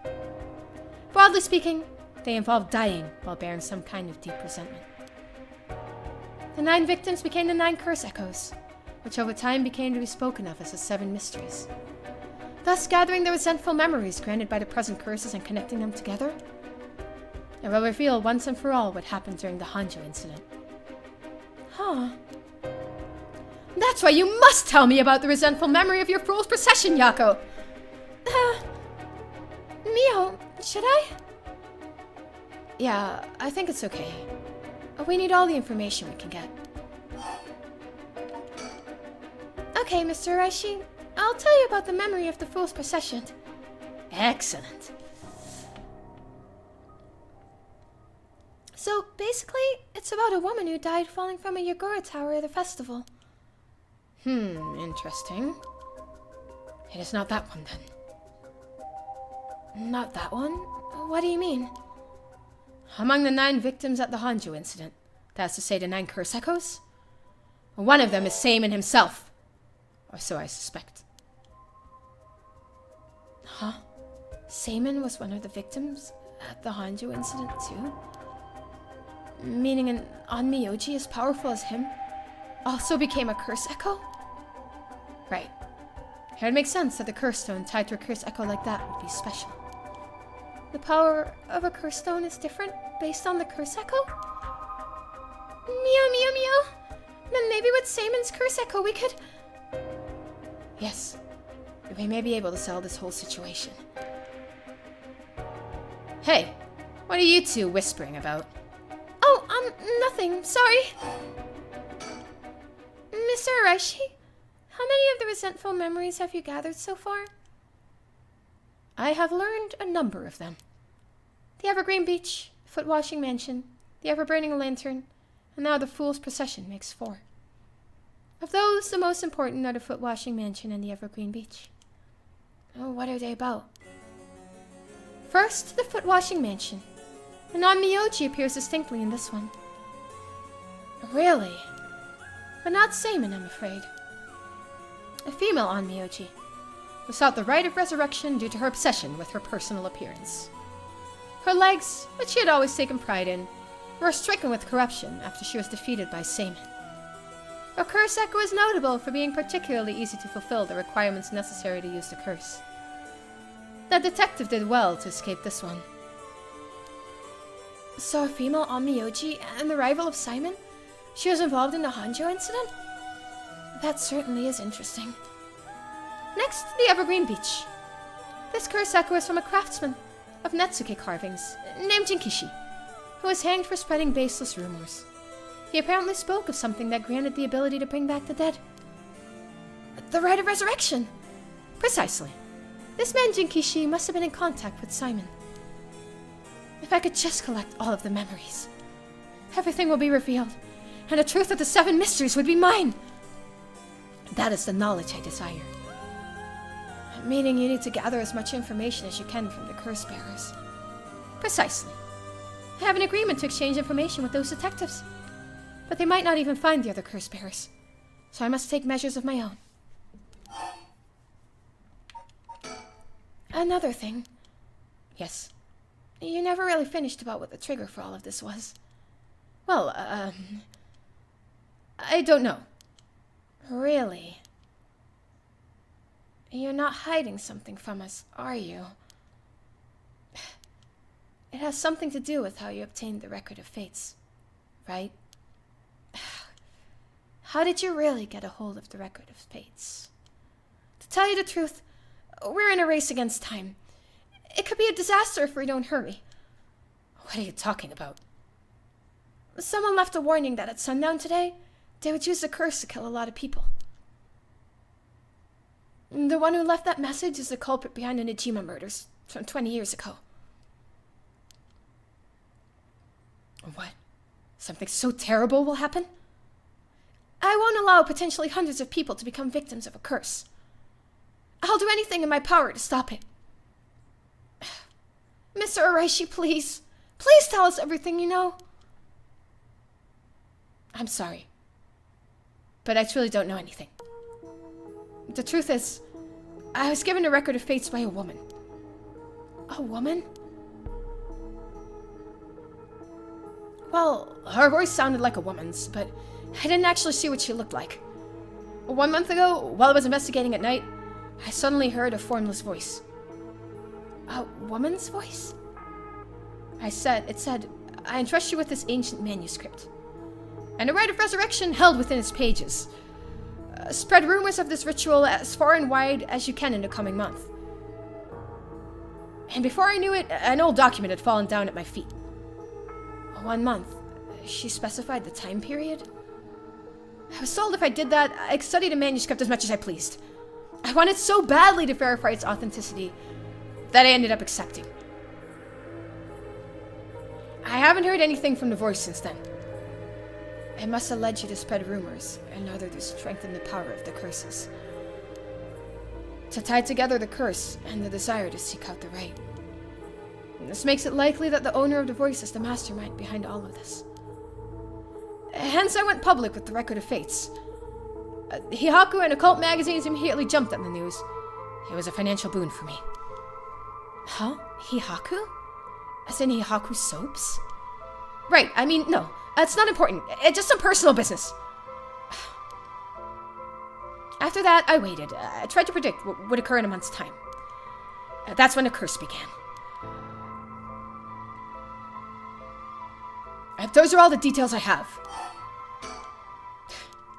Very well. I told you this much, I may as well give you one more thing. Thank you. What might that be? About Seaman's Record of Fates. There's a sort of a continuation to it. Another document, called the Record of Fates Jin Scroll. A continuation? Actually, a section written in Simon's own hand was appended to the manuscript. According to which, after the Hanjo incident, Seaman lamented such a calamity taking place. He apparently rode the adenum for the event that the tragedy became its own curse. It seems he had an idea that the victims of the Hanjo incident would turn into curse echoes, and be used to gather soul dregs. It supposedly details how to handle any trouble that occurs as a result of the rite of resurrection. Really? Hold on a second. Don't you find that strange? What's the matter, Miss Sasaki? You think my information inaccurate? If Seaman died in the Hanjo incident, then he couldn't have written an adenum. You really don't get it, do you? Am I wrong? Have you forgotten the ability Seaman possessed? Of course not. He could use the rite of resurrection. No! You're telling me Seaman used it on himself? The rite of resurrection can be carried out in advance, so it activates when the soul dregs are gathered together. Then is it not possible that Seaman himself was resurrected by the rite after it all took place? But he'd still have to collect the soul dregs needed to use the rite. Yes, and that's why they died. The 8 others, besides Simon. What? They died in a Hanjo incident? For their soul dregs? And that sounds like it's the same as what's happening now. That's why I need the resentful memories. To learn the truth. I get it now. This shorthand is that the Jin Scroll and the Record of Fates were supposed to have been passed down as a set. When I received the Record of Fates, the Jin Scroll was gone. Only this information was left. Supposedly, Simon's blood descendants guarded it as they passed it down across generations. It seems that over their long history, the 2 documents became separated, and the scroll's location lost as the family line branched. Simon had descendants? So there's someone out there related to him by blood even now? Yes, in fact I've tried to trace the line as far as I could. He wasn't a well-known Onmyoji to begin with, so a detailed family tree does not exist. It seems likely that the use of the manuscript has been long forgotten, only being passed down out of tradition. And since they aren't even aware of what they have, tracking it down is quite tricky indeed. I wish I could ask whoever that voice belonged to about the Jin Scroll. I'm sure you do.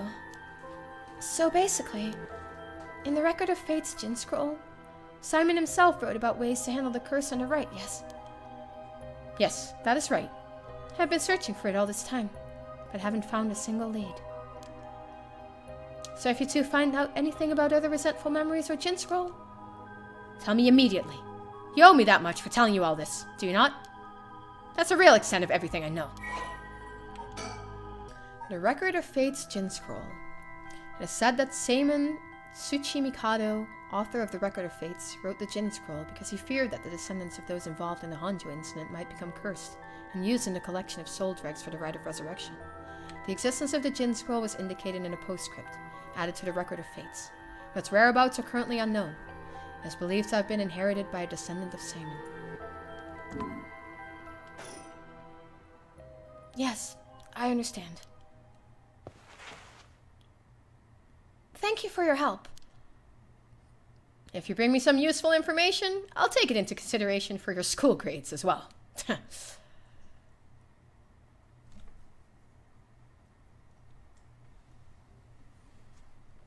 Yako Sakazaki. Street. We've learned a lot. So, to sum it up, there was a tragic incident with people cursing each other for the Rite of Resurrection in the Edo period as well. And the Record of Fate's Jin Scroll may have info we want, since it details how to stop the rite. I think that's about it. Right. If we could just find the Jin Scroll, we might be able to learn how to settle the situation. But even Mr. Araishi didn't have any leads on where it is. How do we start looking for it? Someone involved in this now must have some connection to it, I think. I have a feeling the mastermind who awakened the curses is involved too. Right.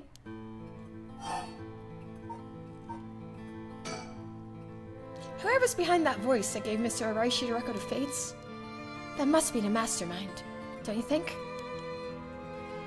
Yeah, and he said it sounded like it belonged to a woman. Whoever it is, I bet they're scary. Huh? You don't sound like the Yako I know. Let's catch him and make him spill the beans. I thought you'd say something like that. Really? I guess I'm just not really feeling that confident right now. I understand.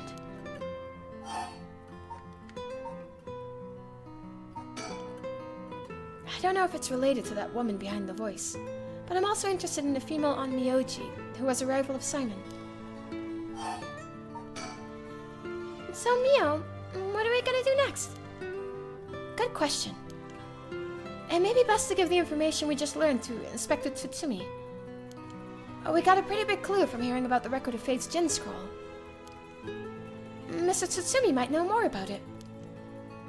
Should we go back to the school then? Yeah, that's our point of contact after all. Oh, that reminds me, Mio. You know what's nearby here, don't you? Huh? Oh, you mean where Michio? Yeah, where it happened. I was going there every day to leave flowers, even though they always get cleared away anyways. I'm sure it must be hard to have to be reminded of Michio's death all the time. Oh, that reminds me. Yako? Yeah? When you asked me to do the spirit board 2 days ago, did you come here that day too? Yeah, I left some flowers before going to school actually. Why? Did anything seem different that day? What's this all of a sudden? Though, now that you mention it, that day, I suddenly felt lightheaded, and I ended up passing out for a little bit. But I came to right away and I felt fine, so I didn't really think anything of it. I see. That's all I was wondering about. Thanks. Huh? Excuse me, you girls over there. Whoa! Sorry, didn't mean to eavesdrop, but something you said caught my attention. And who might you be? I'm Yutaro Namigaki. I should probably tell you. Until yesterday, I was a curse bearer. That should clear things up. A curse bearer? Oh, you don't need to be scared. I've already given up the curse zone of the foot washing mansion. The foot washing mansion? So you're the one Inspector Tsutsumi was talking about. Ah, you already know Inspector Tsutsumi. That makes it simple. There's nothing to worry about. Oh, hey. You're in a driver's seat. Yako? Yeah. Oh, wait, what? Just now, was I doing something? I'm sorry. Mr. Yamigaki, what might be the matter? Right, I actually wanted to discuss something with you too. Would you come with me if you have a little time? Discuss something? With us? You were talking about Michiyo Shiraishi, right? It's related to that. Huh? I'm sure you would learn a few things yourself. If not now, later is fine. I'll be waiting around Ryogoku Bridge. Something rubs me the wrong way about this, but he mentioned Michiyo. What do we do? Sorry, but there's something we need to take care of first. We'll have to pass. Is that so? Well, that's too bad. I'm in a rush, so I'll be waiting at Ryogoku Bridge if you change your minds.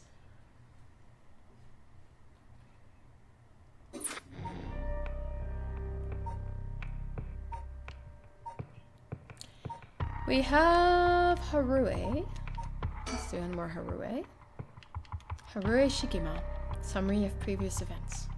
Harue and Richter visit Michiyo's home, having determined her to be a key player in the unresolved kidnapping case from a year before. As the complicated story begins to unravel, they encounter two men. 10 a.m. Near the Shiraishi household.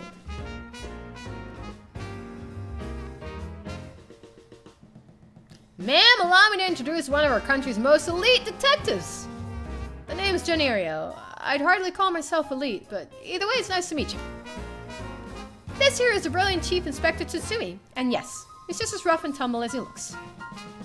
Sometimes I really don't know if you're complimenting or putting me down. So, you two are detectives? This is my client, Miss Harue Shigima. My father's a big deal in the police himself, so remember to mind your manners. A bigwig named Shigima? Boss, you know this guy? Shit, I've heard the name, but you know I don't keep track of who's who in the upper echelons. Oh, there's no need to worry. I am my own person after all, and my father has nothing to do with any of this. Oh, did you hear that, boss? It looks like you're getting off easy again this time. Don't make it sound like I'm involved in some shady business. It ain't like that. You both seem rather jovial despite being detectives. How rare. All the police officers I've met have always been so dull. Well, you won't find any dull cops here. We'll round up all your criminals with a smile. That's our motto. How lovely. Keep it up. Just hold on 1 second. This is the first time hearing of that. Well, you're right about them not being your typical detectives. Bird. Damn, there's one here? Lucky. That's number 12. The Royal King Penguin. Oh, is that so?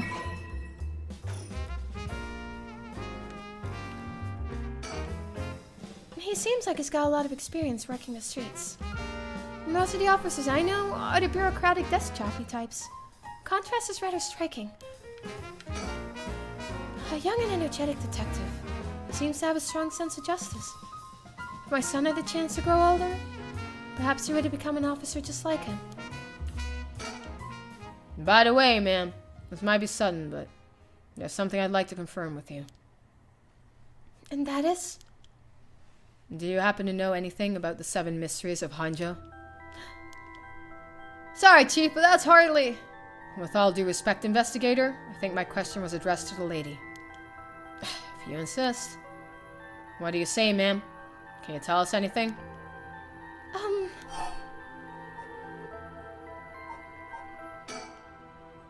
I've heard of the 7 mysteries, but this talk of curses eludes me.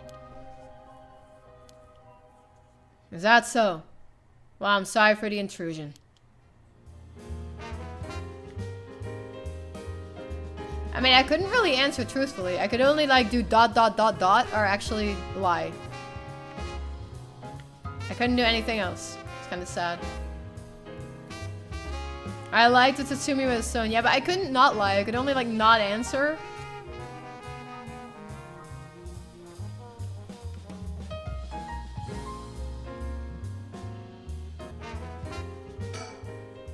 What brings you here, Richter? You on a case? That's right, I'm picking out the police's slack. I trust you remember the kidnapping and murder case from last year, huh? I remember now. You're that Haruhi Shigima from the kidnapping case. Huh? Did I miss something? Don't be an idiot. It was a case where Munasada Shigima's grandson was kidnapped.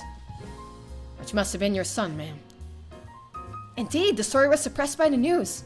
In the end, it was considered a huge failure on the police department's part. Most of the investigation was conducted in secret. And unfortunately, the department is unwilling to reopen the case. Any investigation carried out afterwards turned up nothing at all, which is why I'm now on the job. So they never caught the culprit, huh? That's rough. So your findings have brought you to this place, then? That's right. An individual connected to the case used to live around here. He used to? That's right. As of last week, they're deceased. We'd hope to talk to the family. No one was home when I checked last time, so we figured we'd try again. Interesting.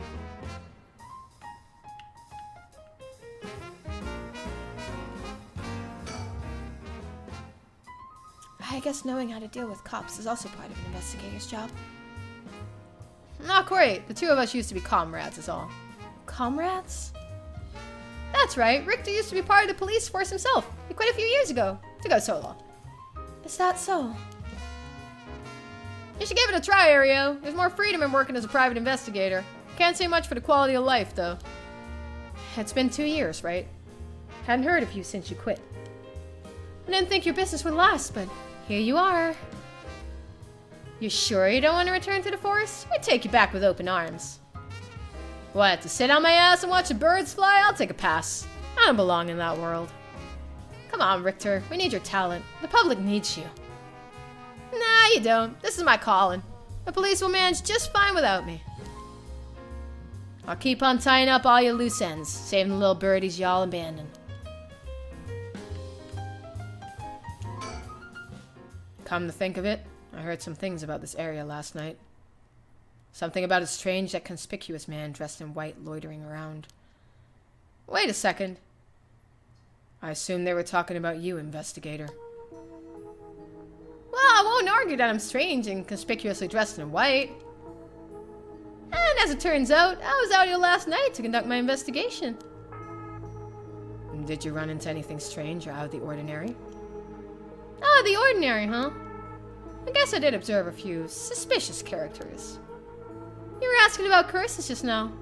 Why would a public servant be interested in the occult? Boss, Richter's a smart man. He can help us if we tell him what we know. I can't promise I'll be of any help to you, but I'm interested in hearing what you gotta say. Something's happening in Hanjo, isn't there? It must be something big if they've got you head office guys on it. Wow. I guess it's alright. Desperate times call for desperate measures. Thank you, boss. Listen closer to what we're about to say, Richter. Huh. So by using curses to commit murders, these people collect soul dregs to perform the rite of resurrection? And these curse stones are somehow connected to the 7 mysteries of Hanjo. That's a tough story to swallow, but I don't see a reason to doubt you either. We figured the strange occurrences happening around here recently are connected to these curses. To get the situation under control, we've been searching for the curse bearers to confiscate their curse stones. Do you have any information that might help us? That's tough. I never expected curses and other mumbo-jumbo to play into this all. But if we're talking shady characters, there was this middle-aged fella I saw on South Warigishu Street. He had an average build. He was anxious, like he was searching for prey. Boss, what do you think?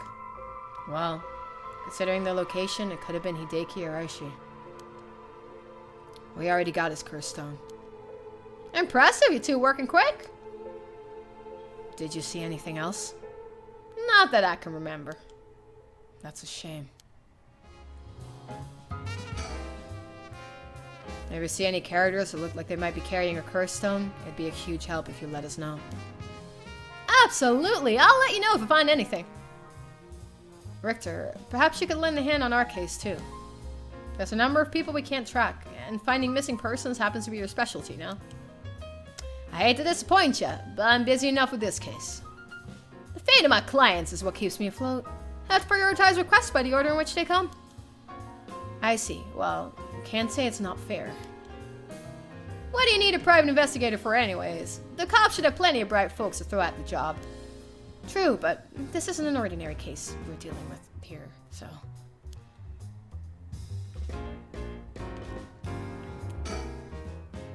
I can't believe you were actually part of the police force once. There's a story behind everything, man. I don't regret my time on the force. I wouldn't have the connections I have today without it. Huh? By the way, that reminds me. Richter. Yeah. You said the person who used to live here died last week. You wouldn't be referring to Michio Shiraishi by chance. You knew? I thought so. It seems like we're here for the same reason then. Seriously, Michio was involved with curses and magic? Strictly speaking, the curse part isn't our concern. We're looking into Yoshimi's case. Yoshimi? Ah, right. Hajime Yoshimi's. That's right. He died on the job. I'm sure you've heard of it. I heard. It was a most unfortunate loss. So there's a connection between Hajime Yoshimi of the Juvenile Division and Michio, huh? Well, hold on.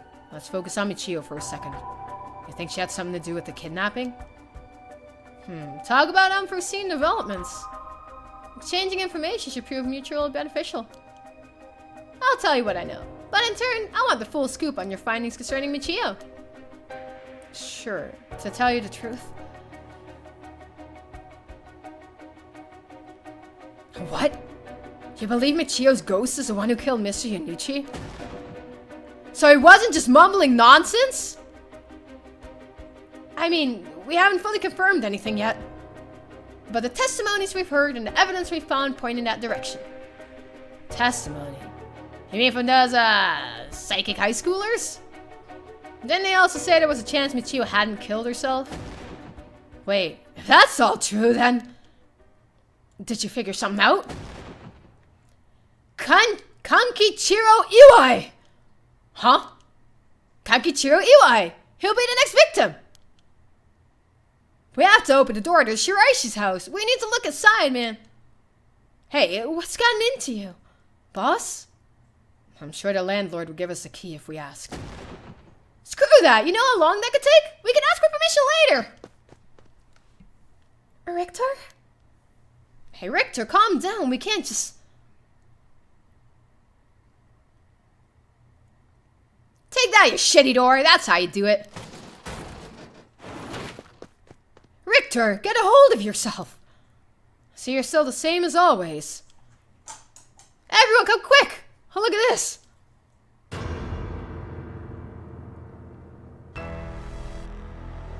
Ah!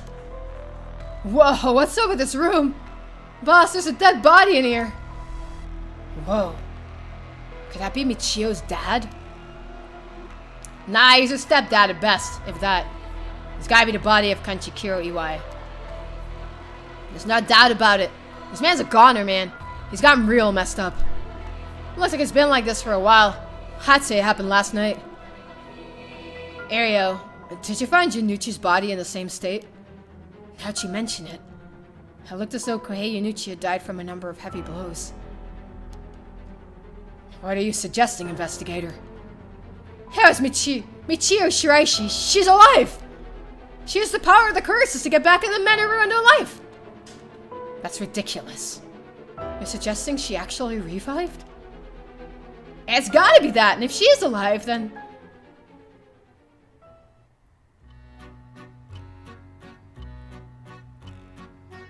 My apologies for interrupting. I know we've just arrived at an interesting plot point. But do you really think a dead girl is going around taking revenge from beyond the grave? Consider this. What if Michio Shiraishi never died? But seeing as you've come this far, I'm sure you already know the truth, don't you? And so, I would have you answer me a question. Where in Hanjo was Michio Shiraishi at the hour of 8 o'clock this morning?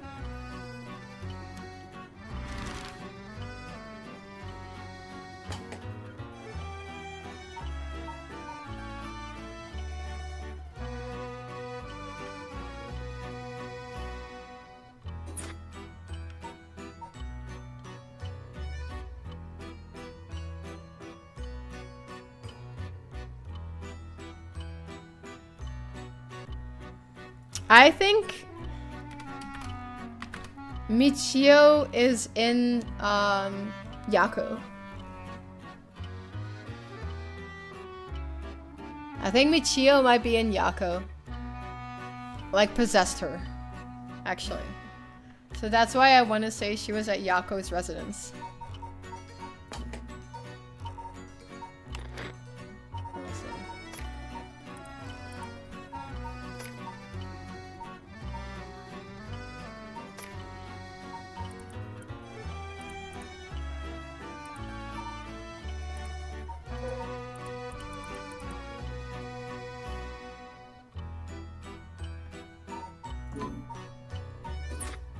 So I really think that Michio has possessed Yako. Because she has these weird flashes as well. So I want to say Candy Shop Sonoya.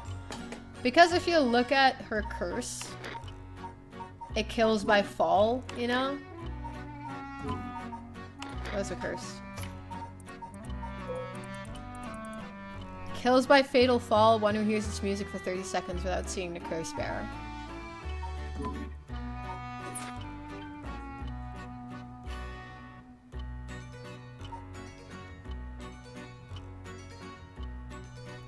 So I think it's Candy Shop Sonoya.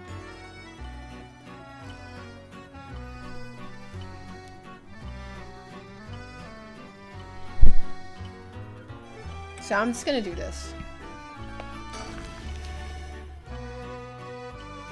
Yeah, I see. Very well. Congratulations. You are correct. As expected, you got it in one go. Well, the cause of death was such, was it not? You must have noticed some time ago. Let's get back to the story then, shall we? I've taken up enough of your time.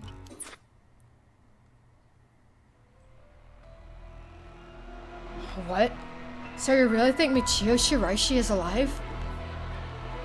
Just think it through and it all becomes obvious. It tracks, but... do you really think that girl could have managed all of this? First of all, Ario, go report this HQ. Understood, I'll get on it right away.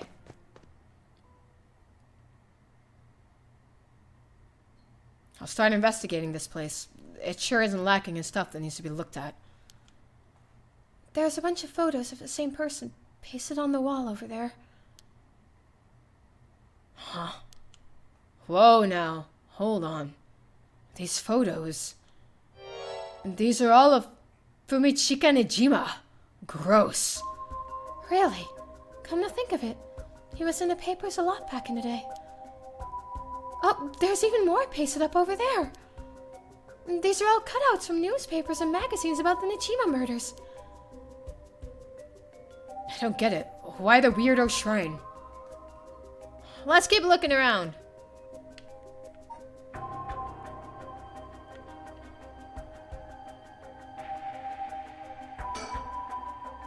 There are all books scattered everywhere. I wonder what they're about. Many of them are written in a foreign language. I'll be a pain to look through all of these. Let's save them for later and we continue to look around. Has the same man in every picture. Is that Fumichika Nejima? Wow, this is quite the spectacle. I don't think I'll ever manage to erase this from my mind.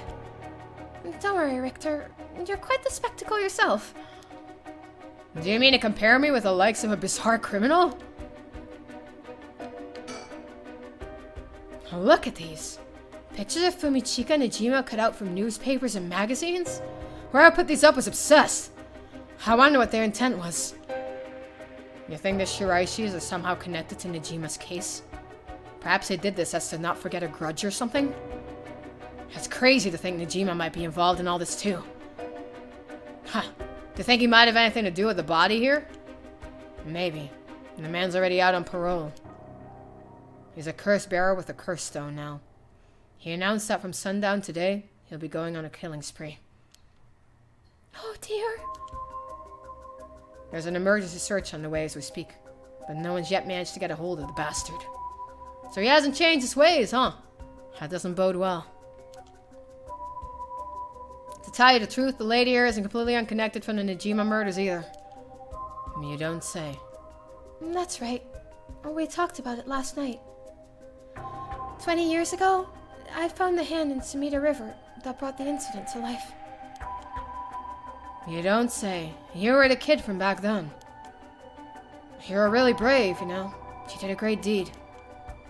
Were you the detective I spoke with? I had no idea. So you two have met before. Fancy that. I've been worried that Fumichika Nijima might bear resentment towards you, man. You might be right. Unfortunately, that asshole is quite the resentful type. Oh dear. That asshole. I wonder who put the idea into his head. And now he's gotten the one-sided read, too? He's threatening to massacre the people of Hanjo at sundown. Seriously? On top of that, he's been itching to get revenge on me as well. Of all things, the man's gone and threatened to kill my daughter. Damn, man. That's quite the threat. Certainly you can't afford to stay put here. The fucker wants to get us all antsy. When I finally get to arresting him, I'll be with a cool head. I'm not gonna give him the pleasure, huh? Well, if Iwai and Fumichika Nijima have anything to do with each other, then this room might hold a clue to Nijima's location. Well, let's hope so.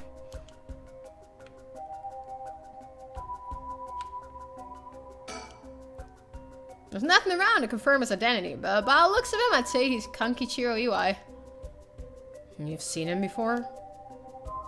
I heard he had a criminal record, so I assumed he wouldn't have had a respectable occupation. Is this what a curse does to a person? Man, it'd be better not to look so closely. Oh, it's amazing.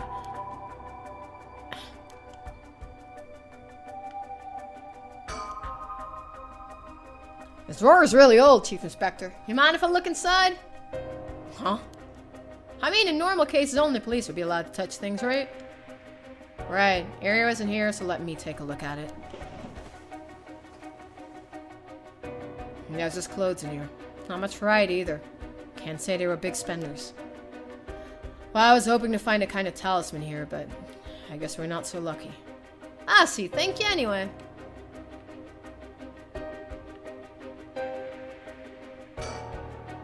The sliding door leads to the kitchen. It barely fits the frame. It'll be a pain to look through all of these. Let's save them for later and continue to look around. It's off-putting to look at, but I can't help but wonder what in the world this is. They're magic runes. They're used in Western black magic rituals. Most of the time, they're useless imitations, though. So I wouldn't get too excited about it. Oh my, who knew the Chief Inspector was such an expert on the occult? I just chanced upon that information. The girl with the spirit sense we mentioned? She's pretty informed on the subject. Huh. Someone was attempting to perform Western black magic in this place? Pretty absurd, if you ask me. Of course, the person in question was dead serious about it all. Western black magic. While magic is often classed as a branch of mysticism, or may variously refer to the likes of witchcraft or astrology, here it refers specifically to Western black magic. In the Middle Ages, the line between science and magic was blurred, with the pursuit of the supernatural considered a legitimate academic discipline. Astrology was regarded akin to astronomy, while alchemy was accepted as a scientific fact and would eventually evolve into what is known today as chemistry. One discipline, however, was considered wicked and shunned accordingly: black magic. The practice of using magical knowledge to strike a bargain with demons. In contrast to the socially acceptable subjects studied by the intelligentsia, black magic was most prolific amongst the lower classes. It was the common people who suffered most from the ills of the day: war, famine, and sickness, which perhaps led them to seek aid from unholy powers. As heresy, these rituals and spells were nowhere to be found in orthodox modes of teaching, but instead were recorded in tomes of dubious credibility. It looks like the thing spread out around here has been like this for a while now. This ritual or whatever was something he attempted up to recently. Plenty of the neighbors mentioned having heard strange mantra-like noises coming from here during the night. And you think Iwai was the one chanting? Hard to say. Could have been one of the Shirishis as well. If I look through these books in the back, we might learn whatever it is they were trying to do. What do you say, Chief? Will you let me look through it if I wore gloves? Well, it's not like I'm any help with foreign languages. Go ahead. Thank you. Seems to be a book on Western black magic. The same words are written here, alongside detailed descriptions of the procedures. I suppose you'd call these grimoires. It's all a bunch of nonsense, you ask me, though. You think this EY guy was studying them? Perhaps to perform some kind of ritual?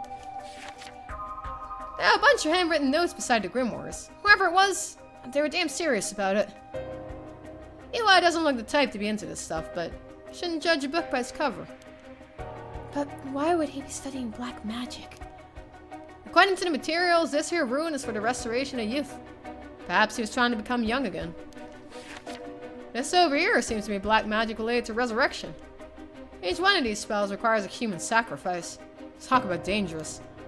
Resurrection? Like the rite? I guess no matter what part of the world, people will turn to the occult for similar reasons.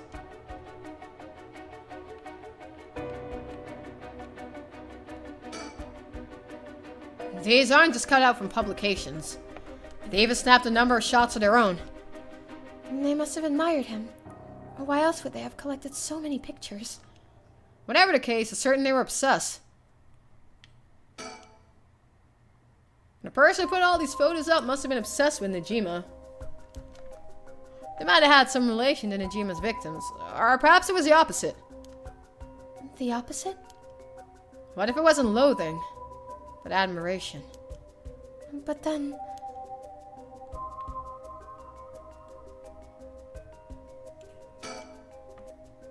These are candles and stones with inscriptions placed all over. Are these the tools for some ritual? Hey, don't touch anything, you hear? Ah, that's right. Considering this is a murder scene, we ought to leave everything as it is. All of this can be used as evidence. If anyone besides forensics toys with it, it'll cause trouble down the road.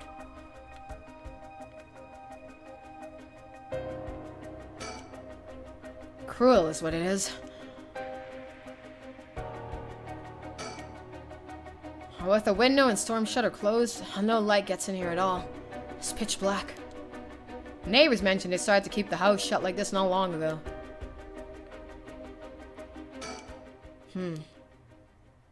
What is it? This looks like a journal. It's probably UI's. A journal?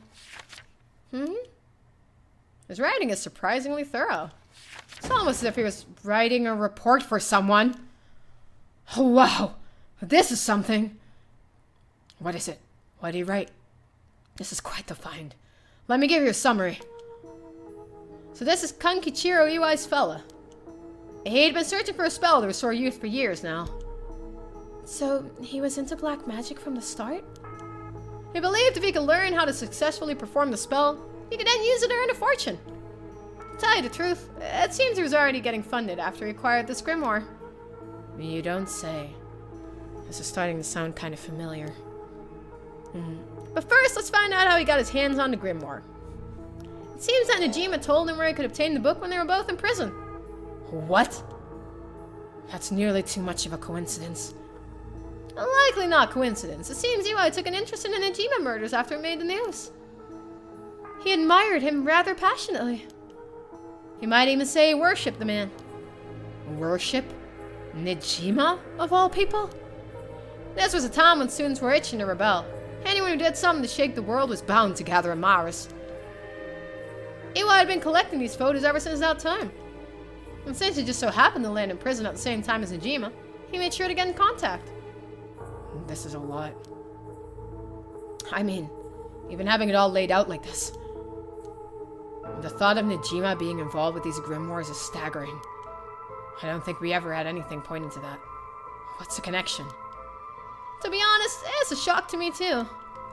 For years, we've been scratching our heads over the motives behind the Najima murders. Yeah, it's been a mystery to us all from the very start. Whoa now. Wait just 1 minute. Do you think? No way. What are you saying? That's right. The murders might have been for a ritual. He was attempting to perform black magic. The instructions written down for the sacrificial offering match up exactly with the acts carried out by Najima. You've got to be kidding me. So that sadistic crap he was doing was all for black magic? That's what the evidence suggests, Chief. However, Najima tried to do some type of resurrection ritual, but Iwai, he had different motives. Chief Inspector, he might think this is all the stuff of fantasy, but that doesn't refute that Najima and EY were both acting in earnest. This is batshit insane. They're telling me that nutjob did this all for some hokey-pokey resurrection? Shit. Resurrection. That means it must have been someone Najima wanted to bring back to life. Damn. That's it. That has to be it. Fucking hell, it all makes sense now. What? What is it? So about the Najima murders. There's some information that's been kept from the public. Go on. While we broke into his house and arrested him, we also found a baby. A baby? It was a girl. It looked to be about 6 months old. But she was covered in filth. She looked so weak and sickly. Well, we called the medics right away. If it were a second later, I'm sure the girl would have died. So, was Najima the father? He told us he'd found her under a bridge. He found her? She was abandoned? I've heard of parents threatening to leave their child under a bridge as a threat, but to think it really happens? I suppose there are those cases with the dead newborns found stuffed in coin lockers, so it's not without precedent. Whatever the case, we never found out the truth. But there's one rumor from back then that I could never get out of my mind. And it's starting to sound more likely now. Well, I'm sure this isn't the first time you've heard of it. Many believe Najima's guilty of more crimes than what got him convicted. Back then, a lot of girls went missing. Yeah, I remember all of that. Among the high school girls that might have been murdered, or maybe I should say sacrificed, was a girl who was pregnant. Goodness. That's horrific. He killed her and dismembered her body. And we thought maybe the baby we found is what he pulled out from inside of her. Don't misunderstand me. This is all speculation on top of more speculation, you hear? But I, for one, never believed that man would just take in a baby he found under a bridge. I'm feeling sick. Stay strong, ma'am. I know this is hard to hear. Like I said, don't take that to be the full truth. We were running on speculation back then. Now that this whole resurrection magic has come into play, we should consider the possibility it was his child. And that maybe he was trying to revive whoever the mother might have been. It's just a theory, but my life would be a tad easier if it was true. That's an interesting thought. If there's anyone Najima would want to resurrect, his deceased wife is as good a guess as any. The fact that he obtained a curse stone suggests that he has an interest in the rite of resurrection. Damn, you're right. And here I was thinking he was only after the curse's power to massacre. Chief Inspector? Yeah. What happened to the child? Without a birth registration on file, best we could do was find the girl some suitable foster parents. It was decided to keep the circumstances secret for the sake of the child's future. Well, I'm glad she was taken care of.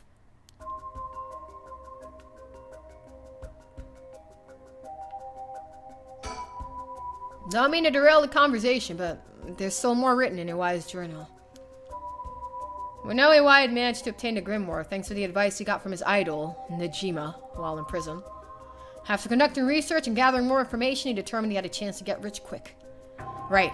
He thought he could make some money if he could successfully use rejuvenation magic. Correct. Turns out someone gave him the idea. And get this. There was a one and only queen and chairwoman of Hihaku Soaps herself, Natsue Yamamori. Wait, the chairwoman of Hihaku Soaps? So that's where this leads. Here, let me read what he wrote. The queen of Hihaku has a strange fear of growing old. Her fear of death is even worse. And if she does die, she wishes to be revived. And she will spend whatever it takes to preserve her beauty. Magic, rituals, and rites. She'll use whatever means necessary. Her tenacity is unbelievable. She was apparently investing money into any research on resurrection, restoration of youth, and the like. She would even throw her money at the occult. The place's greed will take you. Well then, that brings us to Hideki Araishi.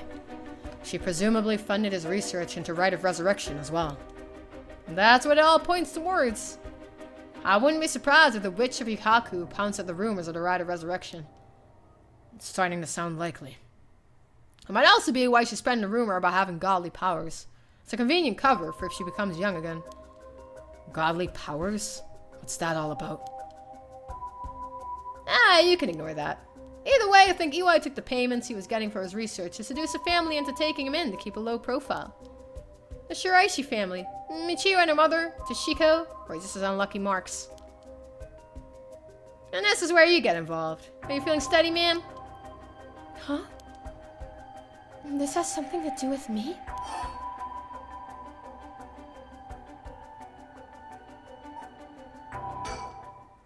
No, you can't mean... You've realized then. Perhaps...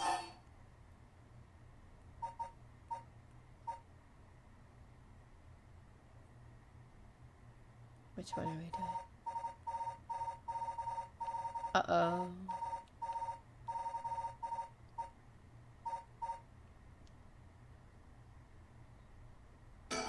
Do this.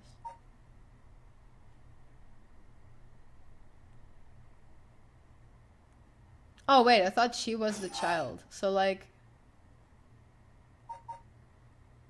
what if this is like the child, you know, Michio Shiraishi?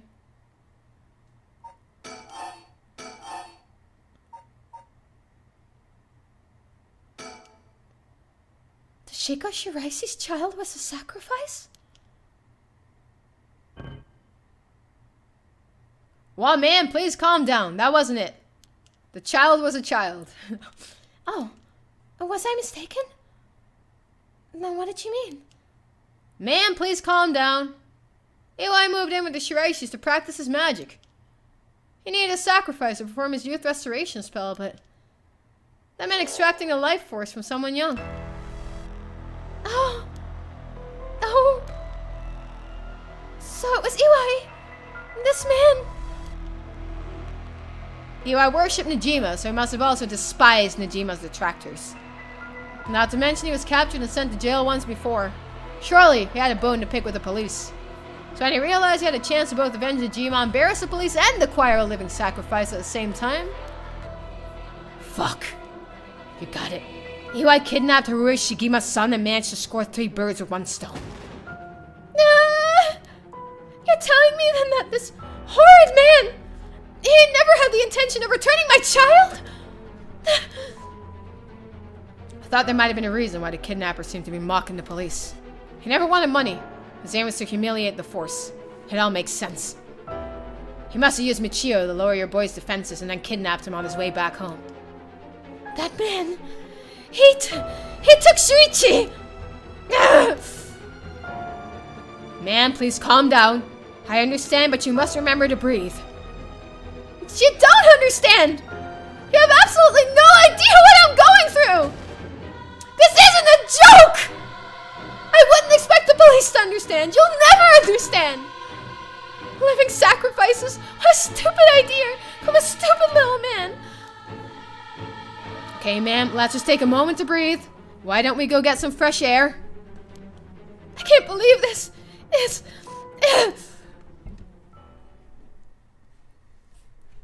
Chief, I think it's best we take our leave.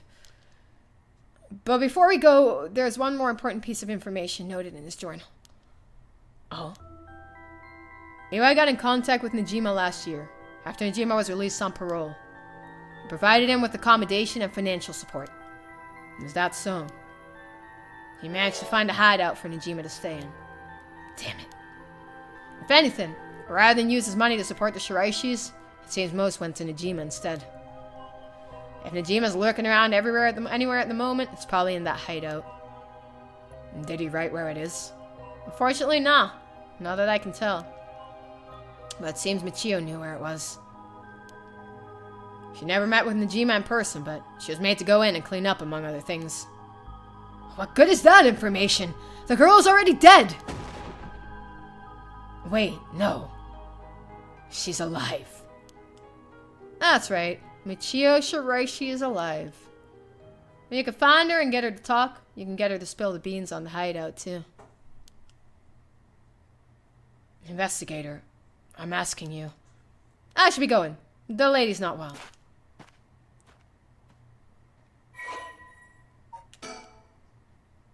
Kankichiro Iwai.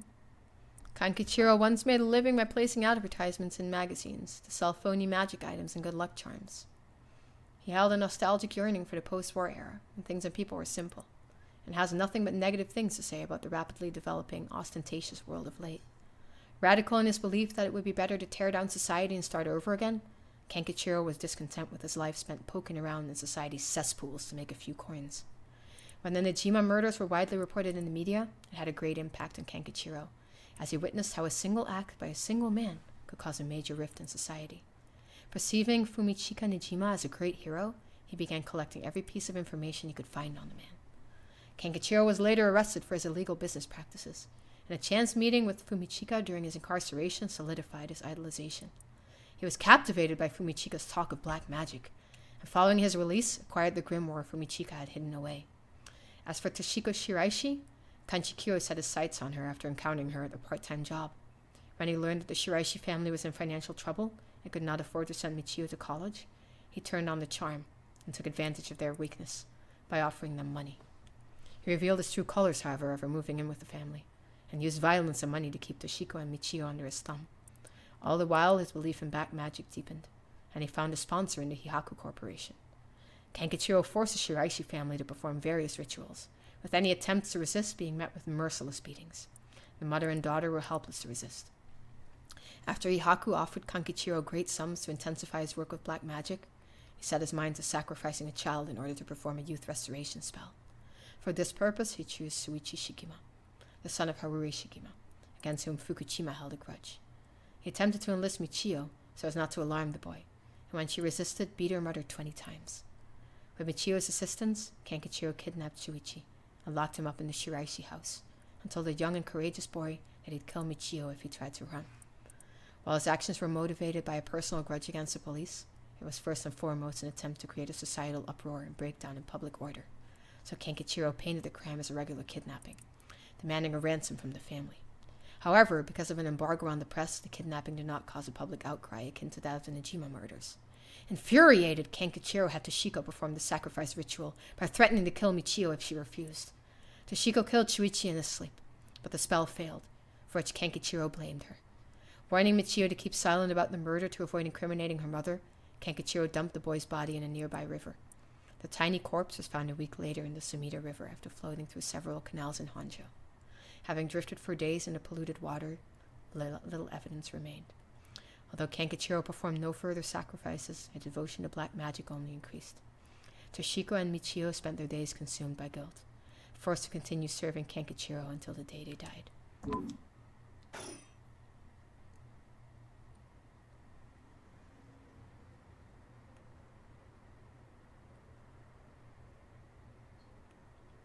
Are you feeling better now we've gotten some fresh air, man? I'm fine. Suddenly finding out who the kidnapper was really made me lose my wits. We managed to solve the kidnapping case by pure luck here. Yeah, you're right. But Richter? I feel grateful towards Michio. Because she killed the kidnapper? There's that too. But it's for something else. If Michio is the one killing all these people, then she must have acquired quite a sizable amount by now. Soul dregs, I mean. Hey, Richter. Whether the kidnapper's dead or alive, it doesn't mean a thing. Revenge won't bring my boy back. And if Najima is planning to cause a massacre to collect soul dregs, then all the better. I won't give up on resurrection.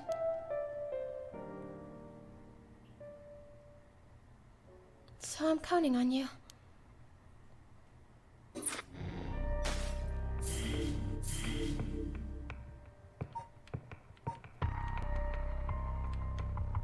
So I think I'm gonna call it quits there for today. Harue has lost her mind again.